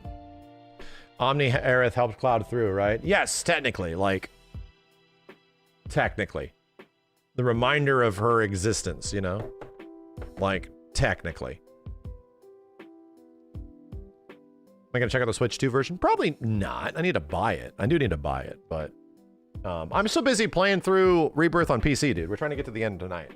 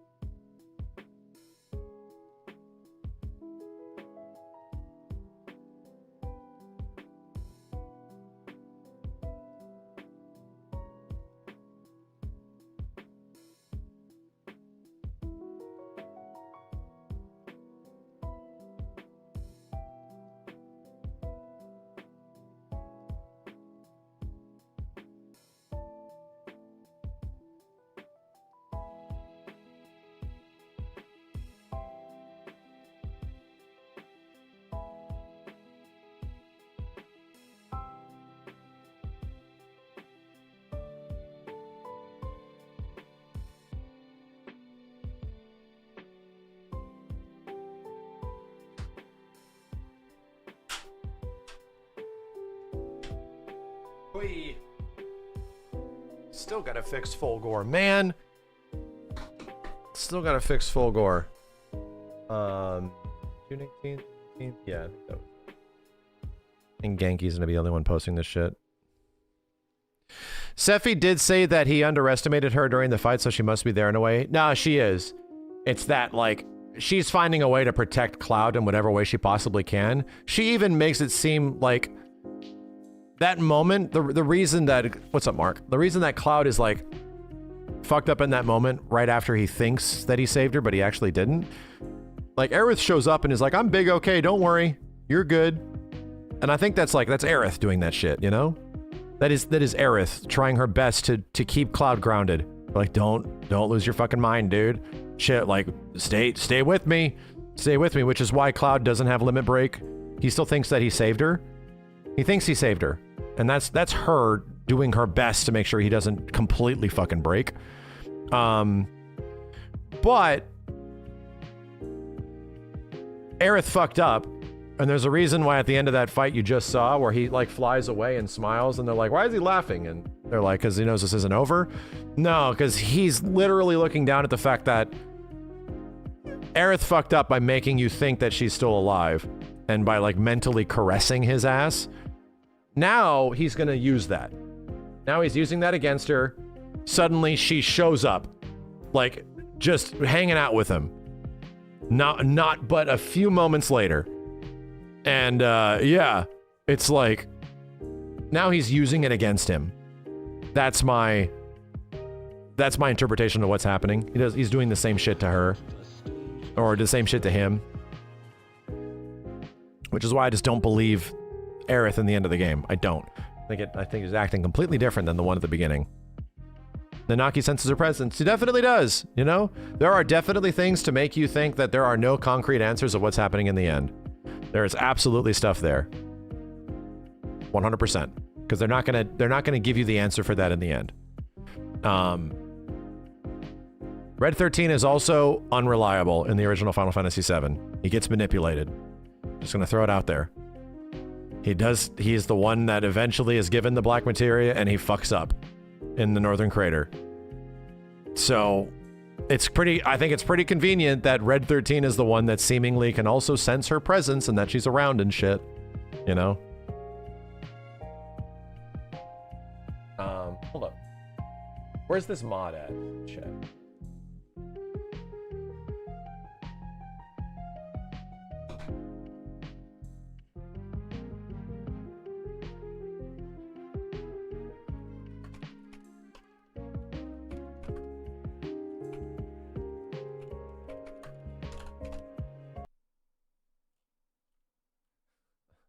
Again.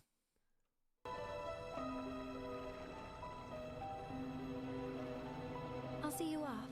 All right, listen. I want you to have an open mind, okay? What really sold it? Slow turn. Slight smile. Does that not remind you of someone?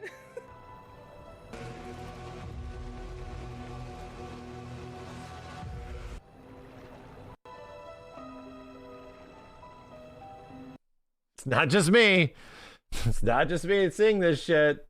I'm seeing, the shit's weird. Shit's definitely weird.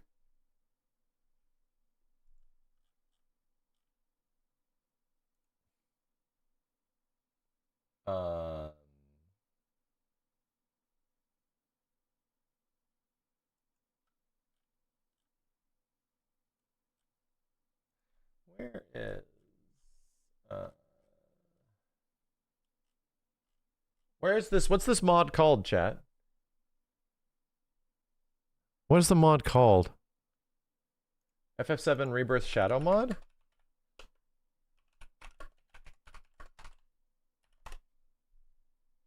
Foliage draw distance? No, that's old.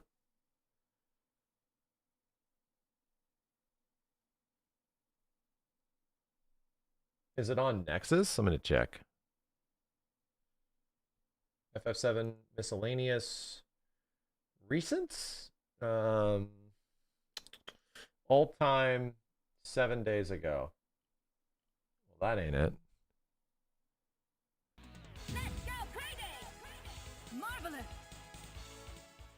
Yo, Strife, thank you. Hey, XE, Synthetic Nova, appreciate it. Yeah, there's like a new fancy shadow mod for FF7 Rebirth, right?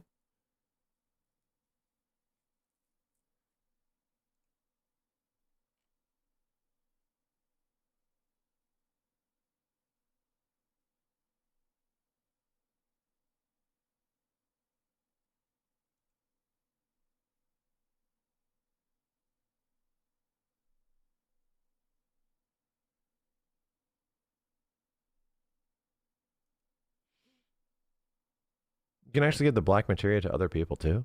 Yeah, you can. I'm just saying when you give it to Red, he is also unreliable. Anybody's manipulatable, you know? Just because they're what they're going through, like there's the history of FF7 is that anybody's manipulatable. Except Tifa, technically. Right? Could you give, I can't remember if you give it to Tifa. Tifa's off doing something else. As for Nanaki, you need to be infected with Genova cells to be influenced by Genova, like Rufus or the humans in ancient times. I don't know. Yeah, those specifics are not really gone over. Hold on a second. I don't see it on here. I'm about to just fire up the game. Oh, the Shadow mod isn't out yet. It's just a work in progress. Is there a video for it or something? I'd like to check it out. I'd like to just see it where it's currently at. Is it on YouTube or something? It's called Shader Injector. Okay, hold on a second. FF7 Rebirth.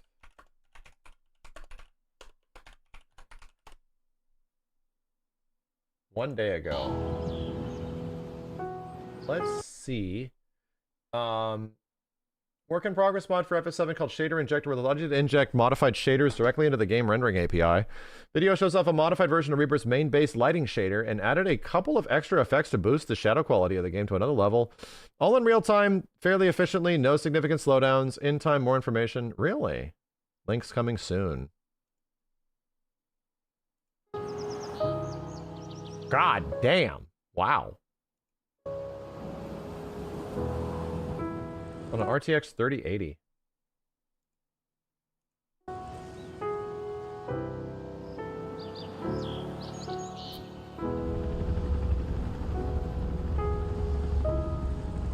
Wow. That is a lot more visual density.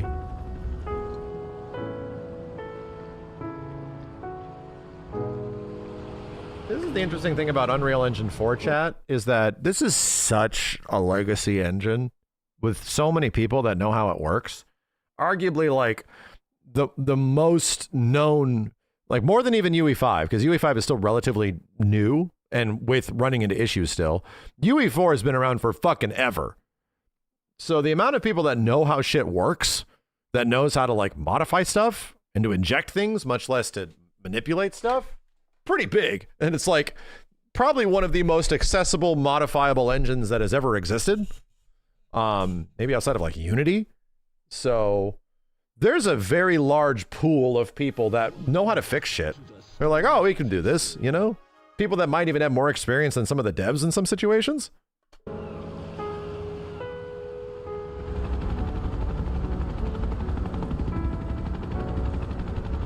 Huh.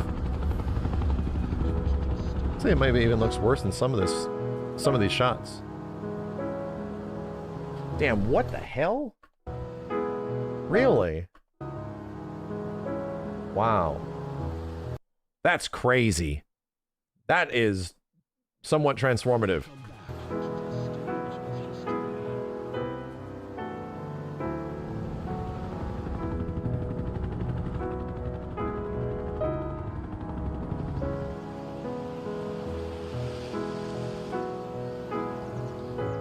Some of it not so much, you know?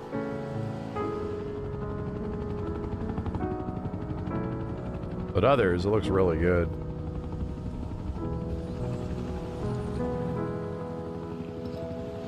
The shader injector can be toggled during gameplay. Wow. The on-off part is nuts. Oh, this video is LQ.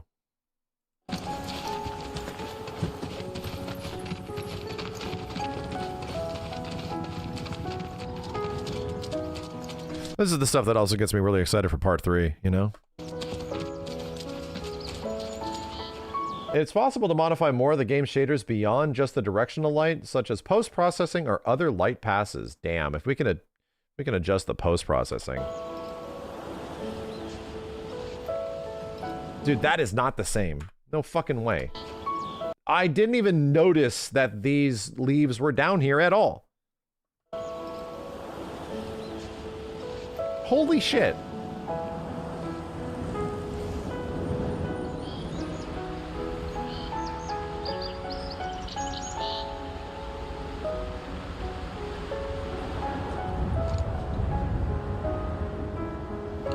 Yeah, this is very cool. I'm almost curious on some of the internal areas as well, like the caves and shit. Man. Max always has the, oh, we have an FSR Discord going crazy every time he looks at our mods. I'm sorry. I mean, I'm just impressed. I just want to use all this shit when part 3 comes out. You know? This is a shader injector mod. I'm gonna move my face so you can check out. There's a video on YouTube right now of a new FF7 mod that's not out yet, that will be soon, that completely changes the way like light works in a lot of the environments.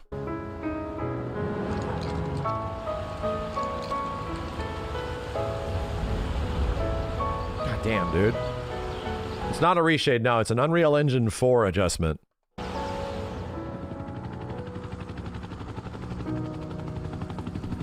Cool directions of lights. This makes the game look a lot better. In some shots. Really depends on the area. Wow.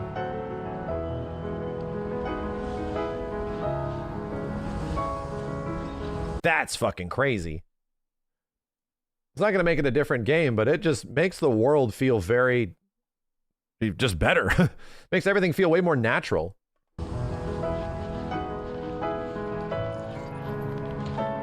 This is about to look way better. Yep.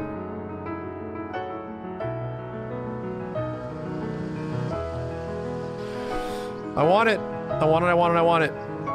I want it, I want it, I want it. I wonder how it looks for the nighttime scenes, yeah.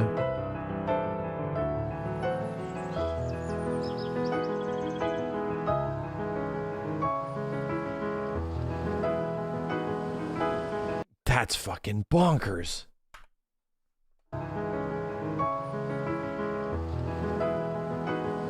That's fucking bonkers, dude.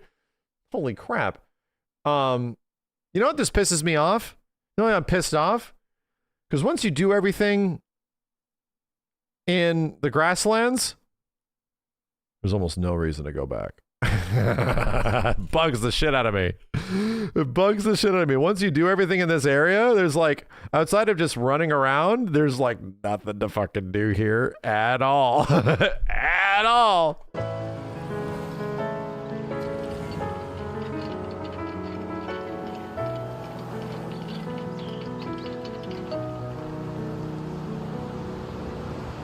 Nicer, but once you play the game, you forget all about it. Right. That's how things work. Right? Once you're like introduced to something and it makes the experience better, you're just like, God damn, this is just the way it always should have been. And it just feels natural. So what happens when later you take it away, right? And then you're like, oh shit, nah, no, please bring it back. Nah. So that's what perspective is. You know, once things get better and easier and look better, you're like, oh, this is so much better. Jeez. And then you go back of it, you're like, oh, yeah, this is a lot flatter looking than I remember. Does it actually change the experience? No, but when you go back to the original, it's like, oh, this definitely looks better with it. If it's not even that taxing, I'm very curious, man. I'm here to show this off day one. I'm here day one, bro. I can't wait. Work in progress allows you to inject modifiers directly in time information. The mod share mouse will spawn preview. Cool. Very cool. Extremely cool. I'll leave this link in both chats for you guys to check out if you want to share it or look into it. Still in progress, not out yet. Let's not bug the dudes too much about it. Makes you wonder why Square hasn't done something like that themselves. It mostly is because they're working on the next game. That's it. Like, there's only so many opportunities for them to like make adjustments and change stuff. There's been a lot of experimental changes that they have made in the current version, like Rebirth on PC, that will go into the next game for sure. But it's because they're too busy making the next game, man. Rebirth already looks pretty good. But with years of understanding and, you know, better ingenuity, you can make things look better.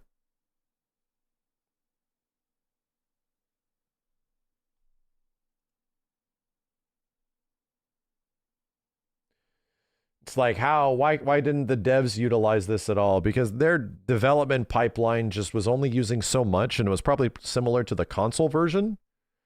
So, you know, you remember, Chad, how it was also the fact that like FF7, FF15 looked on a specific way on console, and then when the PC version, I got all this like fuzzworks and toughworks and all this shit that made it look way better. But that had to come like way later down the line with a bunch of assistance from NVIDIA for it to eventually have that glitz and glam.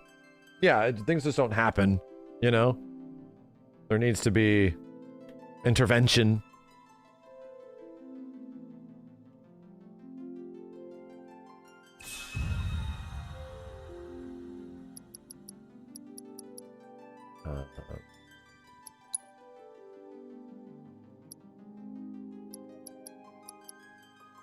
Oh, that's right. I was doing this. That's right. Let me check this out.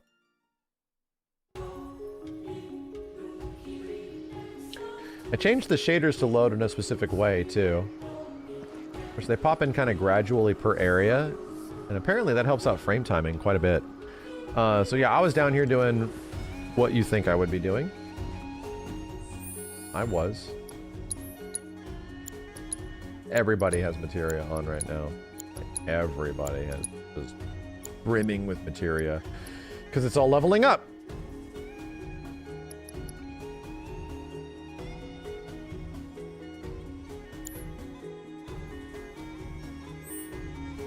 And I think I got some shit leveled up pretty good. The tough one is this. MP absorb. Yeah. Yeah, AP up and MP absorb. I'm trying to level this shit up. It takes so long. It takes a long goddamn time.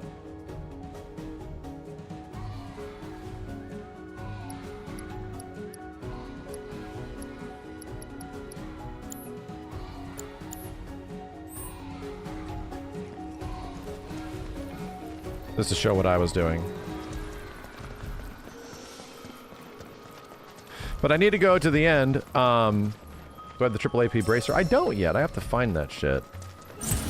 We won't hold back. Get ready. Maybe this'll do the trick.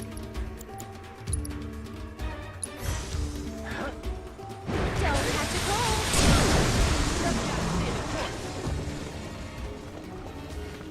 The old AP Gongaga grindathon.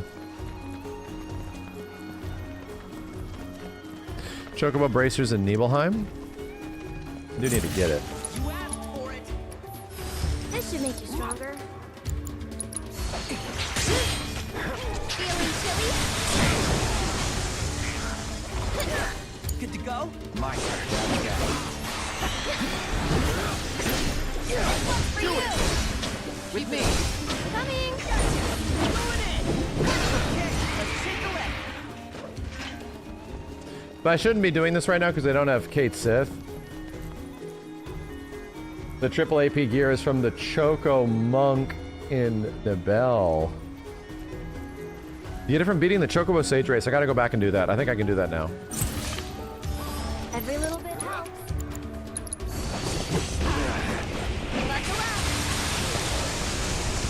Nothing to it. And that's pretty much it. And that's pretty much it. Do a lot of that shit.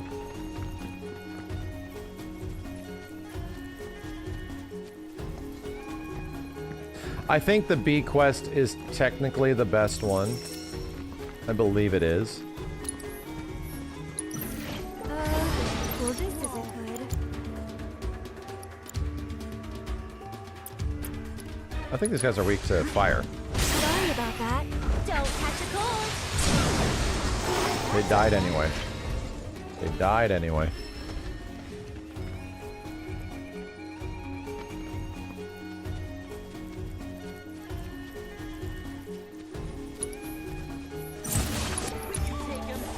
This should make you stronger. Buckle up. Someone looks kind of shaky. See you around. Yeah. That be how that do. Anyway. That lighting mod will probably look insane in this area. In Gongaga? Oh my god. Do I know the rulers of the outer world? The hardest VR fight? Of course I do. I haven't done it yet, but I know.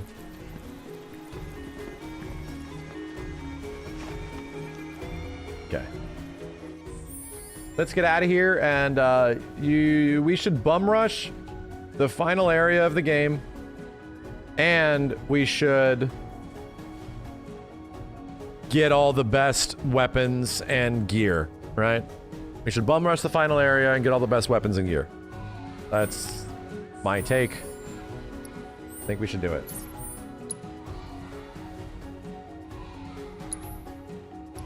Temple of the Ancients time, yep.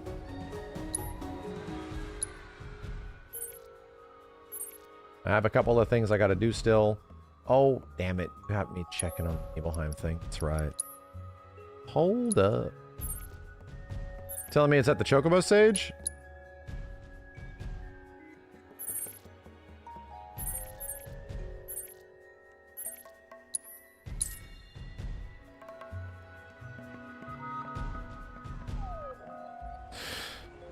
So is the materia level up grind even faster once you beat the game?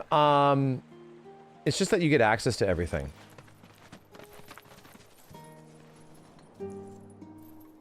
Zoom de Chocobo. That's the Chocobo armband. I did it. Beat the Chocobo Sage. I did this shit. I guess I already have it. It's hard to remember because I have been going between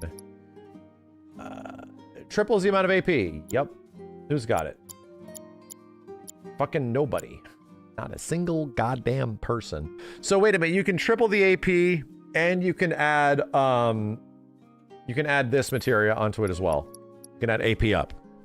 So does that increases it by 100%? So that would go pretty quick. And then I also have the streamlined progression for AP gain. That would go pretty quick. Instead of it taking like 5 hours or something like that, you can get it done real quick. Good to know. I need to do that for MP Absorb. MP Absorb is pretty much the one materia that takes a shit ton of time that you have to invest. You have to invest. And you get multiple MP Absorbs that are very good. HP Absorb's a bit quicker. That's not. It's the same shit. Either way, they're both really good. And then you get Swift Cast, which is the hardest one to level up. Swift Cast is like leveling up Knights of the Round. It's like, oh, Jesus Christ, man. What the fuck?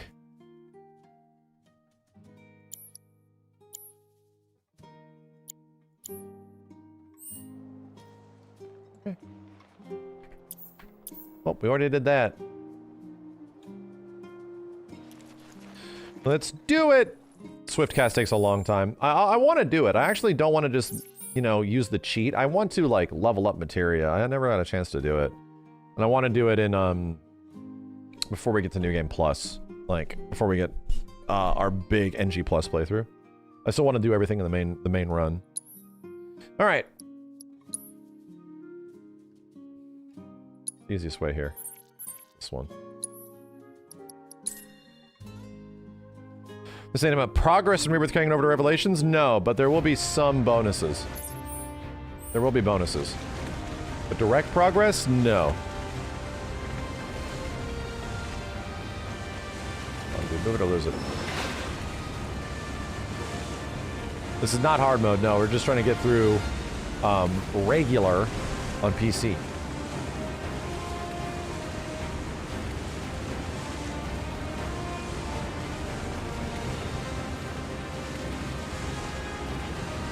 Yeah, there's carryover bonuses in every single game.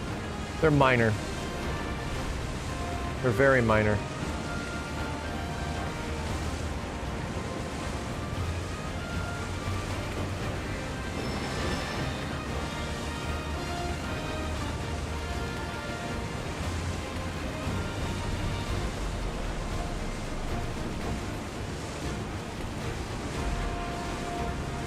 Yo, Helsing, what's up, dude? Hard mode Kate Sith part is literally the hardest part for you? I think I got through that. I think I got through that on the PlayStation version. I have to check where I'm at on PlayStation hard mode. I think I got through that. It's tough because you have to literally Not long now. deal with Kate Sith mechanics. I hope you realize this temple of yours is not, in fact, the promised land. No. Then what is it? Kate Sith Yin Yang fight. I think I did that. Yeah. The celebration of the faithful. A watershed moment for all mankind. But the temple itself, merely the stage. Objective sighted. Are they gonna reset the party for part 3? They just do it anyway. Like, the same thing in part 2. We thought they were gonna have, like, Yuffie steal all the materia or something. They don't. They just reset it. We have to, like, there's a bit of suspension of disbelief there, where you just start at, like, a lower level. Are you sure this is the place? Quite.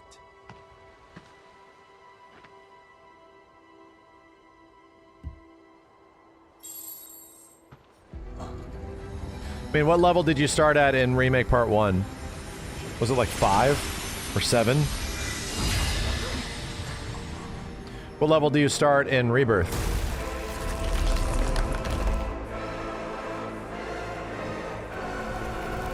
Yeah, it's like 15. Yeah, I think we'll start at like 20. I think we'll begin at level 20. And then have like 79 levels to level up with.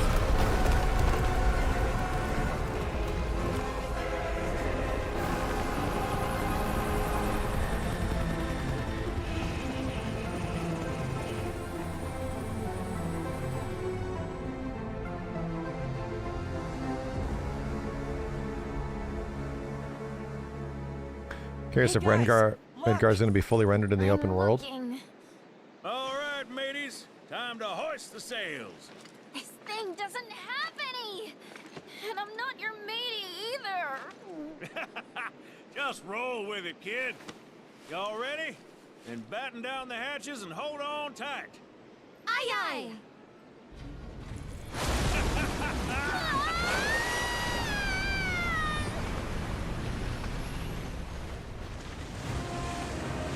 Vroom, vroom.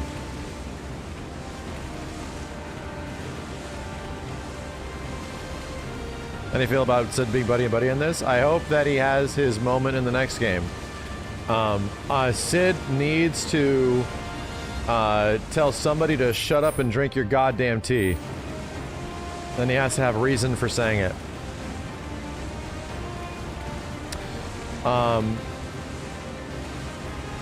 And there's an interesting thing that I learned. Apparently, Sid isn't that way in the Japanese one. He's not an asshole. Like, they make him a mega asshole in the English version. But he's more of just a straight shooter kind of guy. Like, he tells it like it is. He's like rude in the English version. It's like the same thing where, like, Mr. Like Barrett, right? Obviously has like a little bit of Mr. T in him in the English version, where it's like, okay, there's like a little bit of like a stereotypical like character here, a little bit. And they keep that. They actually keep that sort of aspect of the character in FF7 Remake, even though that doesn't technically translate into the Japanese version. So I think Sid's reveal of what the hell he is going through and what his character is from a localized perspective, because yeah, that's important, you know, like the way we think of Sid is that he's a mega ultra asshole, and he's not that right now. I'm wondering if they're saving that for a moment and a reason why he does that in the next game. That's my interpretation. I don't think it's going away. I think he's gonna have a line like, shut up and drink your goddamn tea. Like, I think he will become unhinged at some point.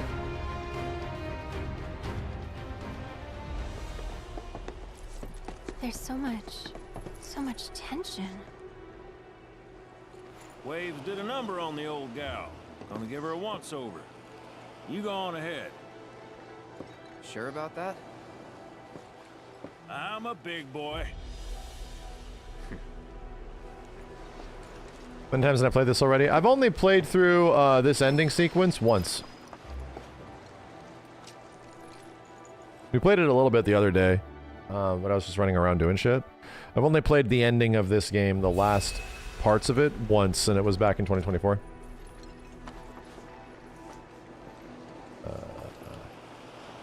Oh, there's shit to spend here. Damn, what did I do? I never maxed out all this shit. Boring. What is this fun shit? Mystery partner? The fuck, dude?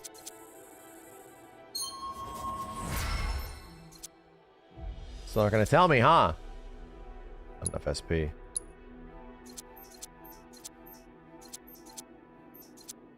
Damn it. Max MP by 3. This shit is depressing. Jesus. Raise your MP by 3 point... What the fuck? That's depressing.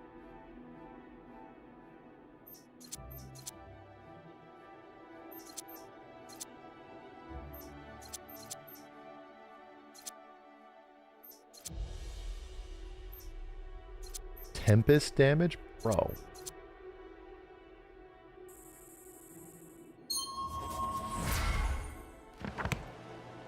Hole 3.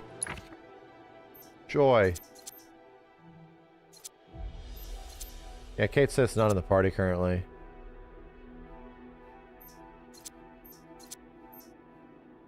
I was trying to get to the fun shit. Looks like I unlocked it already.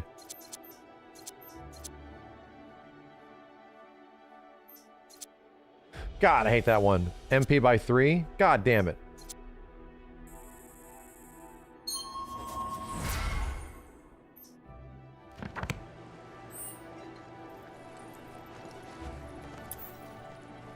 Beep beep. Yeah, that skill tree was a little weak. Like the amount of things that actually change are really substantial in the very end. And I feel like they should have evenly distributed it a bit more. I hope the next game does that.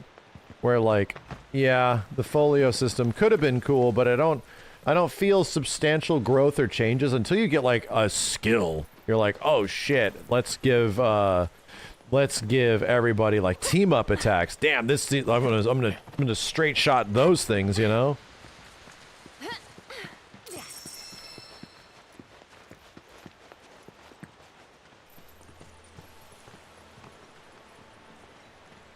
think there's an opportunity for that shit to be improved upon. Built all this.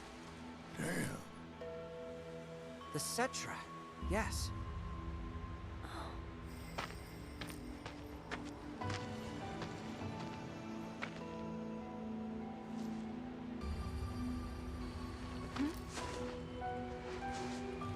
What?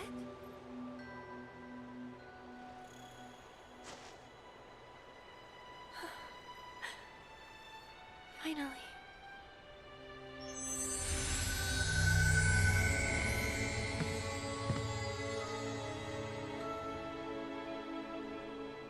We who are born of the planet, with her we speak, her flesh we shape. Unto her promised land shall we one day return. By her loving grace and providence may we take our place in paradise. Think they're gonna have us learn basic abilities like Braver a third time? Yup! Oh, no. Yup! This isn't the Learn, promised land. do Focus Strike 5 times to learn it. Yup! Just look around. I think they will. I do think so. It can't be. Not with all this sadness and anger.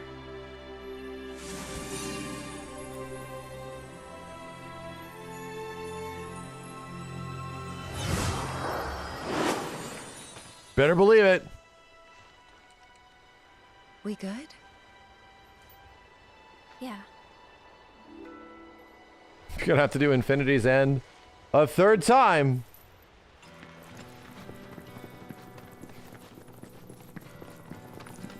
Damn, the music choice here is so good.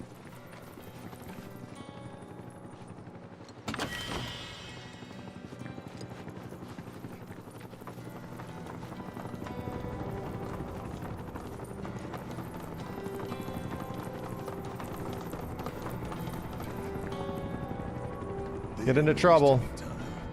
Greedy sons of bitches. It's avalanche! Well, maybe this will do the trick. Alright, my time to shine. Feeling chilly? Those guys are fucking dead. Let's go, Dad. Get ready.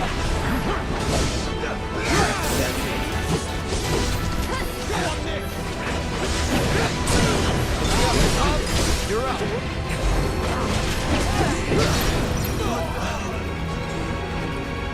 It's on you. I'm coming.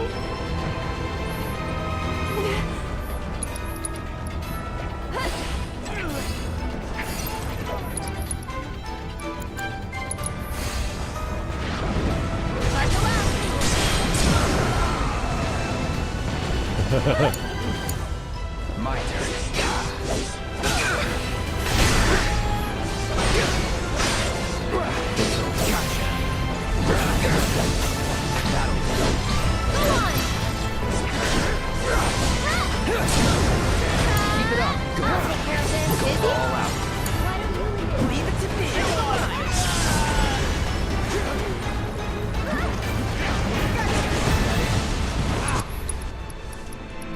Summons I never use, bro.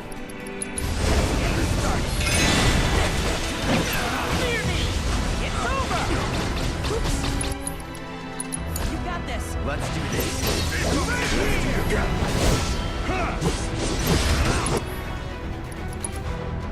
You're out of luck. I'll take it. Okay. This'll hurt.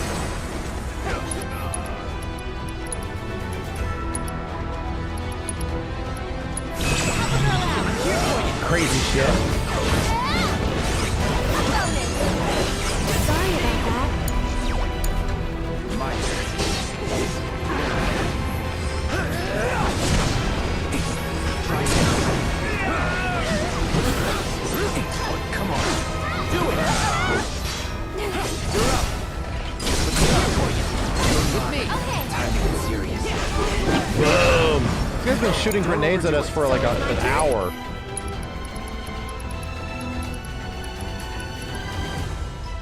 Why not have the don't? These look so sick.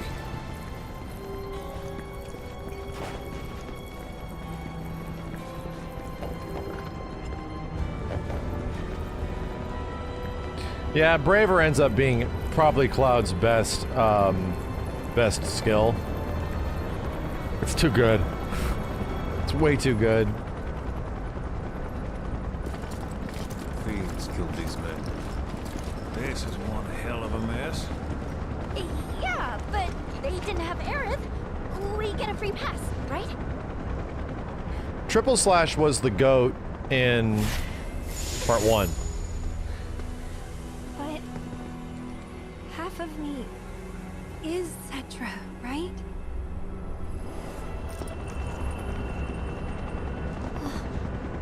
I tried, but no free pass for us. Now, I know I came with you all this far. I ain't about to go in there.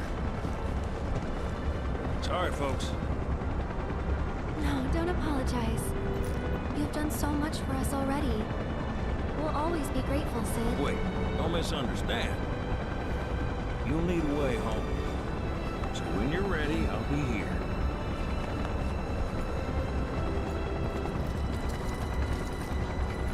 Yeah, Prime Mode is God tier. I loved it.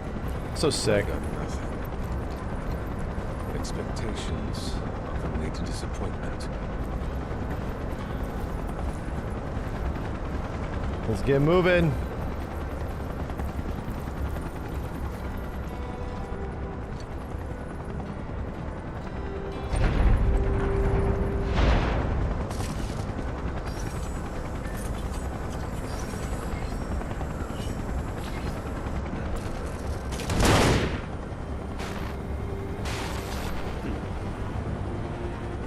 Has entered the temple, And he is doubtless close behind.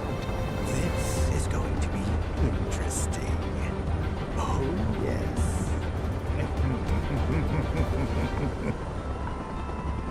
I hope you're watching, Dad.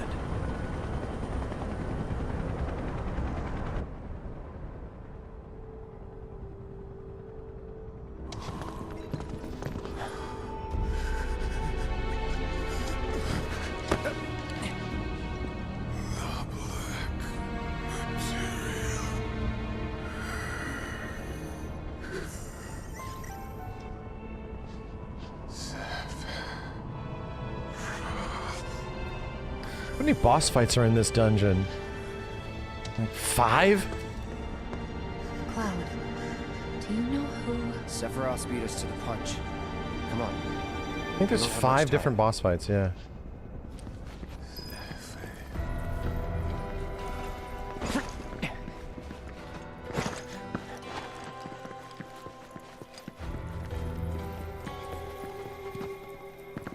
Gentlemen.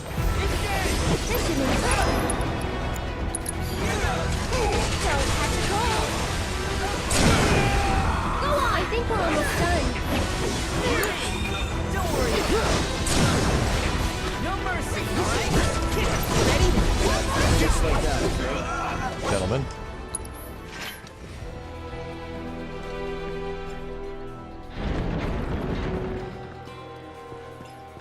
I'm not missing anything, am I?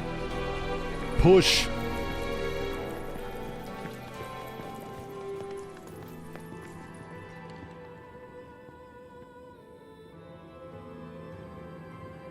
Whoa. Look at it. The ancients built all this just to hide something? That black materia's gotta be worth a fortune! Shh. Oh, not another word about the black materia. We can't let Shinra find out. Like Kate hasn't already Is told the highest them. Deeps character? It's Doesn't matter Aerith. if they know or not. We just need to find it first. Hold up. What the hell? I could be wrong, but I'm starting to think we checked our sanity at the door.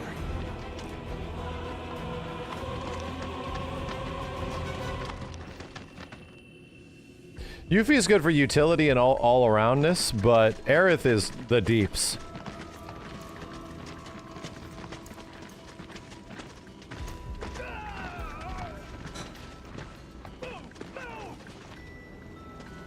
The only promised thing here is death for us all. Elena, cut the chatter. Hey, you know I'm right. Sir, Avalanche and the Ancient, they're here. I say we set an ambush and take them out. No, we focus on the mission. Our orders were to find proof that this is indeed the Promised Land, so we will split up and search. Turk's theme and the temple theme mixed together. Elena, you're with me. Sir.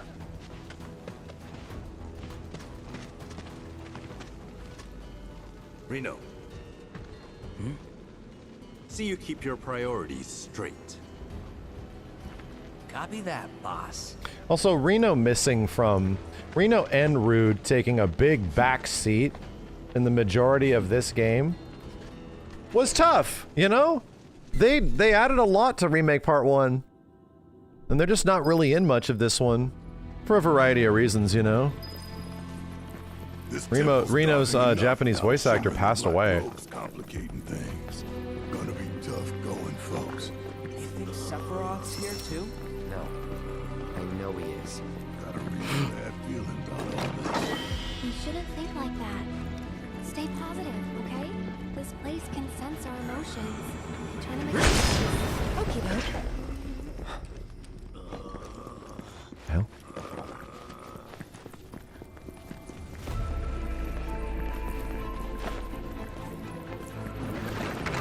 Cool Anim.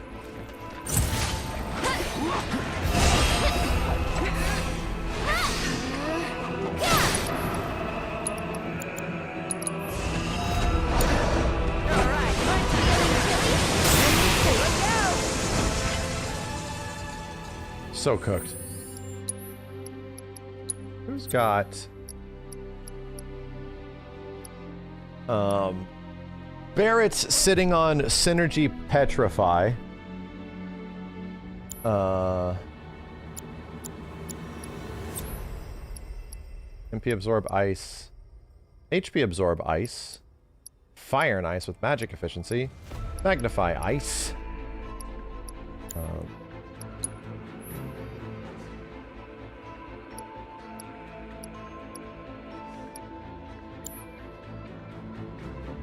What's this over here? ATB? Yeah. Magic Focus. That's just being leveled up. MP up.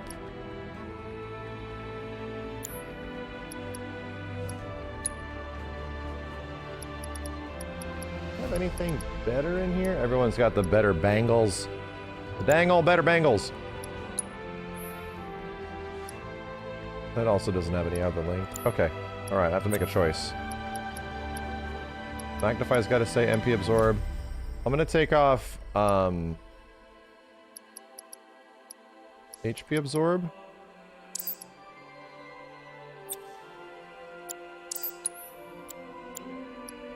And I am going to go to the one synergy materia. I'll put on Petrify or Comet. Is Comet getting close to getting Cometeor? It is. Red will just sit on that for a while.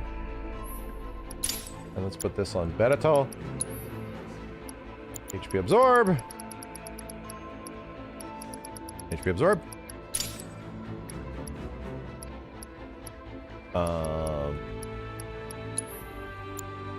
What else was it?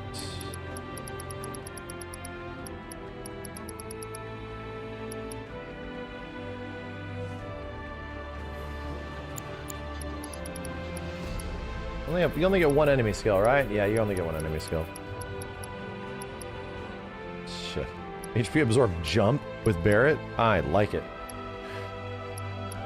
Yuffie, Doppelganger Yuffie with Magnify plus Petrify, and HP and MP Absorb or Synergy because it's funny. Petrify can then put her on Arcane Ward. God damn.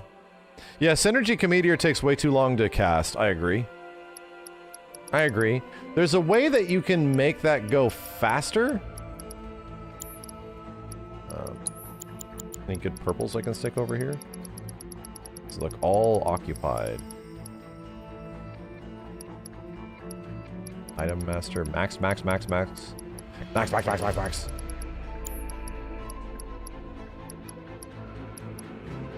You have 2 chakras on you, Barrett. What the f—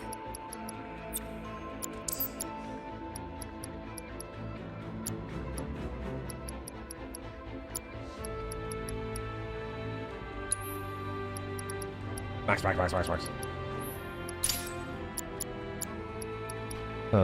HP absorb auto unique on Barrett. He spams those overcharges for healing. Really? Let's do it. Do I have an auto unique already? Let's do it. I like that idea. I've already maxed out all the auto uniques I have. Let's put an auto weapon ability. Yeah, why do you not have that? I'm gonna stick an ATB stagger. And to be honest, Tifa sort of needs that. ATB assist, synergy support. Chakra, just a fire. She already has it. She's already got it. Okay. Run it, homie.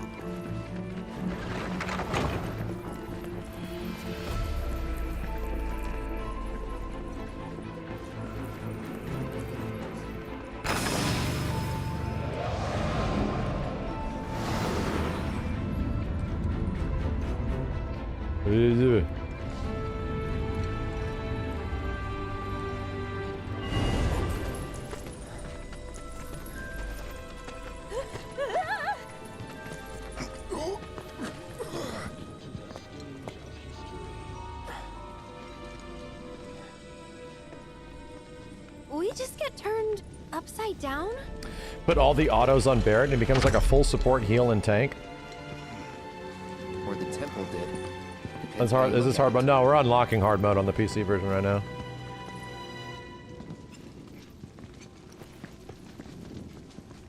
I don't think there's anything. There's a very specific room that has all the good shit in it. The blood. I can almost smell it. There was a great battle here long ago. So many lives lost.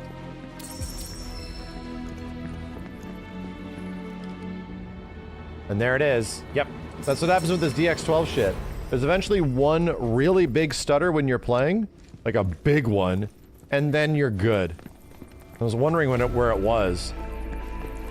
That's what happens with this DirectX 12 mod. It looks like the game's crashing, but then it's okay. Don't hold back. Maybe this will do. Don't worry about it. One second. Do it.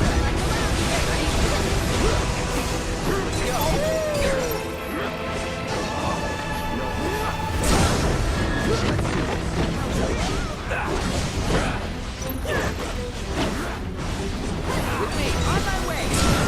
Ready to hit. For you. Don't stop. Ready or not, here I come. Be around. We're cooking now. We are cooking now. What DX12 mod? Look up Final Fantasy VII Rebirth DX12 recompile. Why am I only hearing this now? Asshole was probably lying through his teeth. Don't pay it no mind.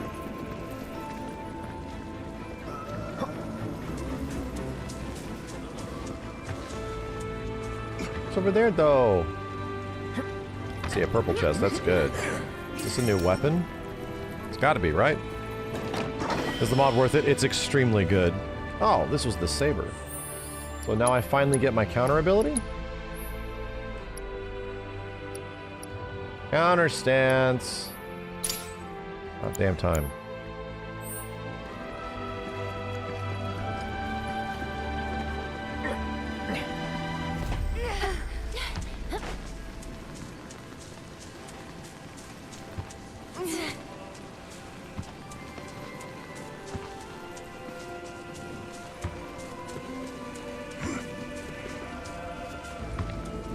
That's the one, Goose, yep.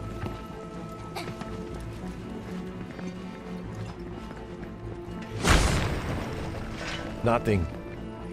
Not the goddamn thing.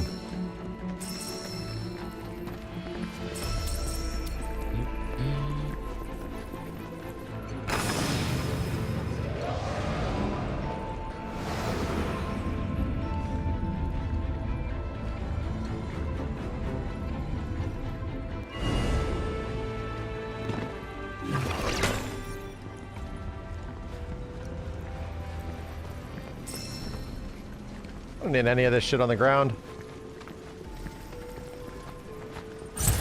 Okay then.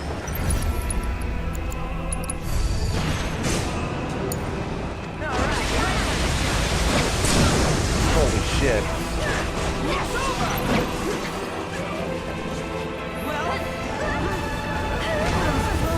Locked. Go for it. Let me.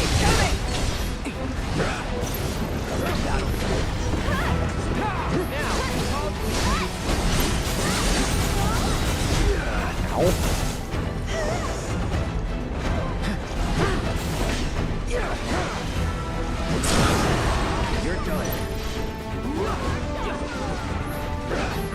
Brace yourself. Time to celebrate. Miss Mega.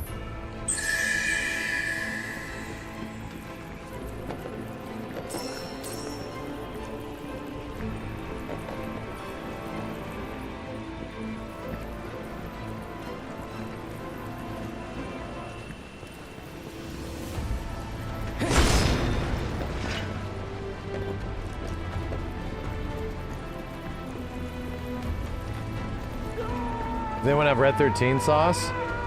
It requires you to be defensive with him, you know? Please tell me you saw that. I don't know if we have any crazy build stuff.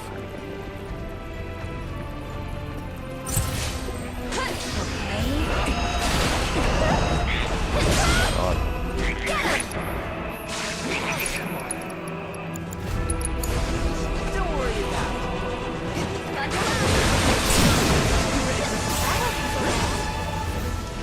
For me.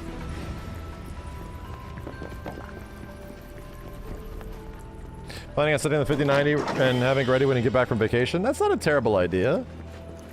Fresh start from the 5090 again? I mean, I'm not going to see that much of an increase over the 4090. I'll get some, like, FPS, but most of my games I'm just running at 60 anyway.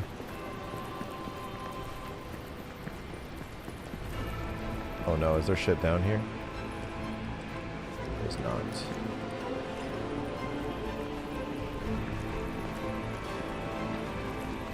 I mean, like, things like frame gen would be unequivocally better. But I don't use a lot of frame gen stuff. Whenever you block with red immediately, use an AT ability and vengeance build like crazy.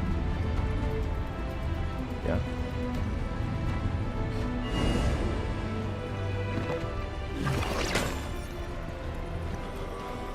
Do I like this area? I think it goes on a little too long. But having the final area of an FF7 remake game go on a little too long is practically in the DNA of this shit.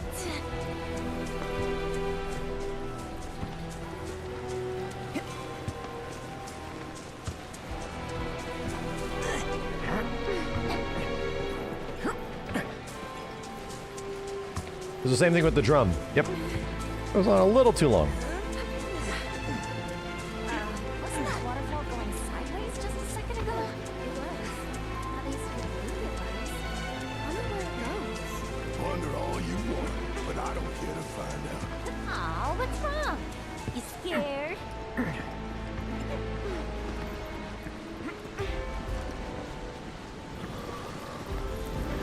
Go mess those dudes up? Mess them up. We've got company! Hold up here! Don't have to go. You okay? Good to go? I got it. I got you.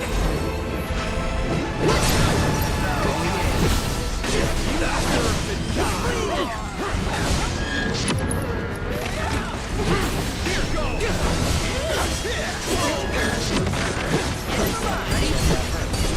It's on you. I'll take care of him. Just to see you around. Okay.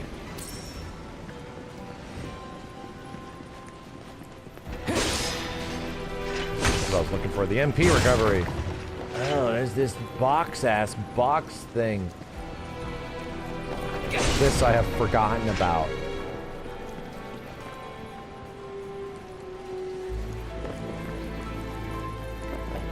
Box puzzles. If I push this over the edge.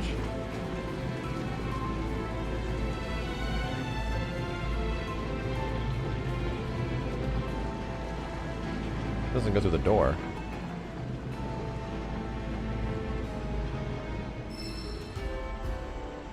Oh, piece of shit asshole.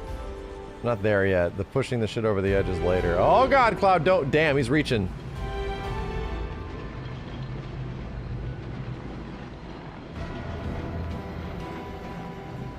Imagination.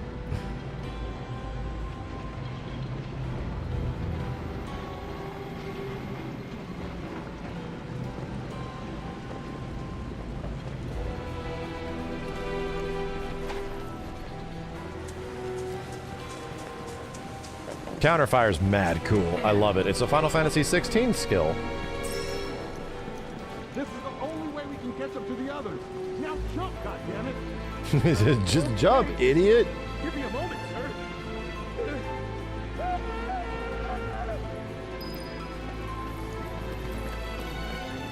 Yo, Cram, what's up, dude?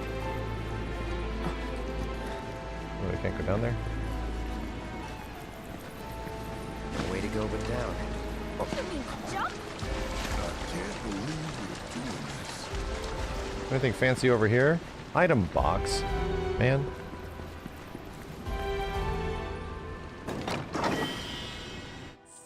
Ega potion.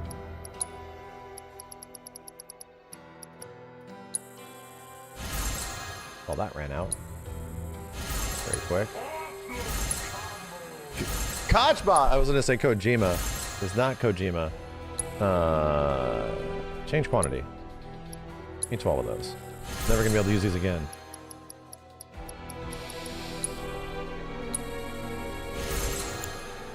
Thanks for the 10 gift subs, Kojima. How's the stream looking for you guys? We good?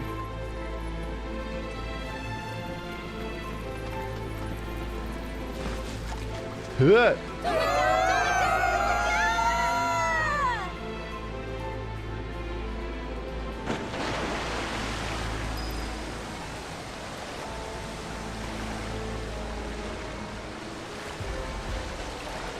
This dead guy. I don't think any of the big crazy missables are until a bit later now that we got the slipstream saber. I don't think so. Let's just get to these boss fights. Where's my closest bench?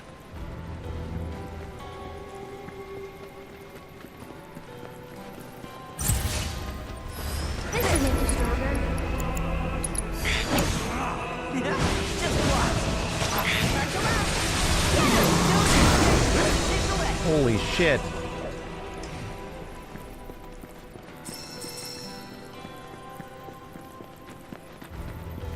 Duh.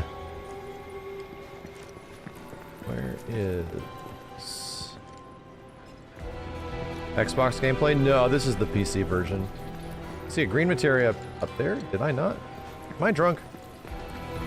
Can't get over this one. Gotta get over this one.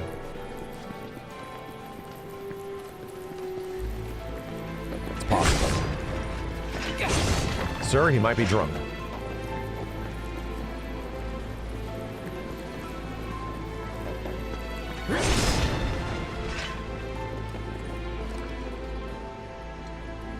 Right. Don't climb up those right now. Is Rebirth on Xbox? It is, yeah. It is now.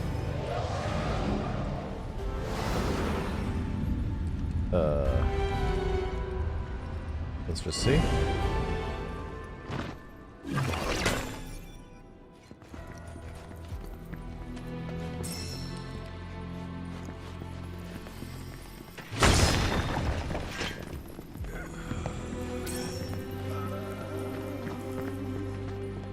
That is a lot of guys. Get ready.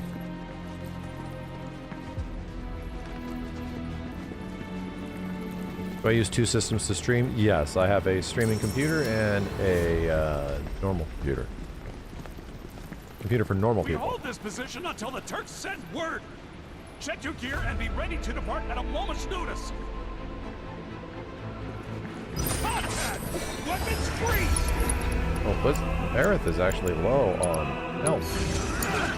Leave it to me. Come on! Lend me your strength. Keep it together. Don't worry about it. Let's end this. Bring your fight to bear. Super cow! Love that sound. Leave it to me.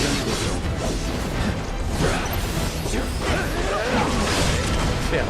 Ah! This guy fell off. Ah!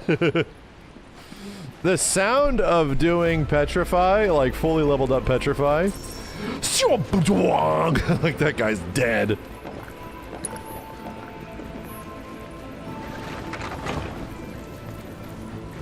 There's my beloved bench.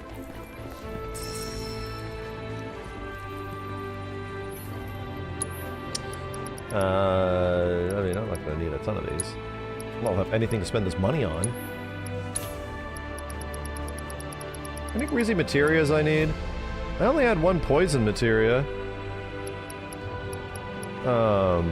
Only 1 time materia is a shame.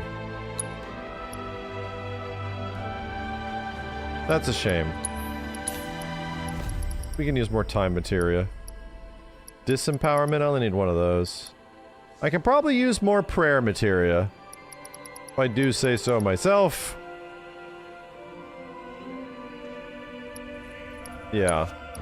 I should get a couple of those. Start leveling them up. I got 4 chakras leveled up, don't need any more of that. Jibby jibby. MP up. Might as well grab one of those. Varvados. Ooh, Garm. Yeah. Spend the money now. I don't have a Time Worn Talisman. Or regular Talisman. Or Platinum Earrings. Or Survival Vest. Let me just buy out all these things just to have them in the inventory. Yeah, hard mode, you have to give everybody a chakra and or a prayer. Did I beat Gilgamesh on this save? No, not yet. Yo, Tails, thanks for the 10. Gonna take a nap and watch the masterpiece with the remake downloads. Thanks for entertaining us. Appreciate it, dude. Thank you. I still have to do counterstance on Cloud. What the hell? I have not yet. Transmuter. I think I can make some new shit. Right? Oh, crap. Need to find a Wise Fox bracelet. You started to play through a Rebirth on PC. Seemed to be having the notorious texture pop-in issue. I was wondering if you had a fix. Texture pop-in. I'd have to see what that is specifically. I would start checking Nexus mods and things like that. If you want the level of detail fix, that is available.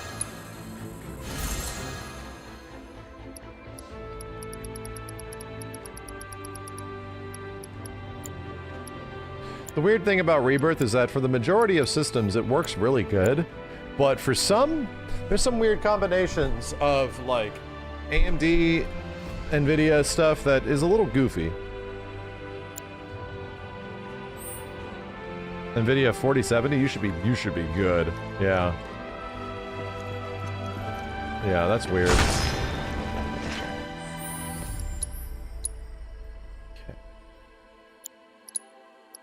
What's the crazy shit you can do on red?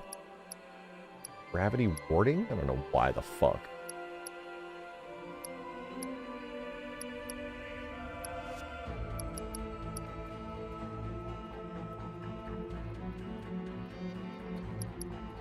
ATB boost is maxed. Do prayer.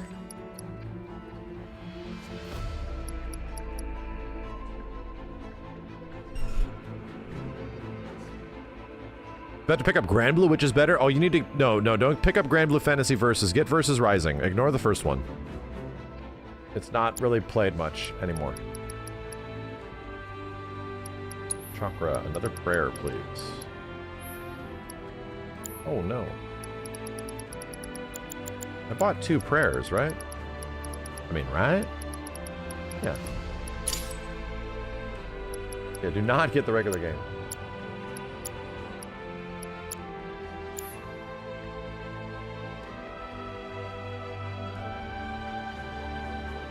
How much of the materia here is actually viable compared to remakes? I feel like most materia wasn't needed at all. No, because it's like an action game, you can straight up play this shit without much materia if you wanted. Like, if you actually wanted to break the game down, yeah, no, it's an action game with a straight up Sekiro parry. So, you could play this entire thing without materia at all. You can roast the game. It's just that materia will make it go by way faster. But that is the thing. They are action RPGs, so it's very flexible.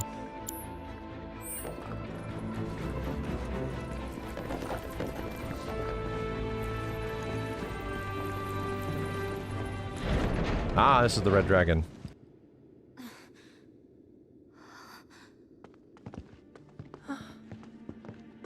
Well, this ain't good.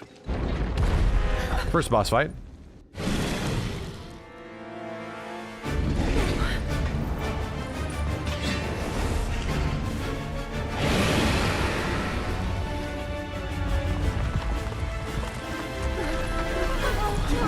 A unique gimmick.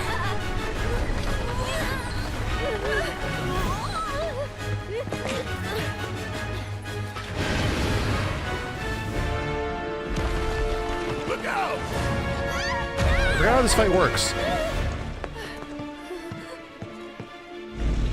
Wouldn't be a labyrinth without a guardian, right? Wanted to tell the girl. Don't piss it off more. Focus, guys.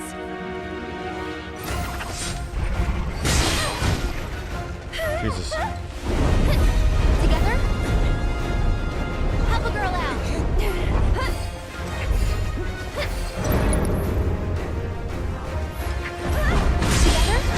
Holy shit.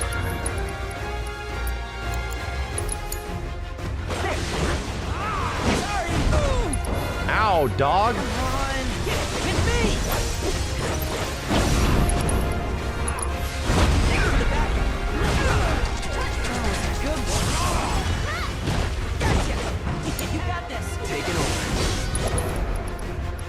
Incendiary breath.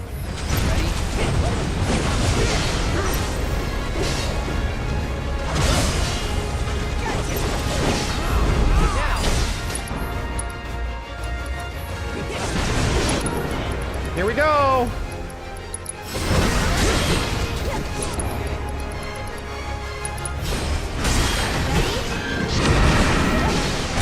Holy shit.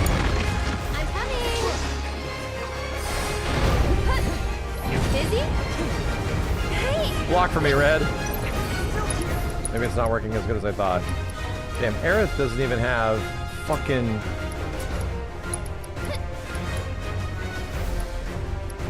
Aerith doesn't even have a healing spell on her. She's just a nuke. She's just a nuke. It's your turn. Just watch. Go out.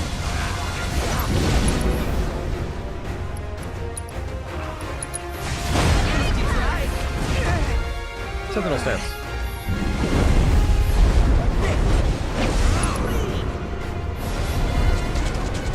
What's defense? Hey, what the hell the block button is, man? Ready? On it. There's L1?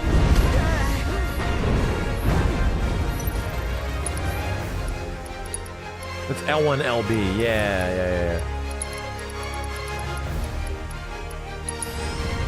Good to go? I got it.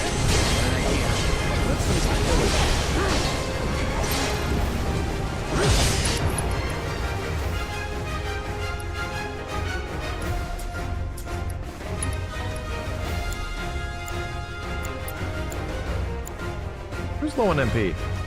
This is Aerith? Oh, you just don't have that.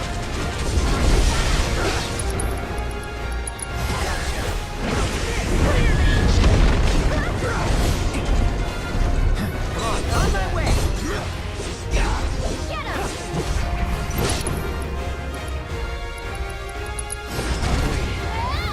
Don't overdo it. I'll take care of him. Stop it! Please block, please block. Please block. Don't worry. Get him! This one's for you! You'll see. Leave it to me. Here goes. Let's see what you got there. Sorry, coming at you. Please. Let's see what you got.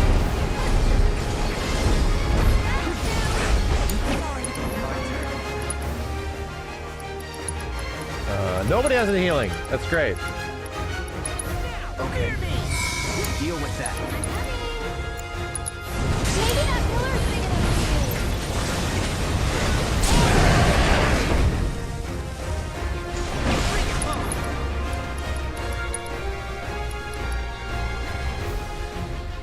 This is it.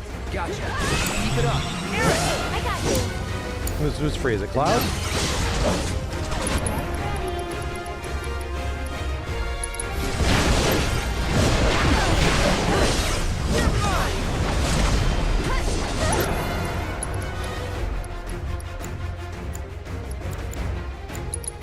Take him down. Sure. What pillar? I'm too busy smacking.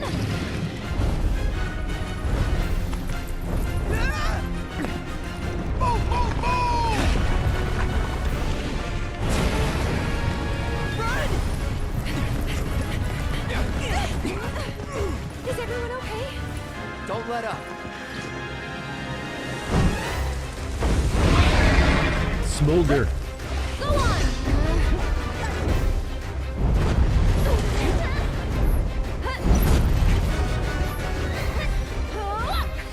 Maybe this will do the trick. Needs more magic. No, second. You're up. Coming. Ow, brother. Ow, brother. Do it, Kate. Ugh. Here goes. This one's for you. Holy shit.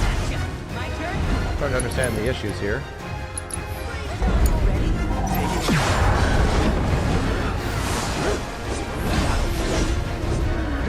Bro. Take the lead. Come on, you can do it. Go on.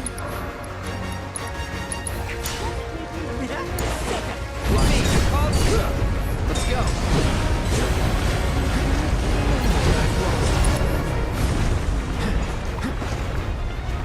Aerith, did you not get the damn thing? You didn't. Holy shit.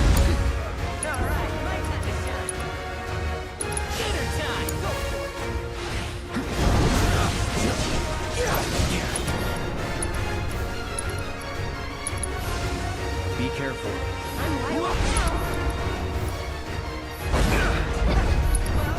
It's challenging.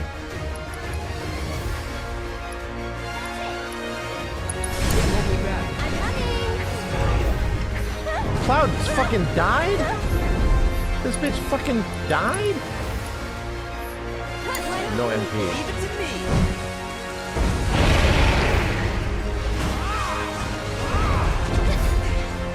Smolder again, bro. I'm just trying to keep myself alive. Don't worry.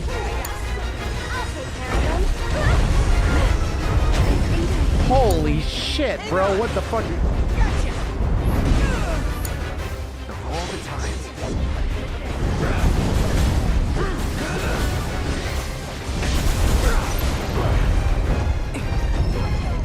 Now, do it. Okay, so here's the problem.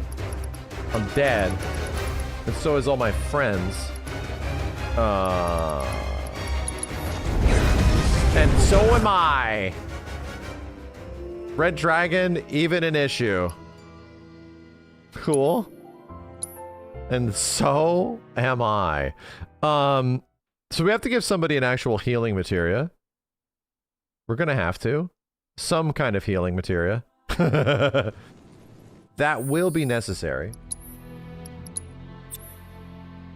Aerith is a nuke, but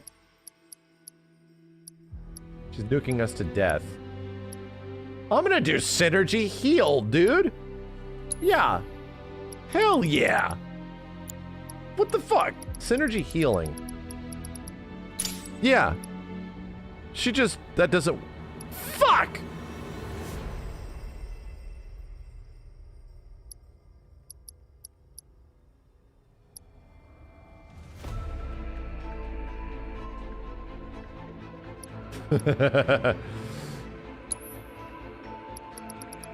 So, is it any supports don't work? Is that it?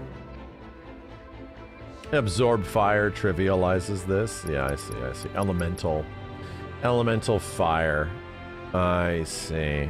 On the defense side of it.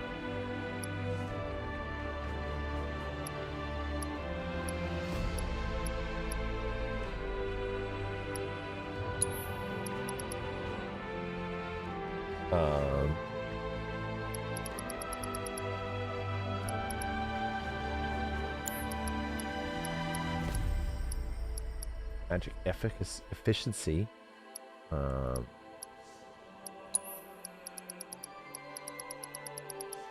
Beep beep beep beep beep.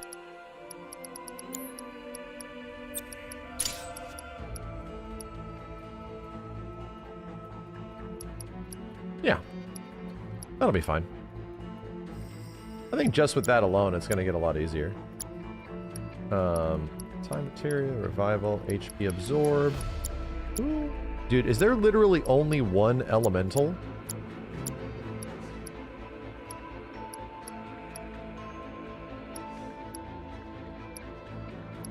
Really only one? I think there's two. But I only have one right now, bro.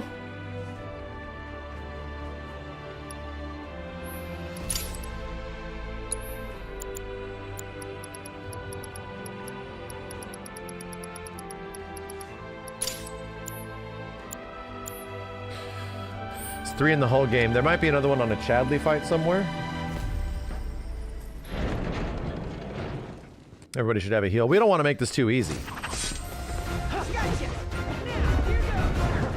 Maybe that pillar is big enough to use. Certainly seems that way. Gotta heal first. You'll see. Oh. Just watch. Give me a hand. Nice going.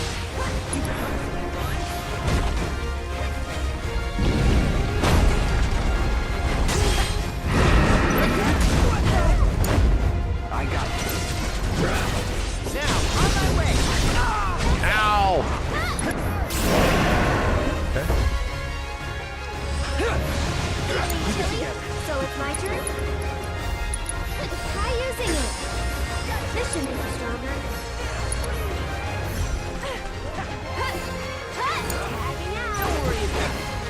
What causes pressure? I have to like figure that out.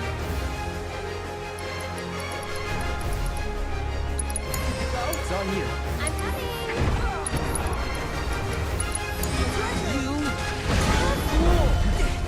God damn. Well, Brian, sorry, here goes. With me?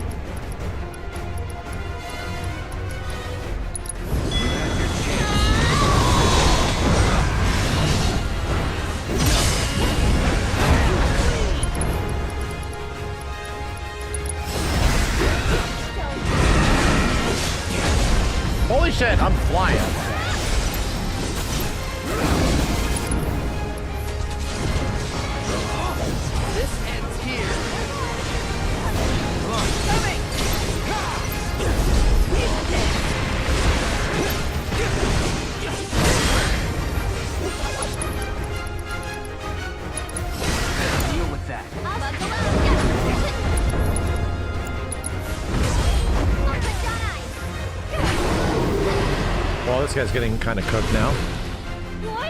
Somewhat cooked. Moderately cooked.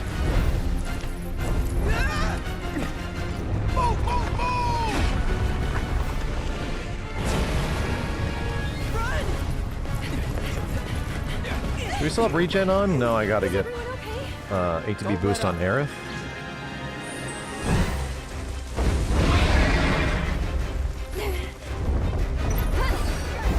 Oh my god! There's no way! My turn? Ready? I got it. With me. Hey, bitch. God damn it. Let's go. Come on.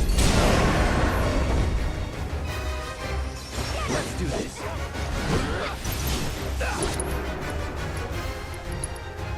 Keep it up. I'll take care of this. Maybe this will do the trick. Let's get serious.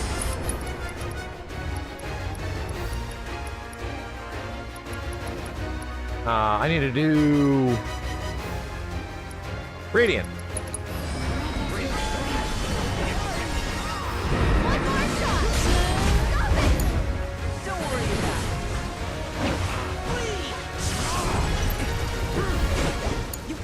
Hang back. With me. Don't overdo it. So it's my turn? And catch!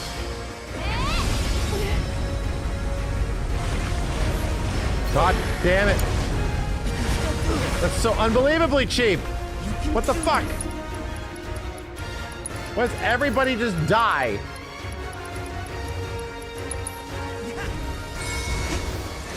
Jesus Christ.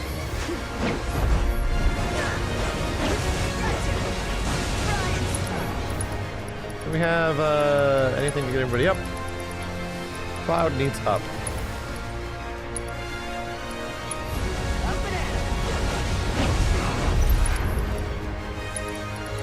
Aerith needs up.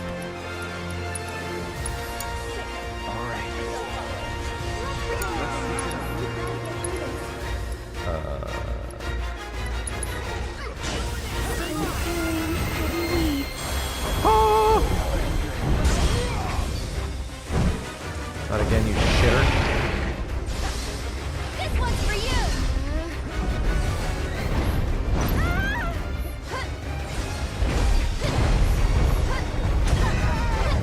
Get him!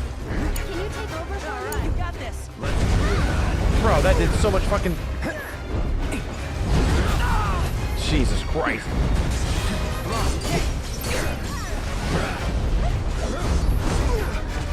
Dude, can't get anything started.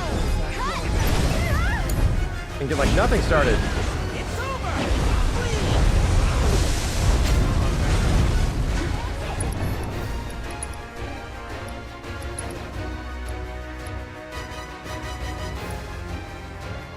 Restoring my HP and MP, bitch.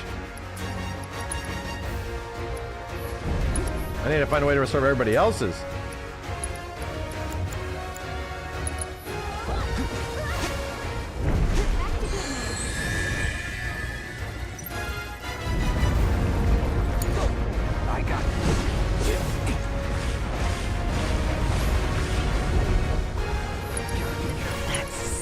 Sucks.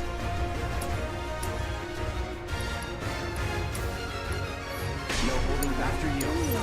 Sure, however I can. No need to miss my ear. You can do it. Alright, My God.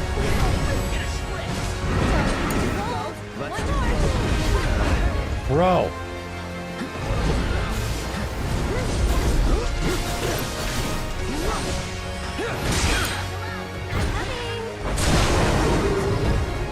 The ATB build. This should make it.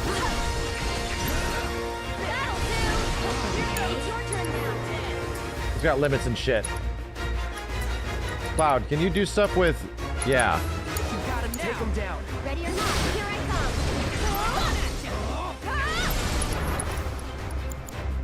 Aga, this guy's bitch ass. No. No. No. Don't catch cold. Can you take over?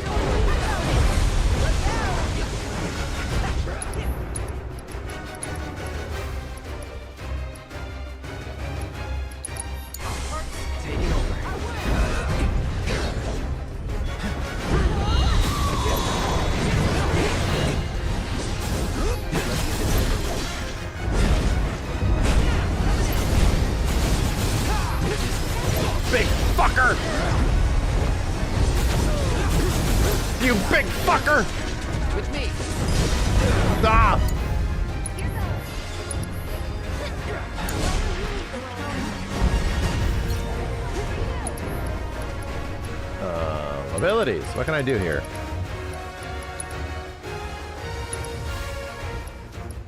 Maybe targeting the wings would have been good at some point. He's too far away! He's much too far away.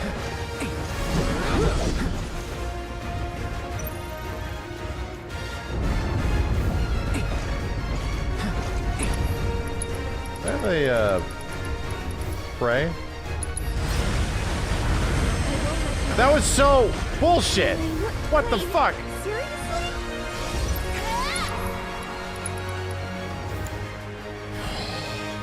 What the fucking shit? Do this. I got an X potion, Aerith. Heal. Oh, she's gonna come in clutch here. Ignore all mechanics. I'll help you through this.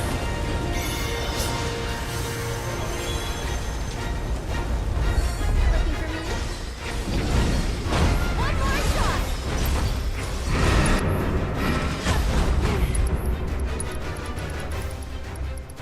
Wonder what the gimmick was. I'm here. Or it was just, or if it's just fucking hard.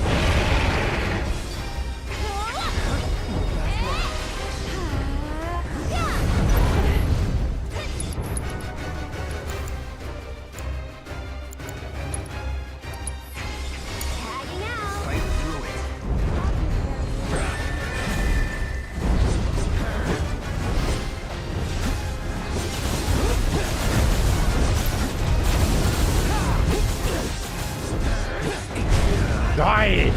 Die! I'm coming. Go on. I cannot believe that shit actually wore out. You okay?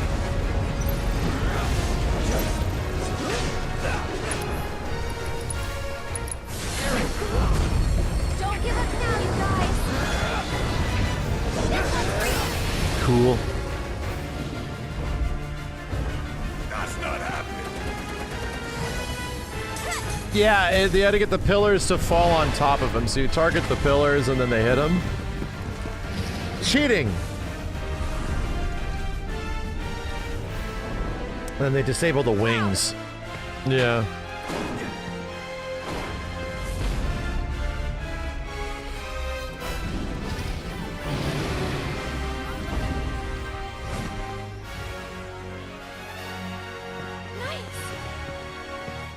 Oh, that old trick?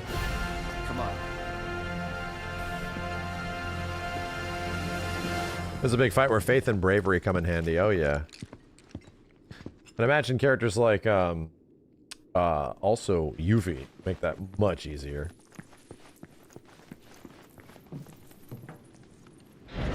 I love it that this game wasn't easy. I love it. It's easy if you want to make it really easy, but like these bosses put up a fight.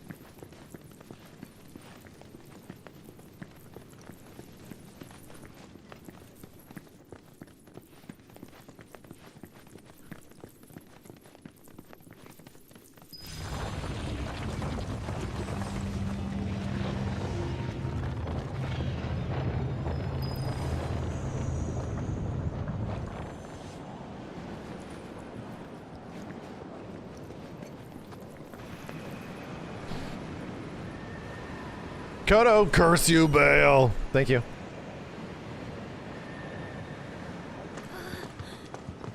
Wait, what in the what? Look.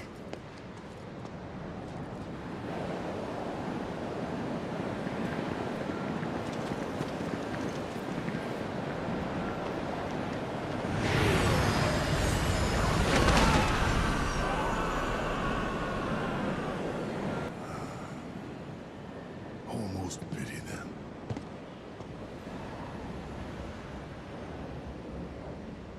I think the live stream's angry. At least, that's how it feels. Kajma, thank you, dude.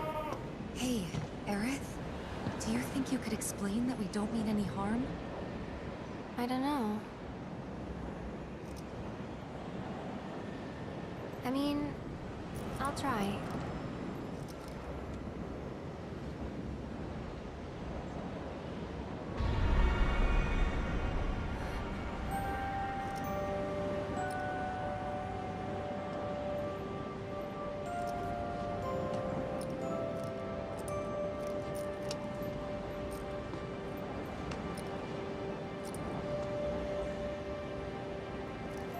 I think I've got this.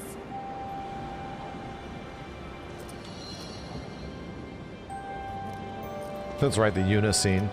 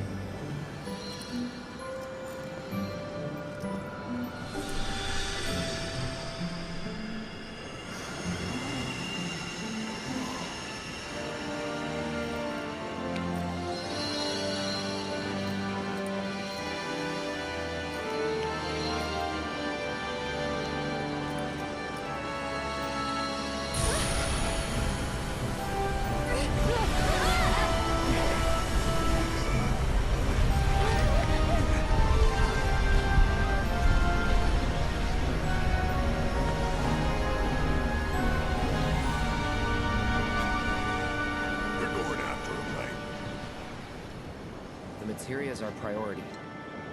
We have to get to it first. Let's move. Cloud. They're with Aerith. They'll be fine. Clink. No clink.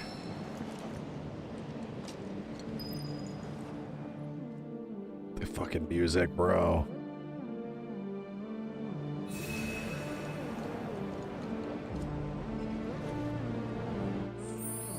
Fucking music, bro.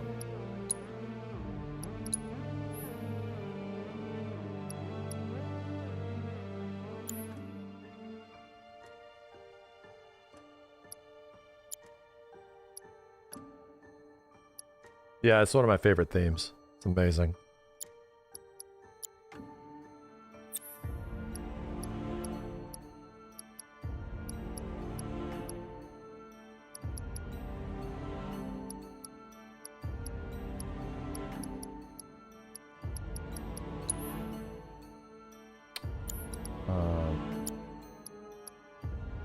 It's got autocast healing on. Absorb auto. Could you also do MP absorb auto unique? It probably won't. That probably would not recover that much. You need things that do a lot of damage.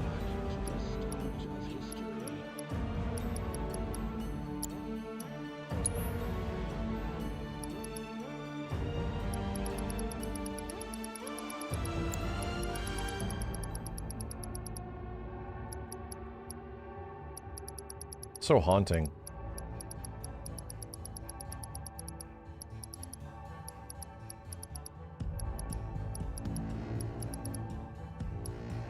Empowerment, yeah. Autocast empowerment would also be pretty sick. Right?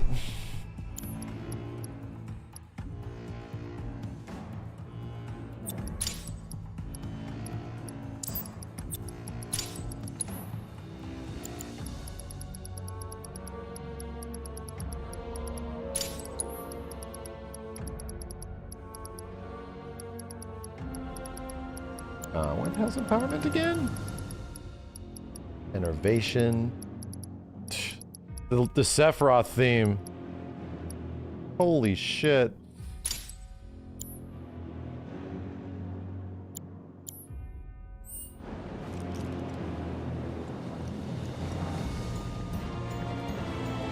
Wow.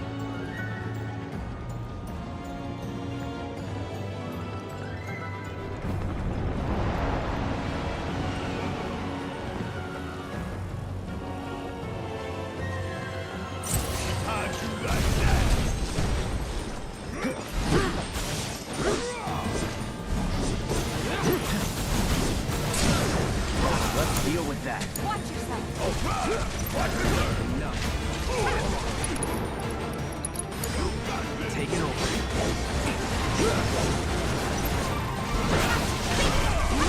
Now. Do it. With me. Jesus, this theme is incredible. Holy fuck. I think we fight the Iron Giant to this music too.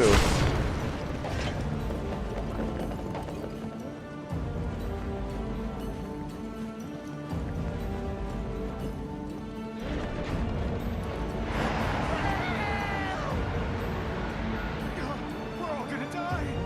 Yep. Hey, get your shit together. It's on now.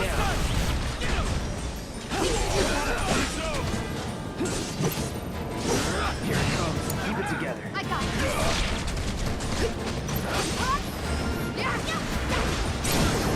Give him your all.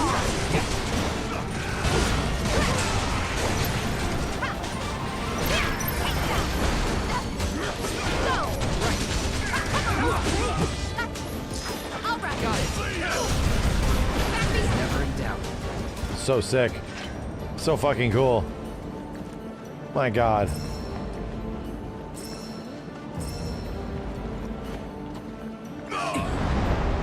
Weapon! Give me that. Who's it for?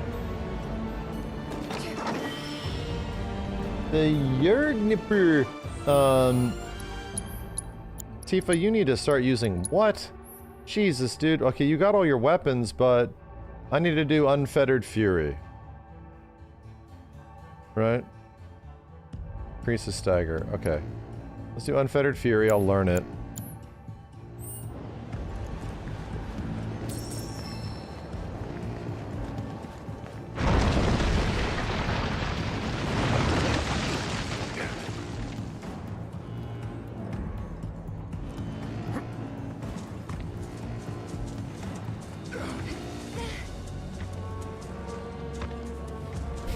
Rip to Stewart, Chet, Rupert, and all the other Shinra guys.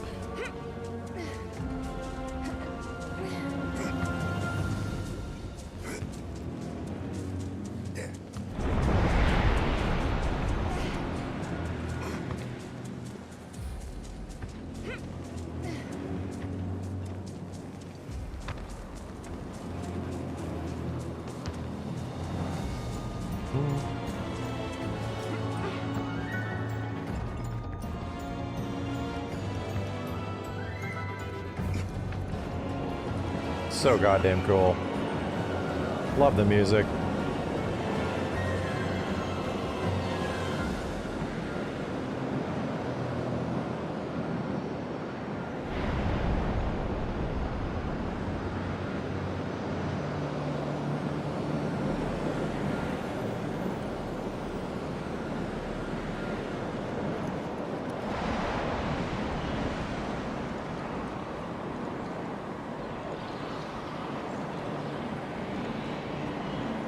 Yo, Kirby, thanks for the 111 months.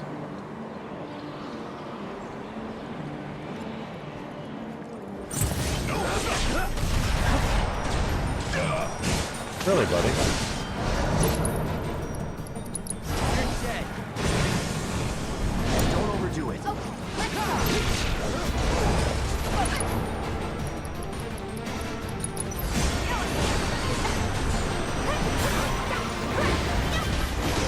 Ready. I owe you.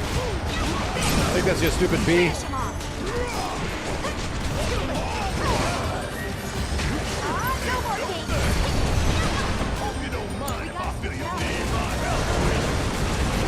Shoot the shit out of this thing!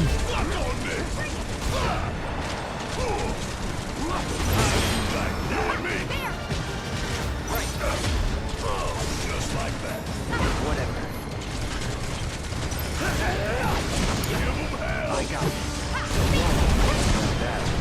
Got the ATB boys over here. And grills.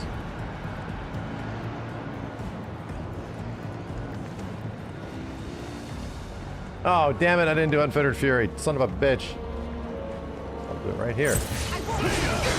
Keep it together.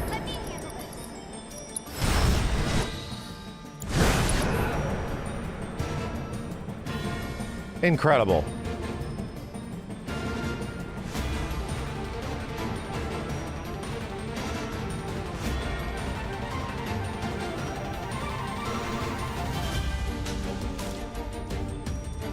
Fucking incredible, dude.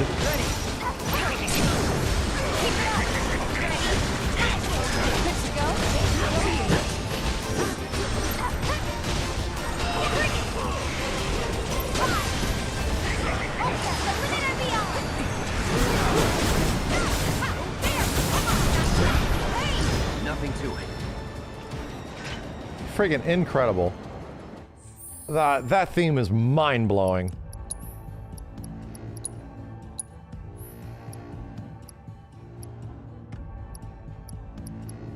Well, those are actually very low attack power.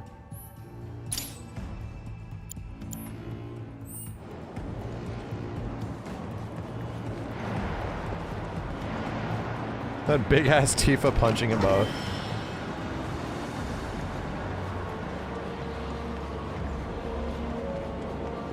That's where we came in from.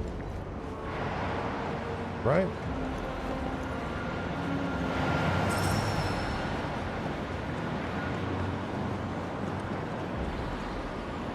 Did I run over here just for an extra fight? I think I did.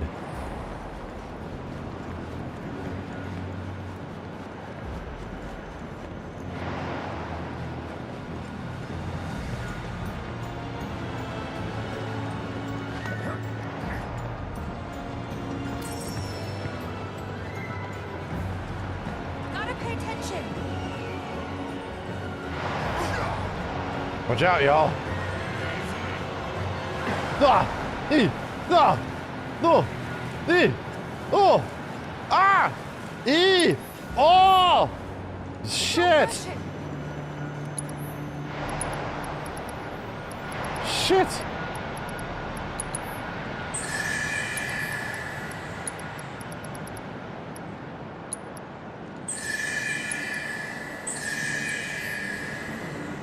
I'm paying attention. Maybe we can block it with something nearby?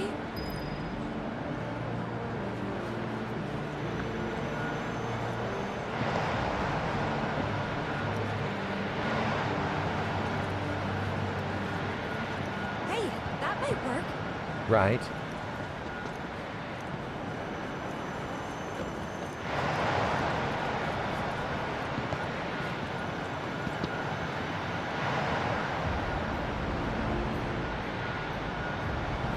Tifa's freaking out over there.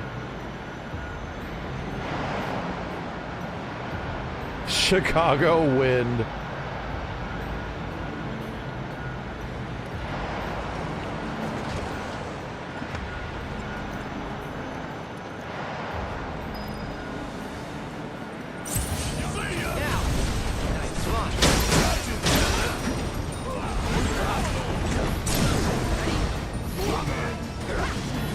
Deal with that.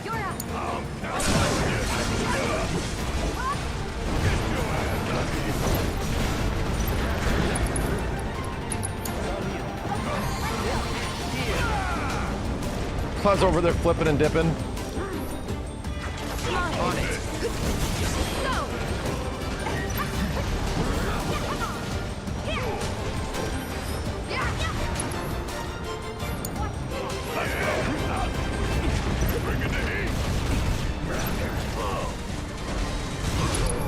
Wow!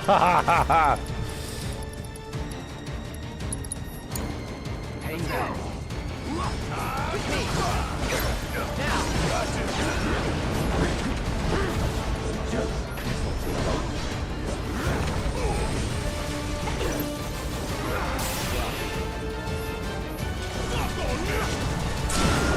Please just die.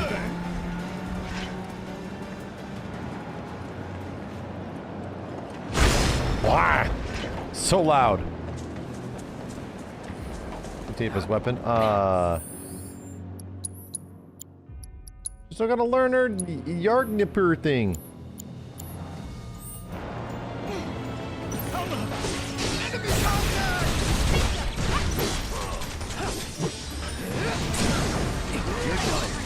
You're up. Not bad.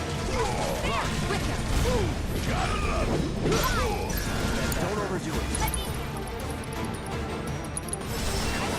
Wow.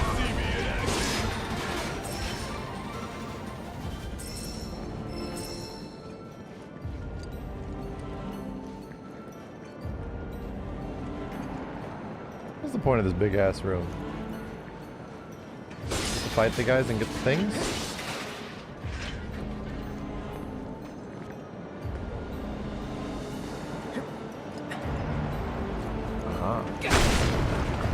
So loud.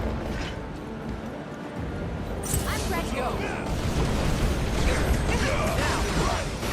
With me. Let's go. With me. You're up. Come on. With me. Do it. Keep it together.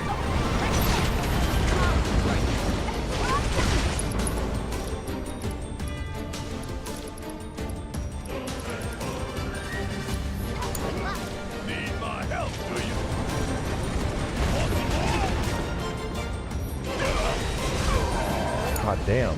My turn.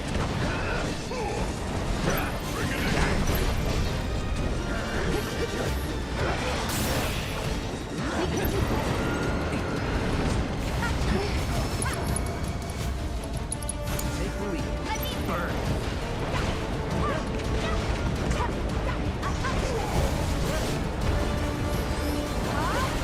Good to go?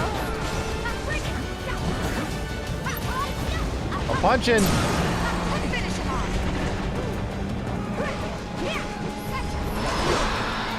I'm punching.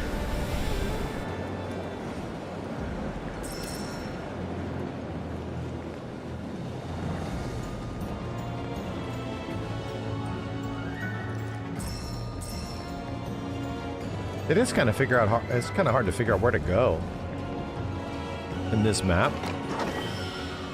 So many things look like other things.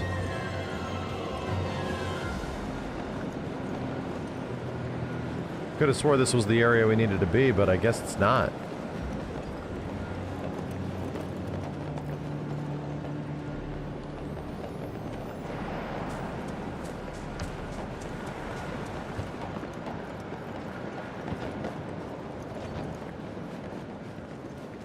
Confusion sets in. Yeah, we blocked that. Went up there. Maybe we gotta go over there?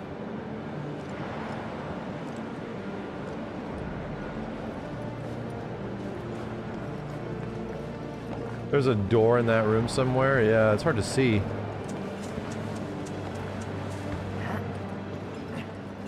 Aha!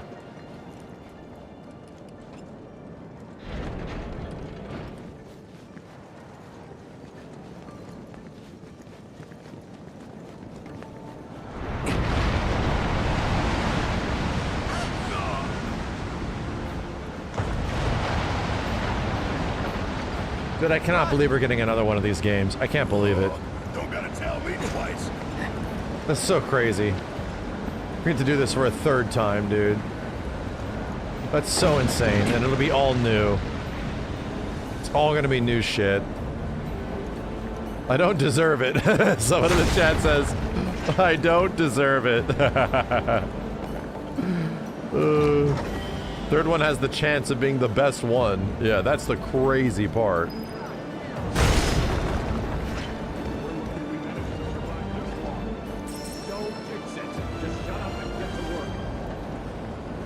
Oh, boys. We're going as fast as we can. Okay, it's good. Hostiles! It's Avalanche!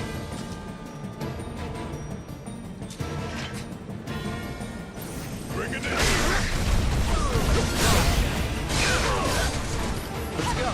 Nothing to worry about.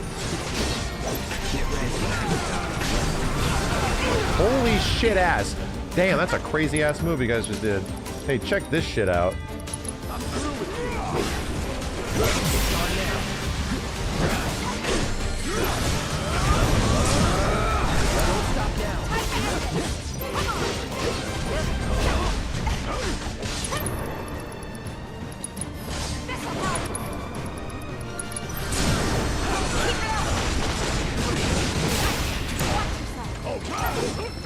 Those guys got murdered. I don't want to die. Please.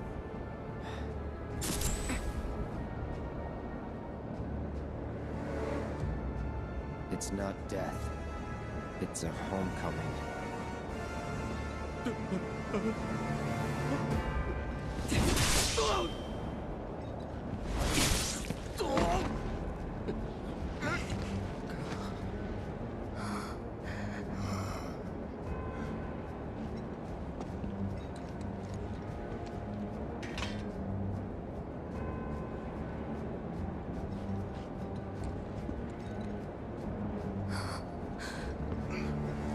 Let's keep moving.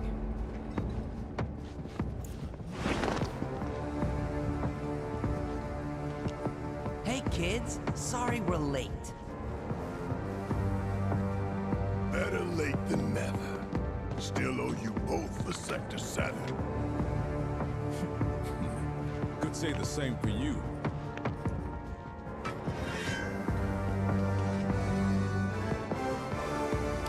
It's a shame we'll have to settle up later.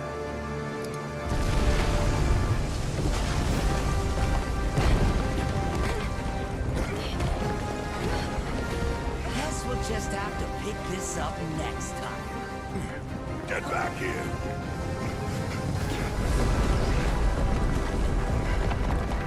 Damn it! Oh my god, that's right, this weird thing.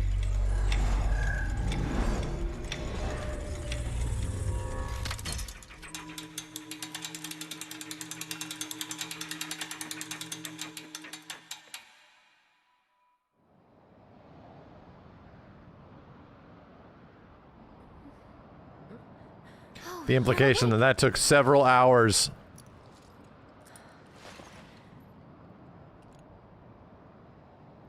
Did it work?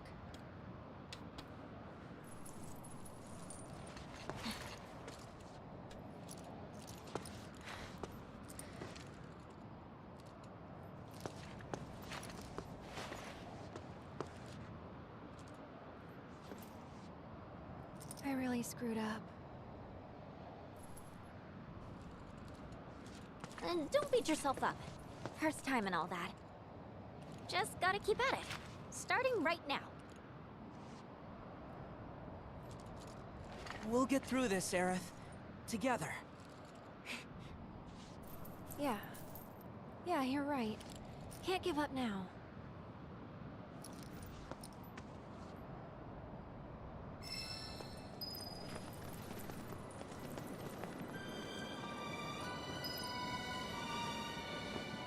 Strings.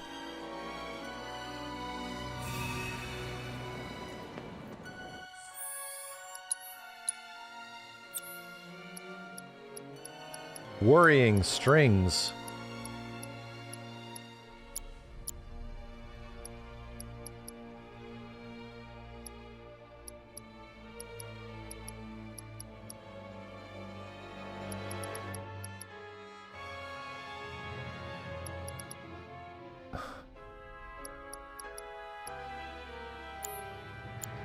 Wow.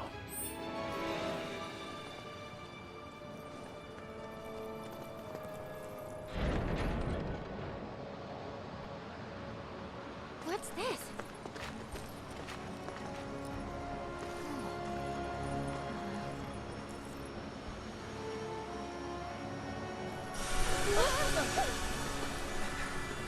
What's happening?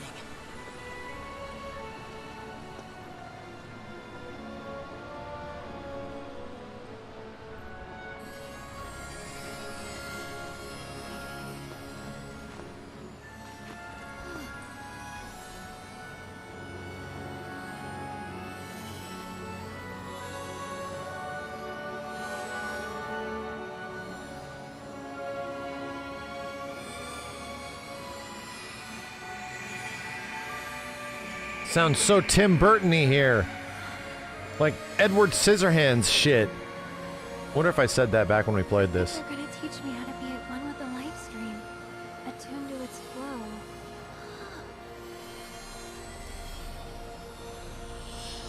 flow. Danny Elfman shit, yeah.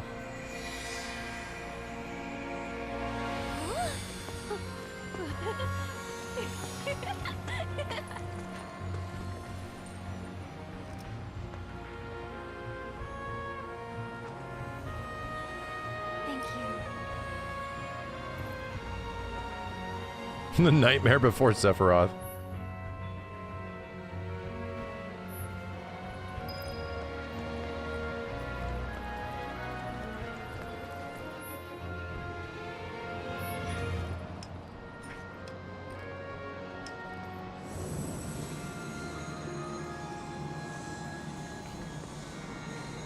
If we got bored.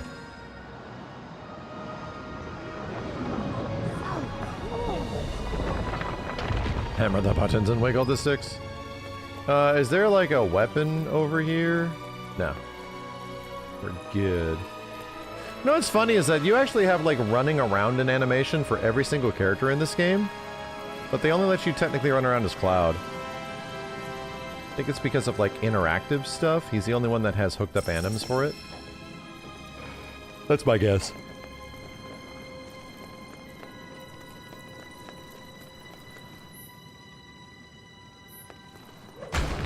She even has this shit.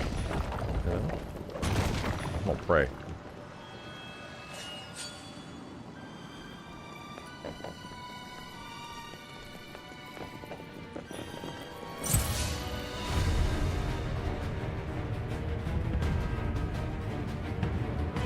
Whoa, I forgot about that, dude.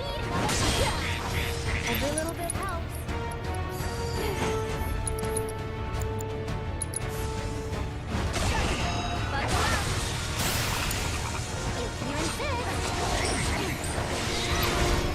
Holy shit, I'm a fucking frog. Let's do this. Great job.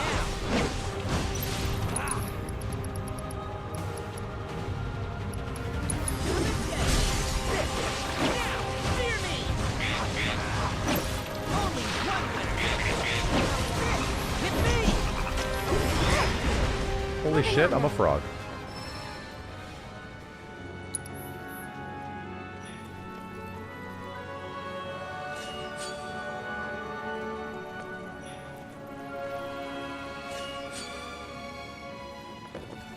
This is basically a $60 soundtrack with a free game.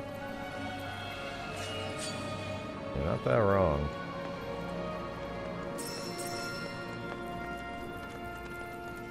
That's what Smash Brothers ended up being, right? Get this little platform fighter for free when you buy it, right?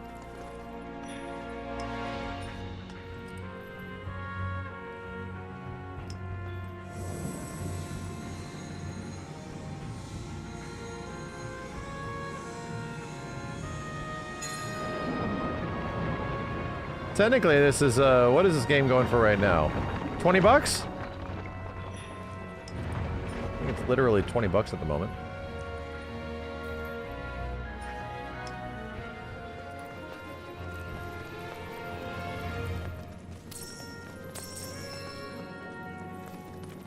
Yeah, both of them are 30. Crazy. Square is, dude, you know what that is, man? That is Square taking a nod from Capcom. Where Capcom has those sales like crazy, dude. And Capcom made so much fucking money this year, it's nuts. Like, it's actually mind-blowing how good Capcom did this year. And it's because of sales, like, it honestly is. And Capcom deals are also hella good. What the fuck?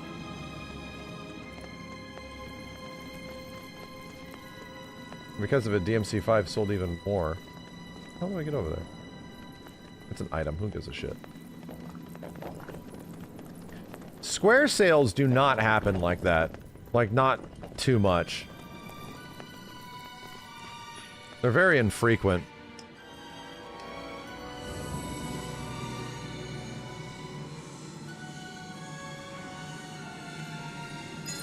Capcom pretty much gets like 3 to 4 huge sales per year.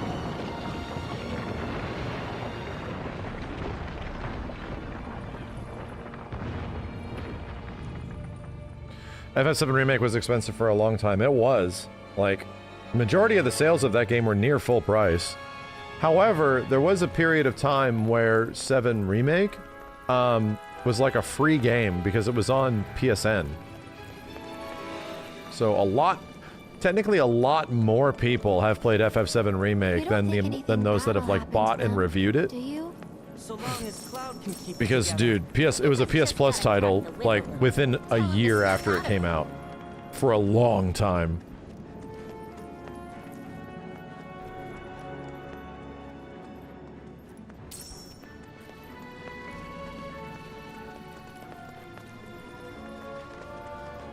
Hey, which one is this going to be? Yuffie's?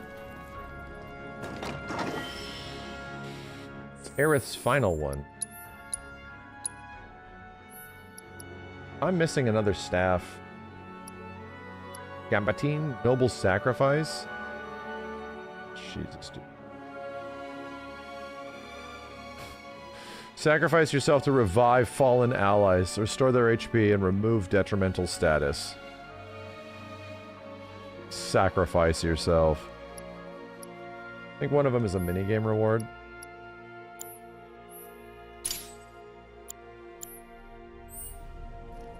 Technically a Sonon ability. Interesting. I didn't realize that.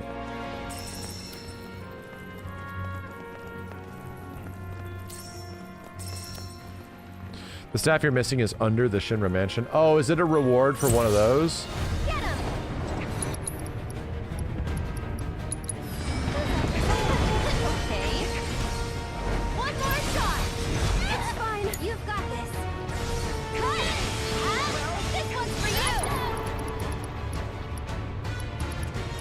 Got banishment now. Wait a minute, Yuffie, you have so many fucking things.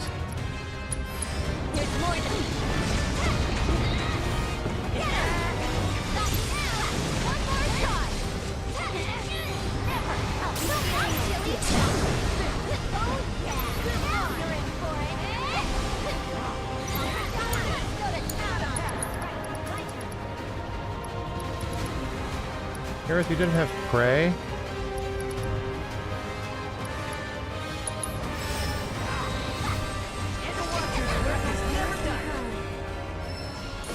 Ah! It was worth it.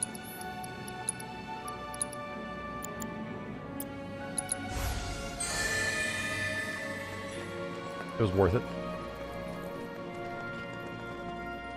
Or is it up here? That's where we came from.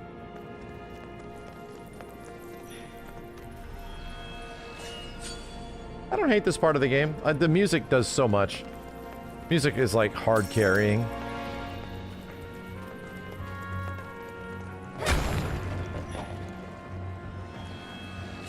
It's funny how certain sequences can be like hard carried by something. Like music. That is just true.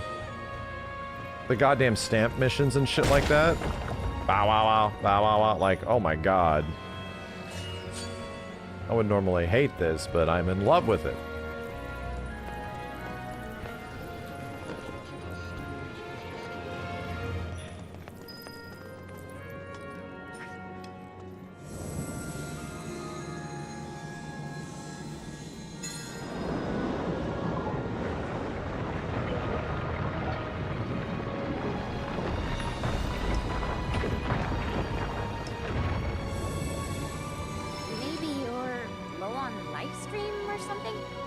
Yes.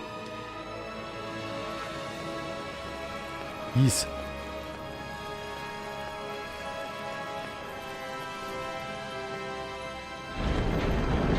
Froge!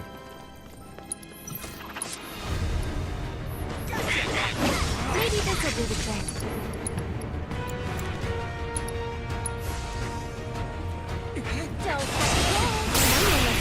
Big Froge.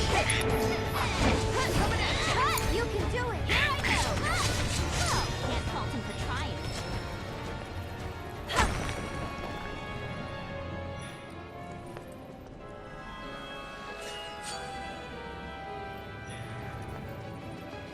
The souls of these frogs.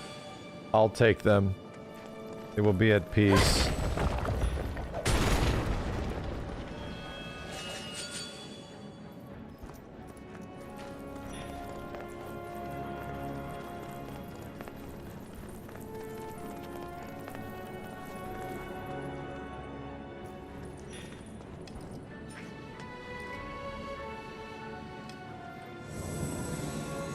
Just barely.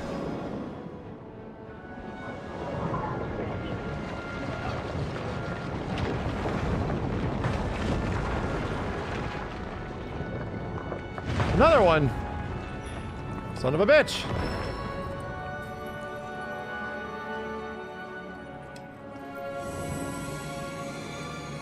I think you might need more spiritual energy.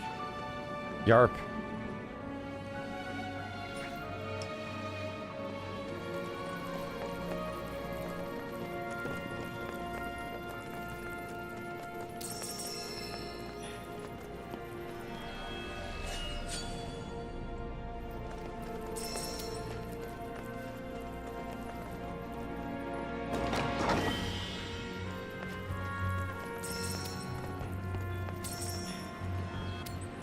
Pray. Did I get all the ones I need? Can I jump in here and start swimming? Amazing.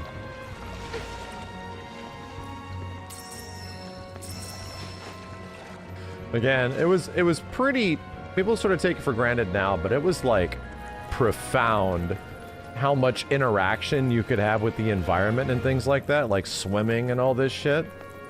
When the game that we had before to compare it to was Remake Part 1. And it was like, oh, so how much, like, can we do in this environment? Where can we go? What can we check out? The exploration wasn't, like, the most intriguing thing ever, but, dude, we thought this game was going to be like Remake Part 1. Just again, you know? So to have it be, like, way more was sick. Damn it.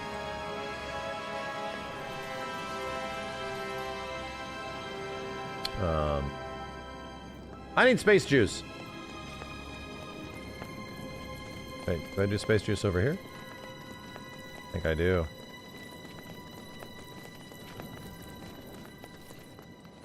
No? Get to those. No big replay value in Revelation. Me too. It's the last game. Me too.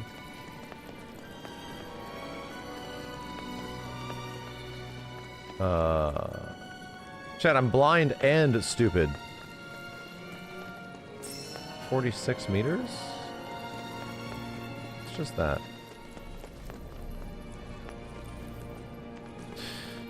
You can pray where you wiggled the stick the latest.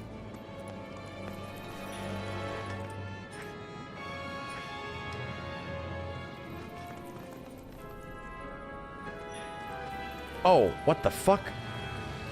Oh. I can de-pray these? No?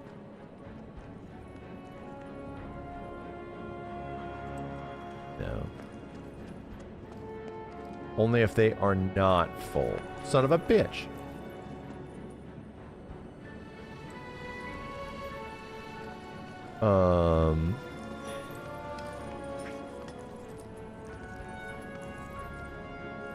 Hey.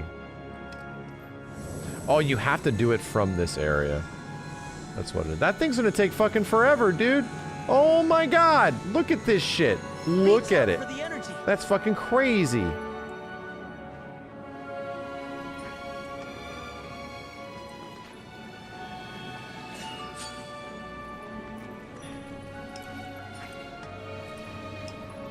This one better be cheap.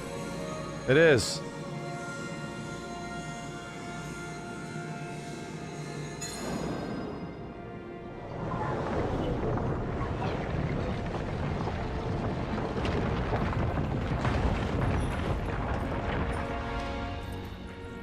Missed some Aether earlier where I killed the frogs. No, I didn't.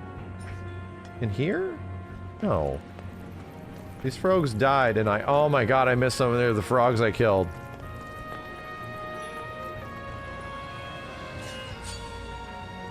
bitch. Hate it when the chat's right. Can't stand it. Drives me insane.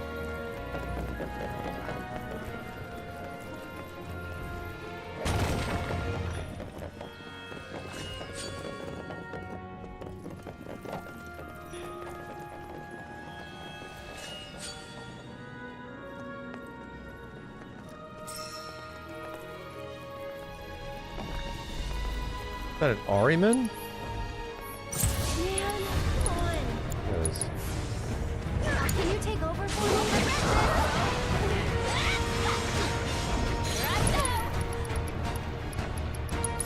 This calls for more Yuffie.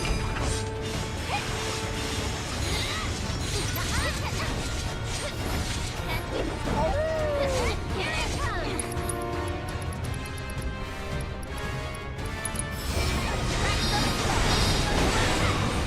Get lost, huh?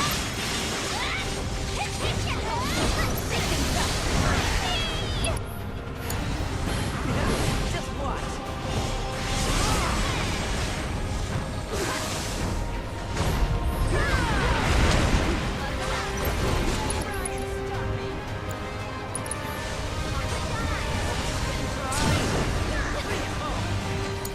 Finish him off. Wanna see what I can do? So cool.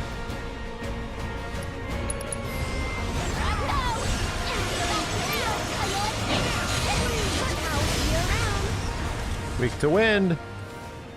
Floating death. Do you think it's poetic that all 3 FF games will have enough, will come out in 7 years? Or do you feel it needed more time? No.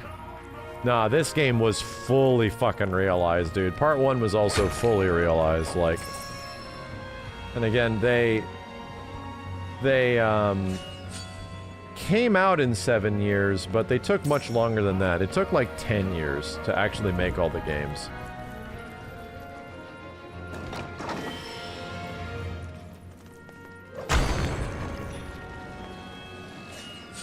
Ariam in Space Juice? God damn it.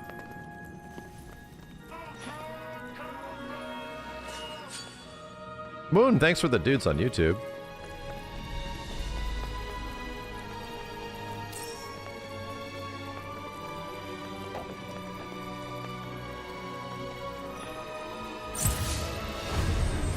Every little bit helps. Get that shit out of here. I'll put down ice. They're dead. You'll see. Too much? Get him! That's it! Together? Got your back! Someone looks Holy amazing. shit. I'll take that. Oh, it's over. She's insane, dude. She is insane. So Magnify, it's on my heel right now.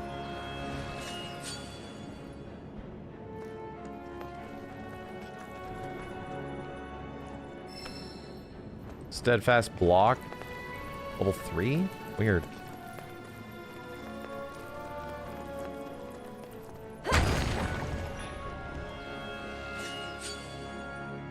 That should be enough.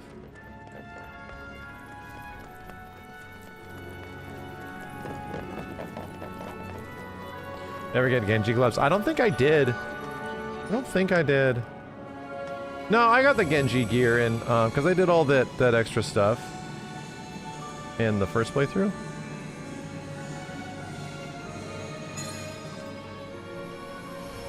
This one is not open world, it's just large zones with a lot of content. You can play it like Remake and just do the main shit and still be just fine.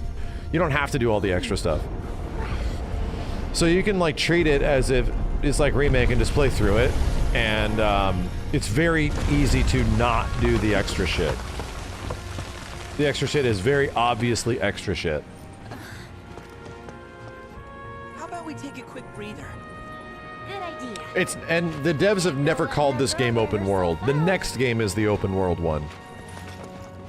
Now, Rebirth isn't technically inspired by Horizon. It's Revelation that's Horizon inspired.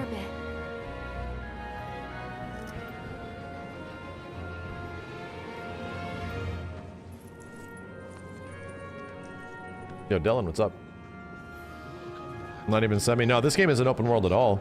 It's just got very large zones. With a lot of content. Damn it.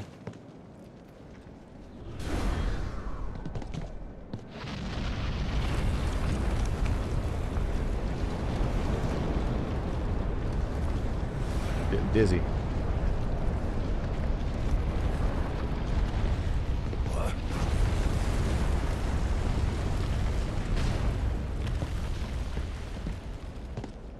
I'm getting tired of this place.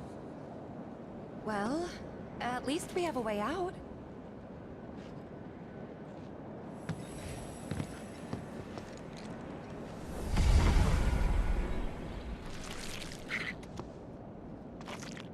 Oh, what now?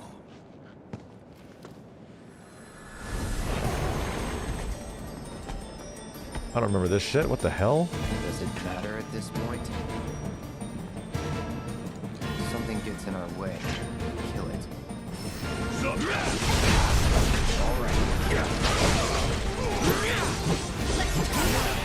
Pushing it. Come on. Come on. Oh my god. Need my help, do you? Back up. You're done. Take it from here. This guy's dead as shit. Let's go.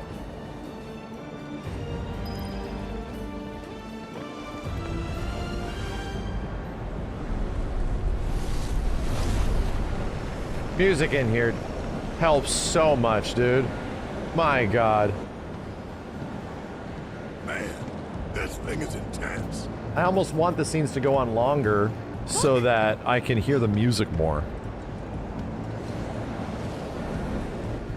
Favorite zone of Rebirth? Junon! Yeah, Junon was goated. Every part of the Junon section was amazing.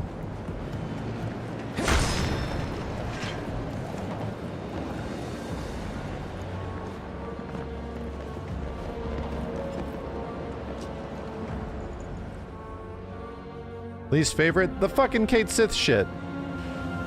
Least favorite ended up being Shinra Manor.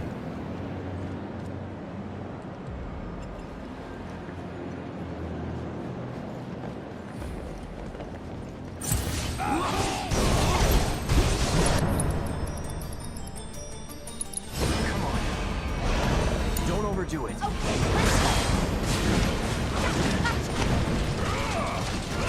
God damn it.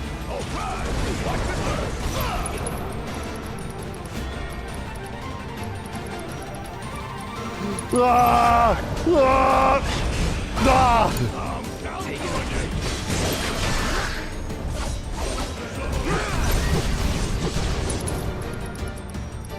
It's over.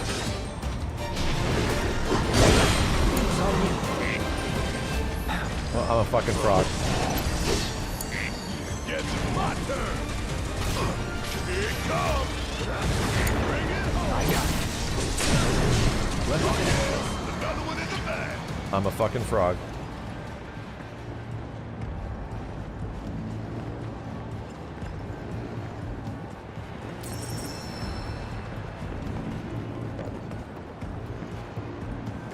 These guys are dead. Sir, make sure it's stable. Oh God!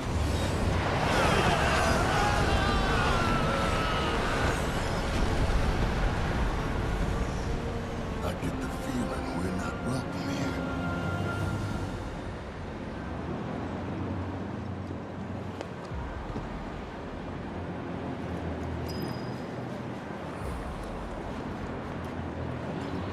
I do with this big ass thing.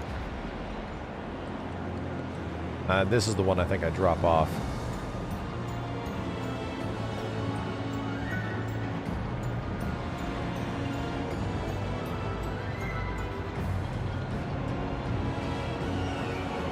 Senzu, thank you.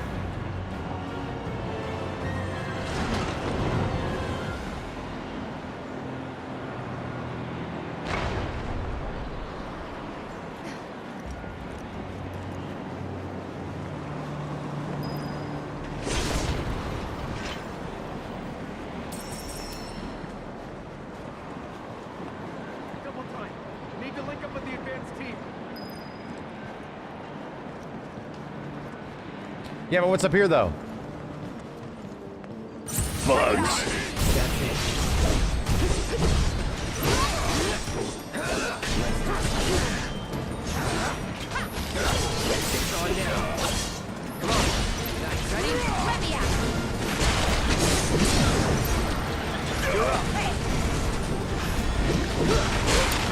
Holy shit.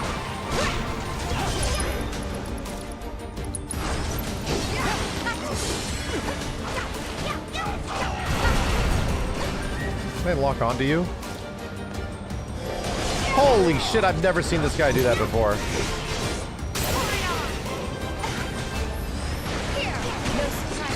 Wow, these guys go invisible and then they hit you? Cool.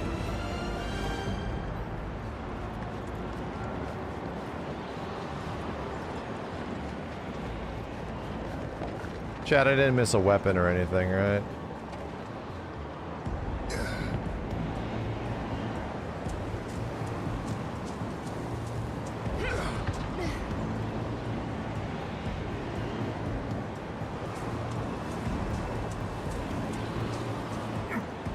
See purple chest, that means what? That means what happened? I'm trying, and that's what I'm asking.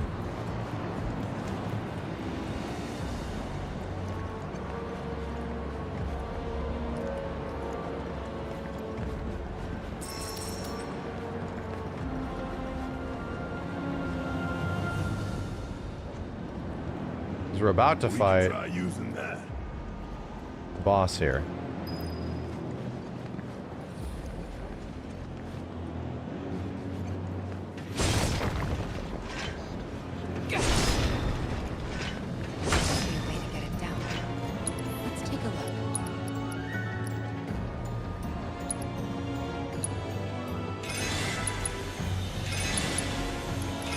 The chest with like 70 high potions.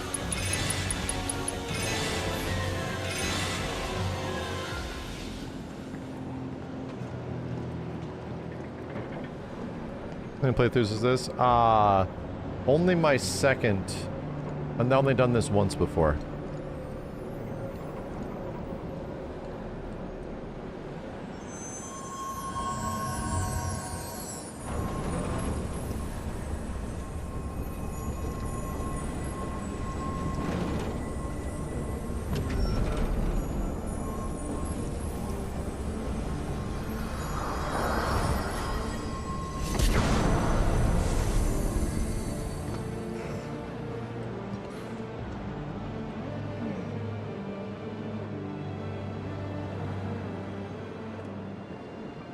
Doesn't look too sturdy. Think we could knock it over?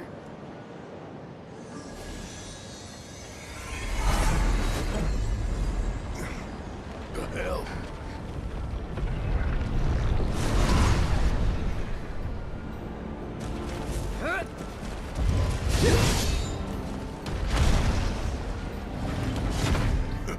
I say we put this big asshole to work. Bring in the heat.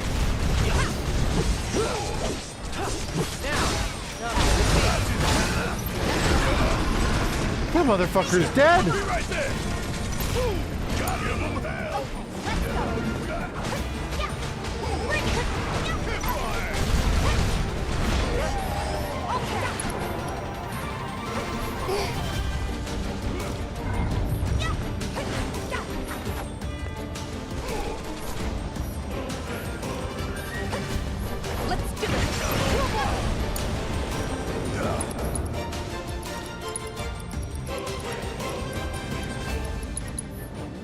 Let's turn this around.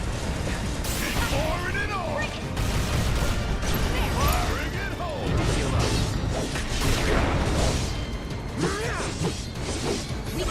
Here it comes.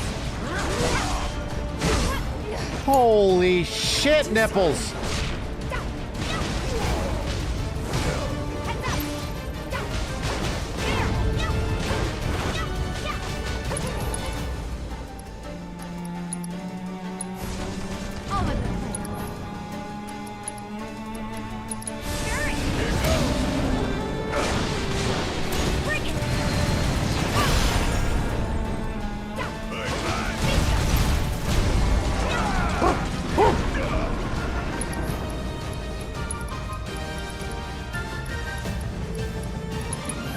shake it off. You're out. Let's go, dickhead. I don't give a fuck.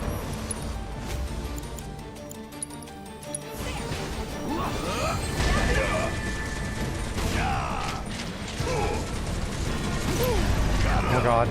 Time to run. Oh! Let's go.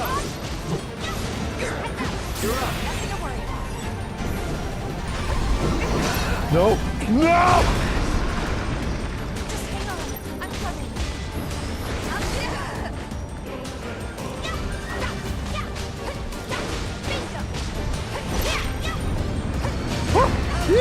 Woo-hoo-hoo-hoo. Jesus Christ. I kept you waiting?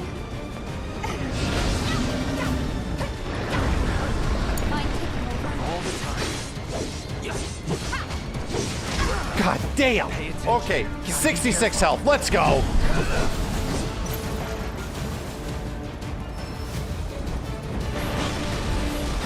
God. Okay. Feeling good. Feeling great.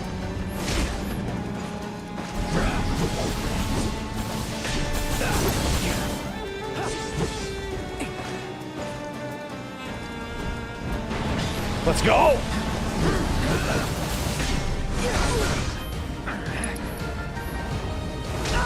We're gonna get slapped. Still up for it.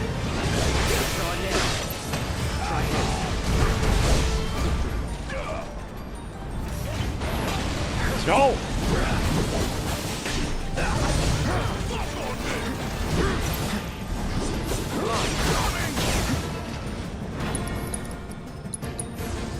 Be careful. I'm still kicking.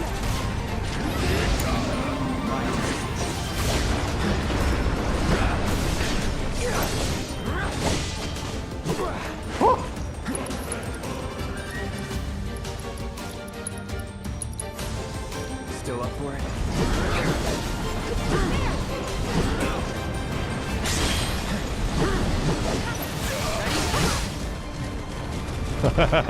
Barrett is dead.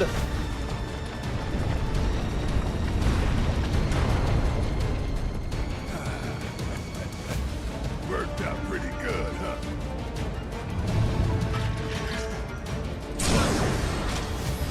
Keep it up.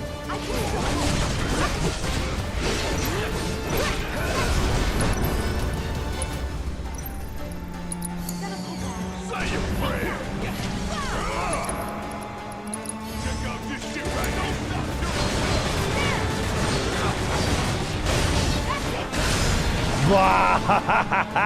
Take that, asshole.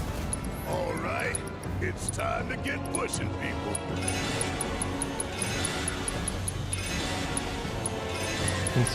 Don't need any of these things. Yo, Omni, thanks for the 20, dude. Glad to see you wake up playing Rebirth. Hope you get a chance to try Ultimate Soldier Combat Mod. I gave Cloud lots of new moves, follow-ups, including aerial versions of A. I think I've seen a video on your mod, Slushy. It looks mad cool. I have to get more familiar with even the core game first. It'll be worth checking out. At least before the next game happens. Yeah, there's a wild combat mod for this game, chat.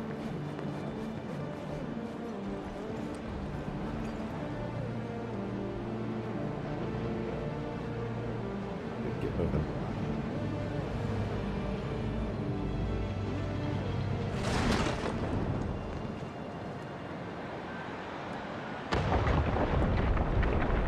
Oh god. Oh god. Everyone dead.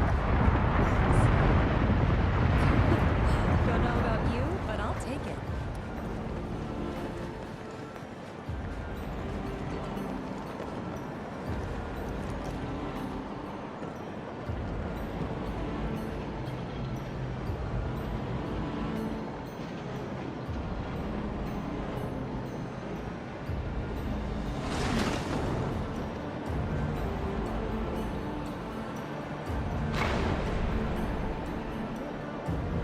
drop multiple things over there? I think that's what that's for, or can I cross over here? Oh my god, these bugs are back. Hey! Extra important! Who's it for? Barrett? Did we already get Barrett's? Might be for Barrett.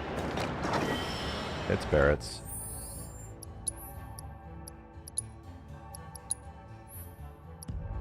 The battle cry. Significantly increases your ATB charge rate for... Oh, that was very good. Big gun. Big Barrett gun.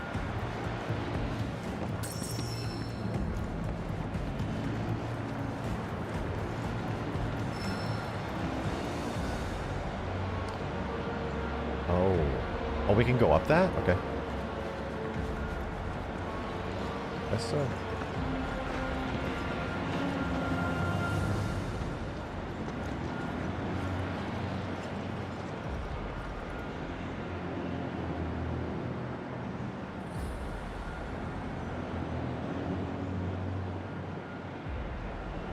Thank you again, Omni. I'm looking forward to it. I gotta check out a lot of this stuff. Rebirth's getting better and better. Almost by the day from modders. It's funny, I like the passion of Final Fantasy VII fans, dude, like echoes throughout all of the games, throughout the entire series. FF7 OG especially, dude, like 7th Heaven mods for that game, I've never seen anything like it. I've never seen anything like that. Like, it's crazy. I adore it. I fucking adore it.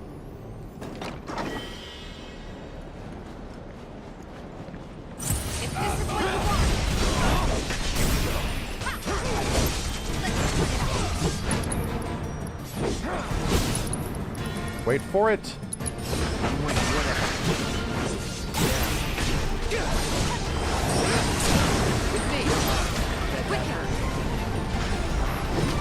You son of a bitch!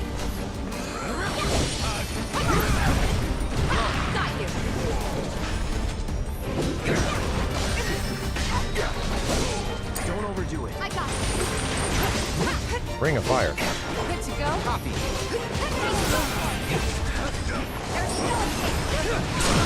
Think I'm all warmed There up. we go. These guys are weak to physical, it looks like. You know what I do hope in the next one? I hope that they find a way to integrate 2 times cut. Hope they find a way to make that work. 2 times cut and 4 times cut.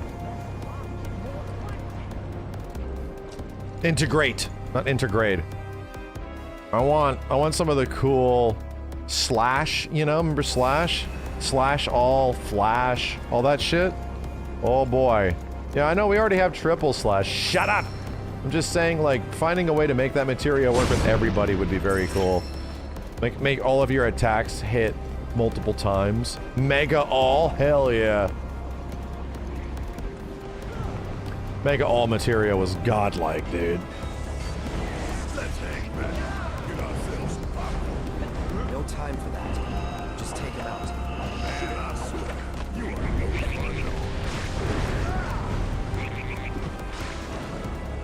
I don't know what the gimmicks are here.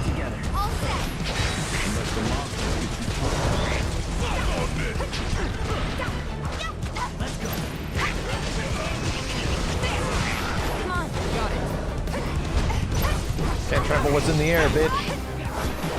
On it.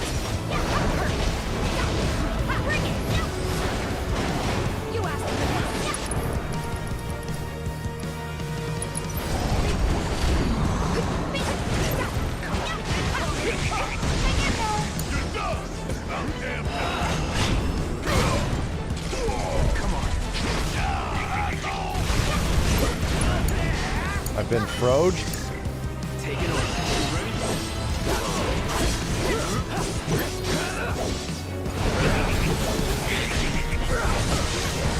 You fucking frogger.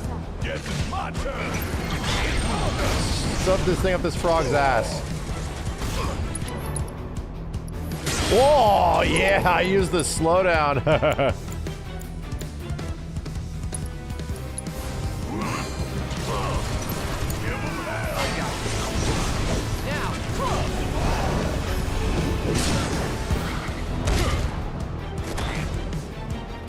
Thanks.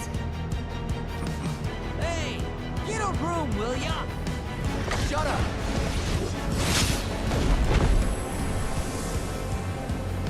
Not too shabby.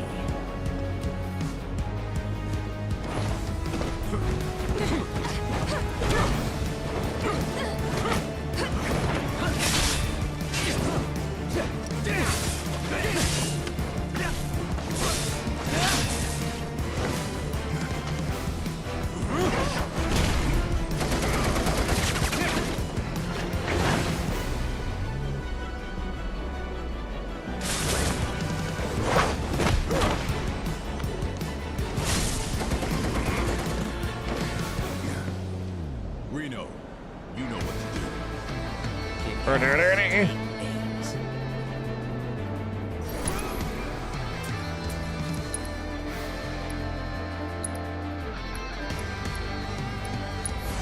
Nothing to worry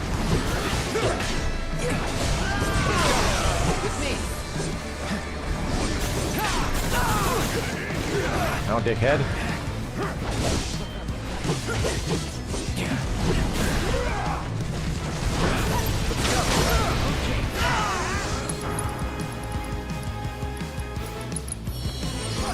Ready?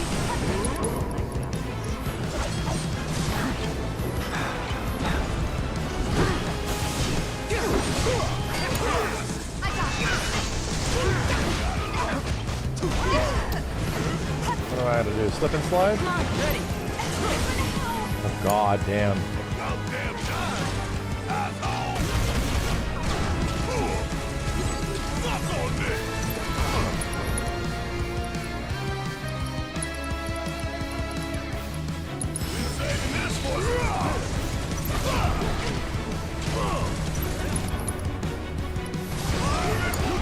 Let's do this.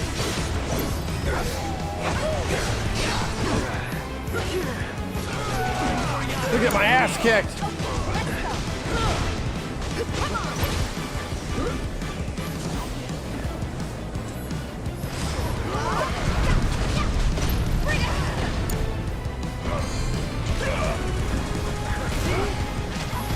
I'm blocked. Getting fucked up. Dude.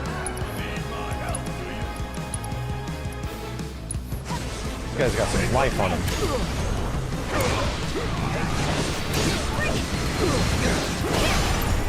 Get ready.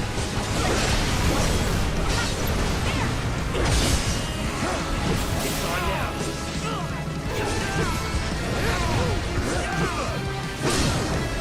Let's finish this.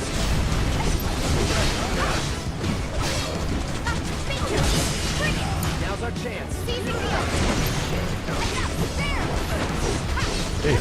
He's fine.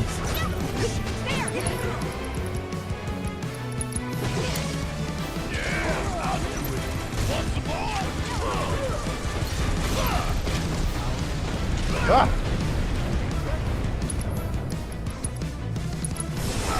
Right.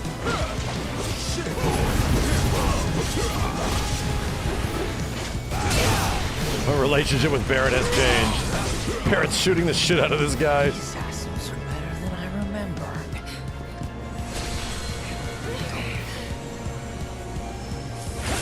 But still not good enough.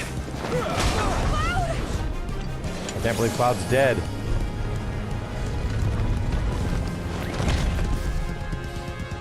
Back to plan A then? We kick ass and take names. Fuck it. We never get to see this shit, chat. Brrr, brrr, brrr.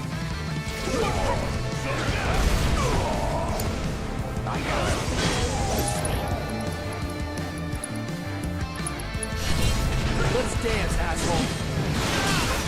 Ow, ow, ow, ow, ow. Ah! Reno defeated. Keep it together. Ah, the fuck.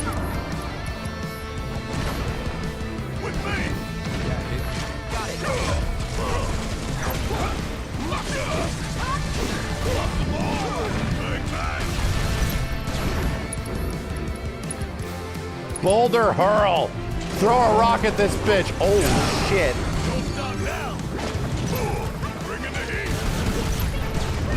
Damn. Okay.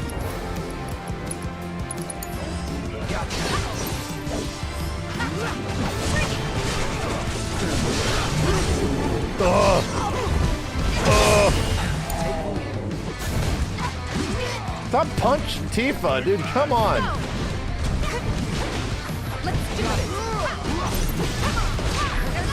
Oh my god.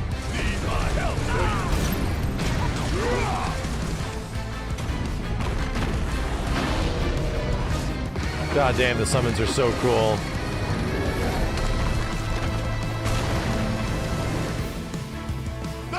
He is still alive. Let's get this.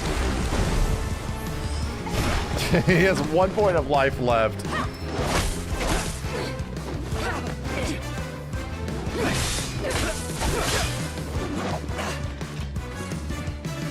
Ready to settle up? Because I've been waiting for this. You mean for this?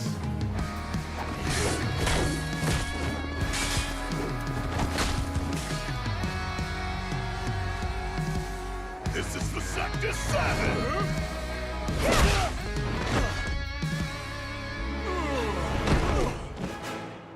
Nice save.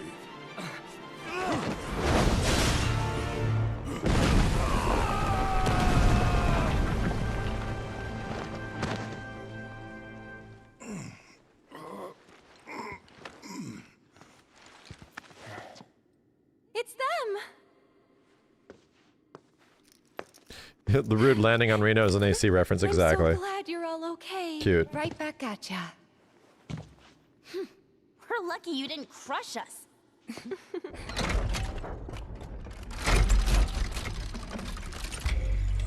Weirdo shit.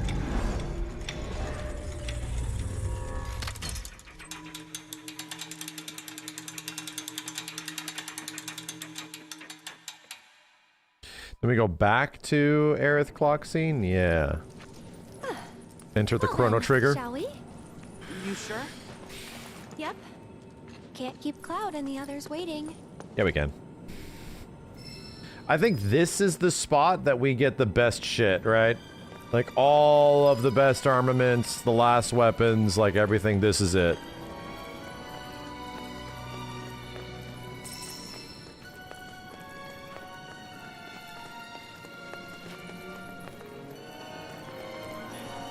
I'll show you what I can do.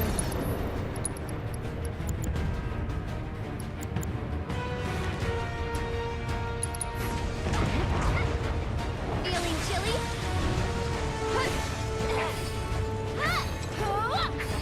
One more shot. Get fired up. If you insist. Not too shabby. That's right, wind. Oh, I gotta pray. Pick up everything.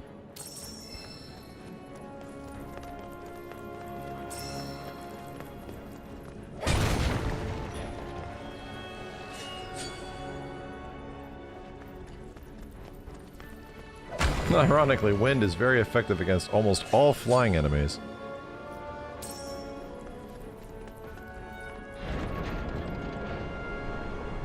Is this the one?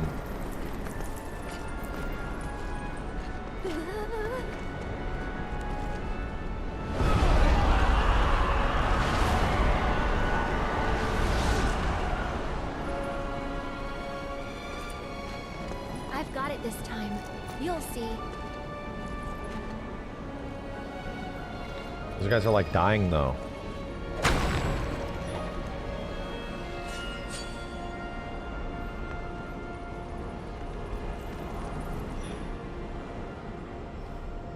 That's gonna take so much space juice. I might as well. Well, I might actually make this. I'm not gonna make it! I think we're gonna need to top up. John, thanks for the 10. I've disabled like how games are becoming more and more accessible, but I hope Revelation doesn't lock items like KOTOR behind hard mode, like Remake and Rebirth did. I don't think they will. I don't think they will. Wait, this might be enough.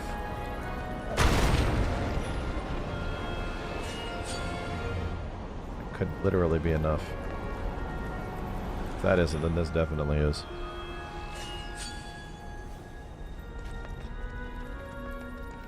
Some whack-ass green materia. Whack-ass green materia! Jesus. Thank you, John. Whoa, okay, almost died.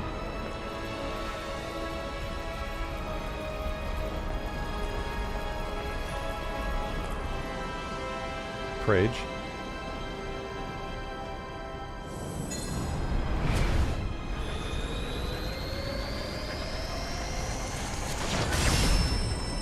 Damn, I'm an idiot. I thought I was just gonna beat this in one night? Holy shit.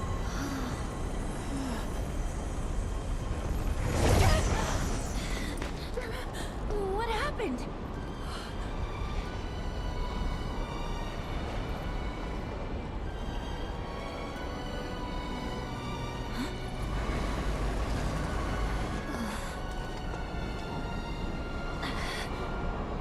So it's their fault.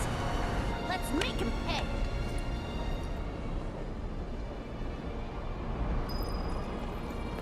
No, this is not that map yet. Oh, it is that map. This is that map. Red 13? Yup.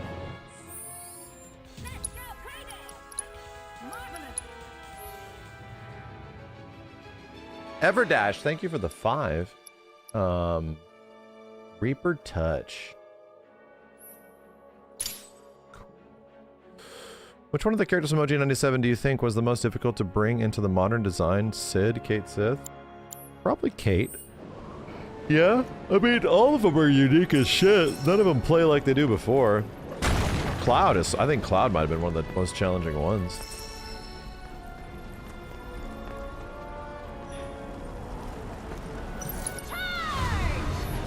This should make you stronger.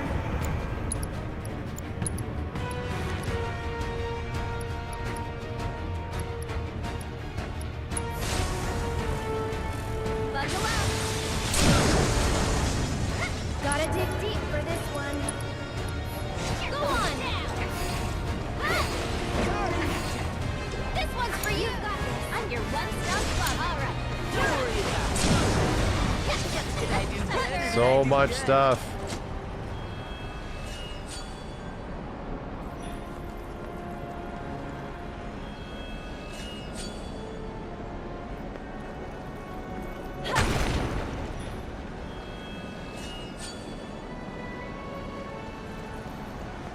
For better or worse, the devs wanted us to use all 6 characters for the final dungeon, just like the Drummond remake, right? Which is also a Final Fantasy VII thing. In an FF7 OG, that is just also the case, man. Oh, I think this is the room. I gotta run over here. I think, yep, this is it. Hold on. That's the way, like, regardless of, like, yeah, would I prefer it to go away? Yeah, I'd prefer it to go away, but that is FF7. And they kind of are, like, trying to be as faithful as possible to this shit. Every little bit.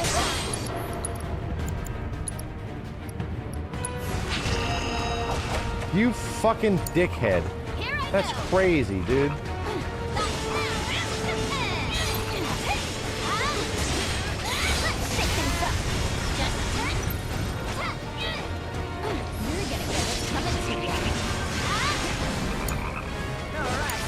Aerith is still a goddamn frog.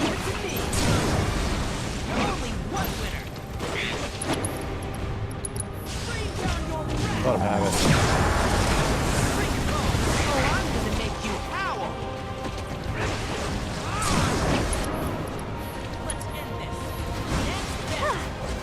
Moving on then.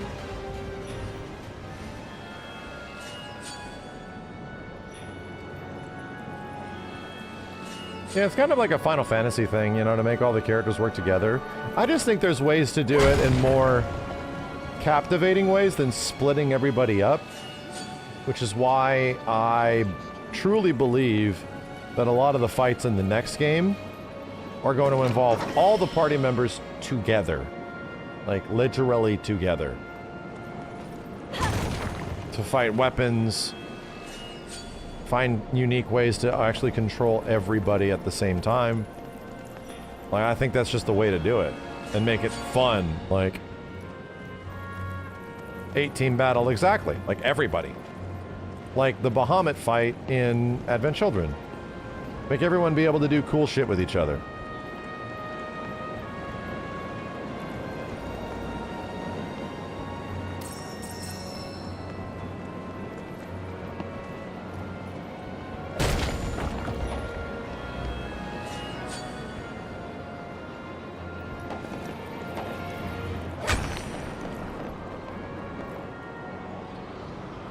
Don't big suck. Don't big suck.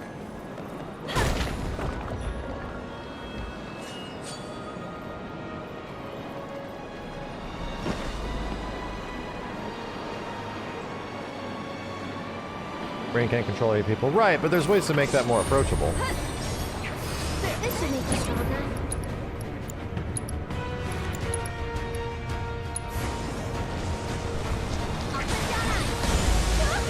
Holy fucking shit. Holy fucking shit.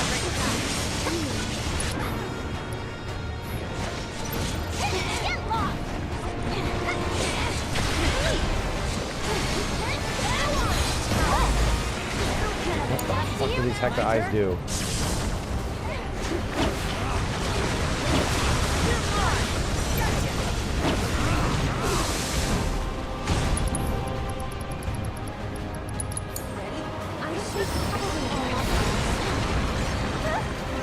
God.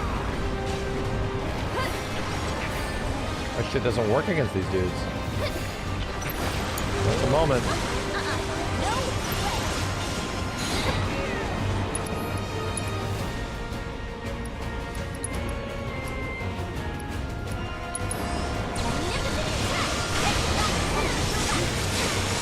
Immune to everything. Great. I really wish I could do something about this.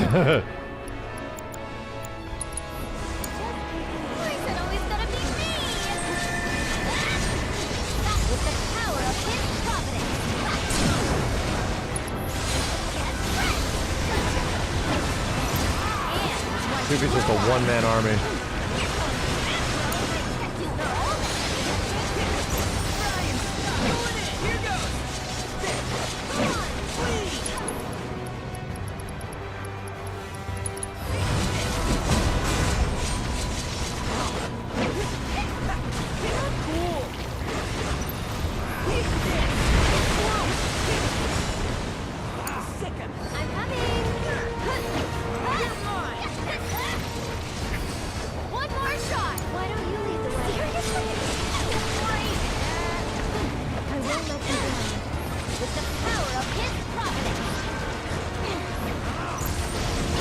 Oh, I should have blocked it.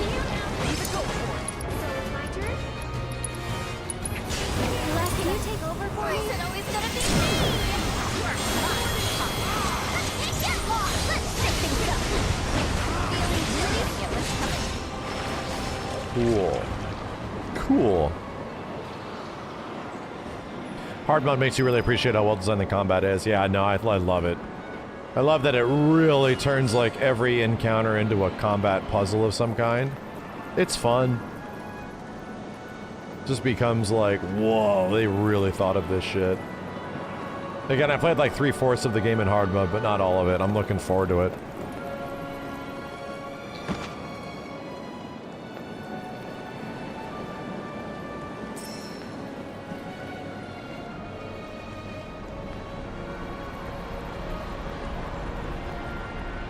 Yeah, this isn't even hard mode, it's just regular. It's still mad hard.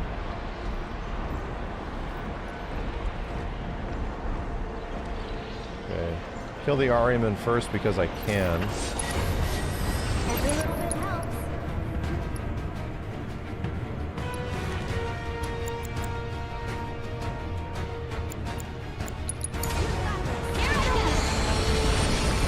fuck is happening?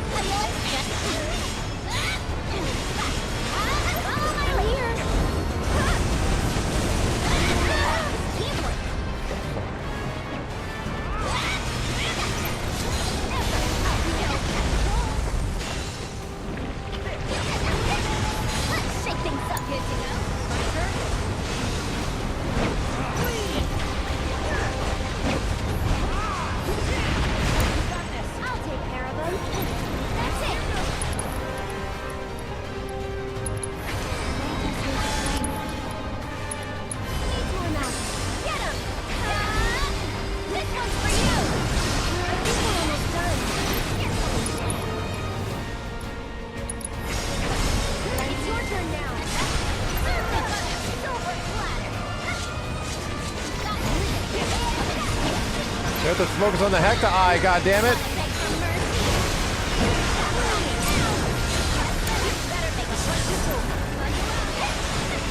Oh well, they just died at the same time. Cool. I think we're done here. Now, let's get back to it, shall we? Yeah, but what's in here? Anything good? This was the place we dropped in at?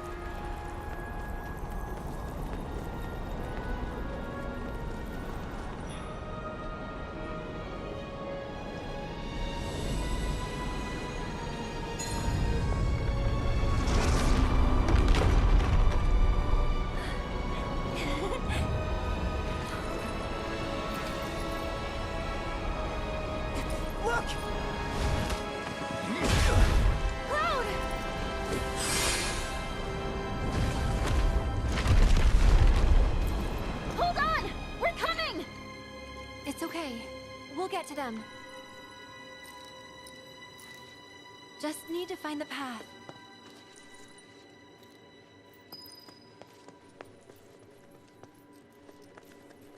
God, how this opens up here.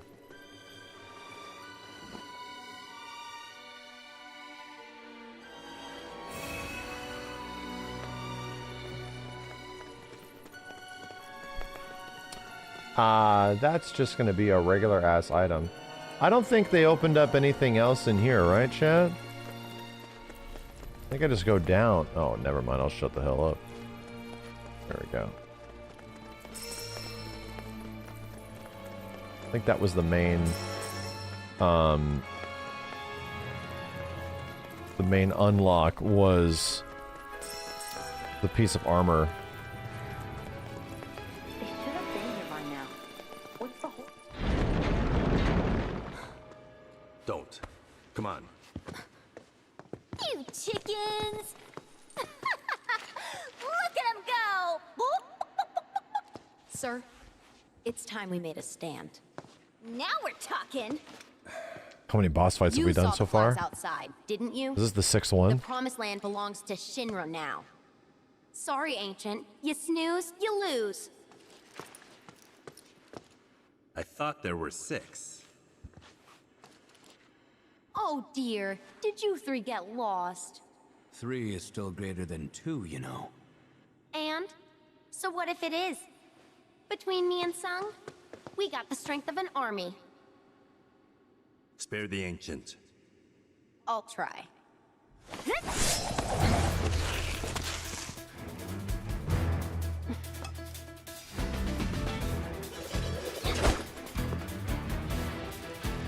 Spare us both the effort, and No! remember that I tried. Cow! She's a lost cause. Anytime! Let us steer clear of the sky! Jesus Christ. You're in good hands now! Never mind! Try and keep up, Go forth and kick butt, you see! Arm in a twist! You're going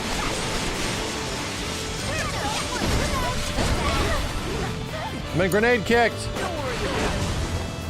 Fucking good lord. So it's my turn?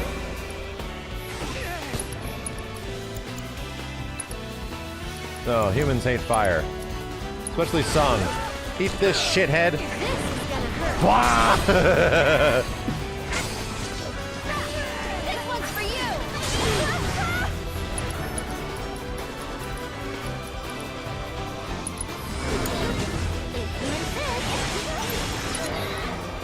Tell me I got a...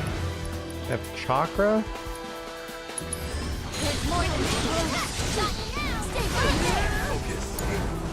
Holy nipples! Did I not put the freaking ward up?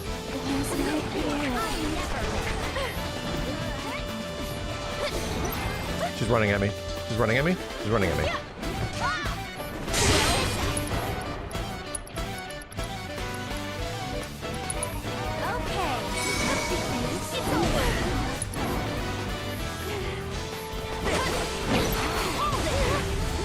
God damn.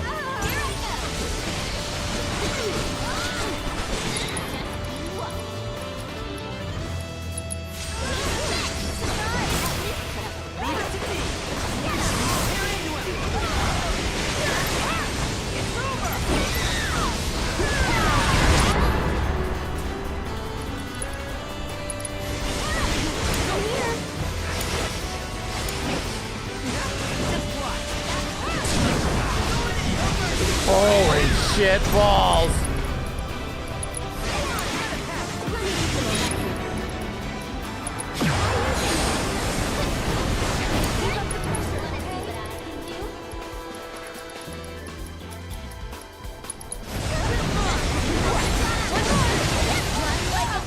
Holy shit balls! Elena, with me. Okay.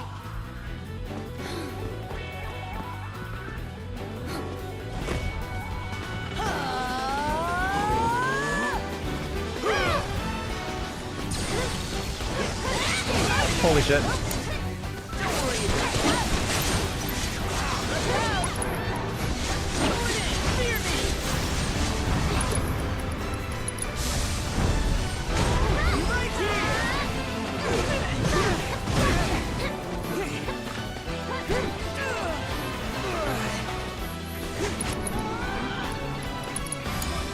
I'll take care of them. Sorry about that. Here we go, boys! You're burning up. Wah! I'll make it another. Lend me your strength. Wah!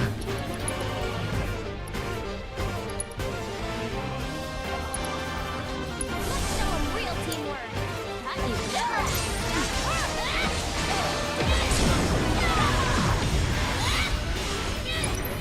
That chick is fucking toast.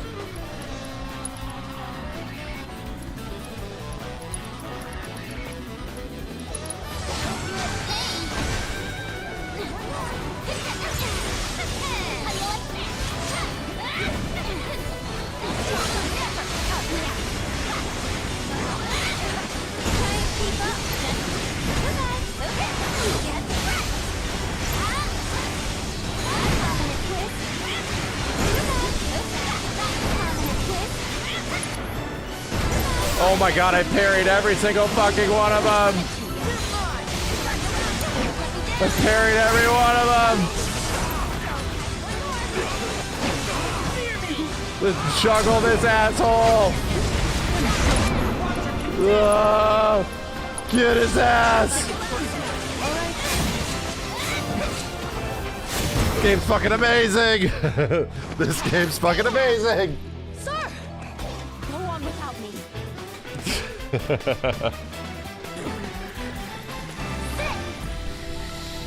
You're not getting past me. I'm a Turk. God damn it! With a pink gun.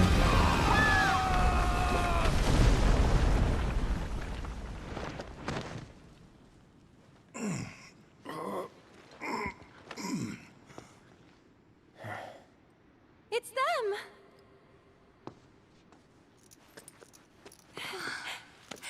I'm so glad you're all okay. Right back at ya. We're lucky you didn't crush us.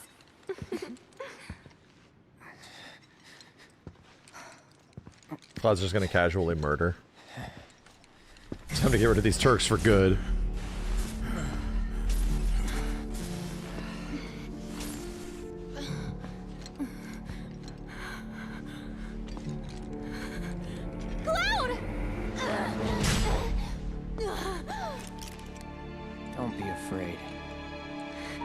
It's not death. It's a homecoming.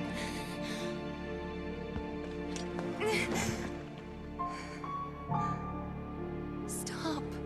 Please.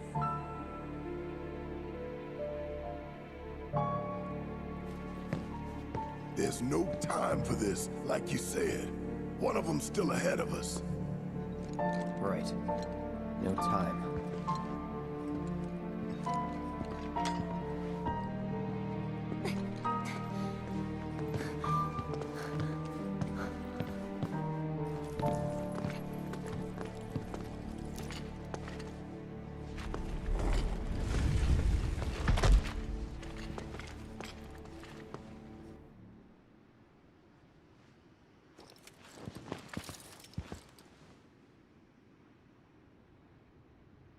Death doesn't suit a Turk.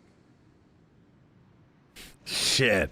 That's right. We're going to get a whole game with Vincent saying shit. It's going to be great. It's going to be great. It's going to be great.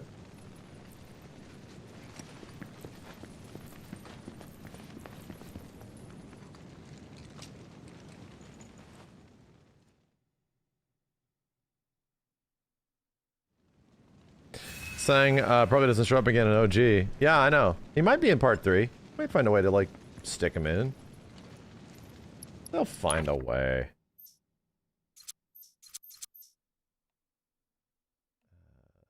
Already bought all the good shit, right? What does this cost? 20? Oh, we have to save up for that.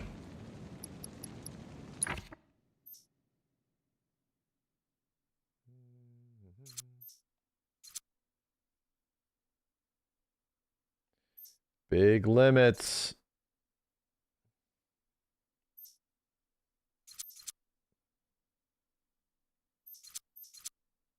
Let's hold on to it all. All right. All right. All right. Anything else we need down here? 5 earrings are always not bad.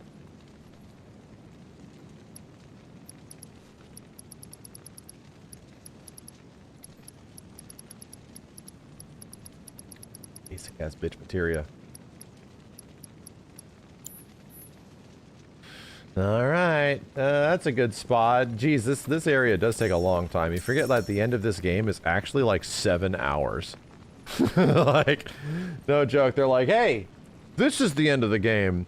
Are you sure? Like, this is the end. Are you sure? You want to start with the end? And you're like, oh, okay, yeah. So it's like the last hour of the game. Cool. 7 hours later, you are now on the 7th version of this Sephiroth boss.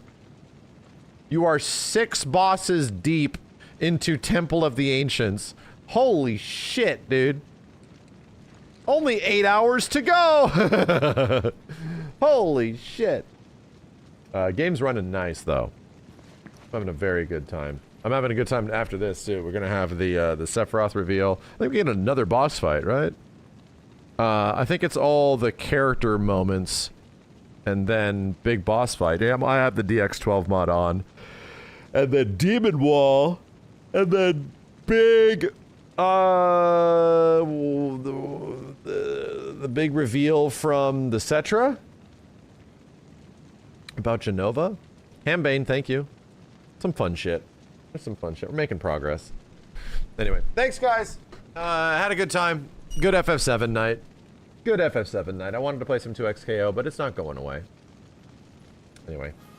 Yeah, the DX12 mod is very good. It has eliminated the majority of stuttering that is present. It's very good. We're getting a lot of good stuff unlocked. Might finish this tomorrow. Yeah, I'll do Yo Video Games. We'll have a Yo Video Games. We haven't had that in a little while. Gonna figure out what to play with Yo VG. Anyway, BMR, thanks for the 64 months. Thanks, guys. I'll be back. I'll let you know. Have a good one. Shine on. I'll see you next time. Bye-bye.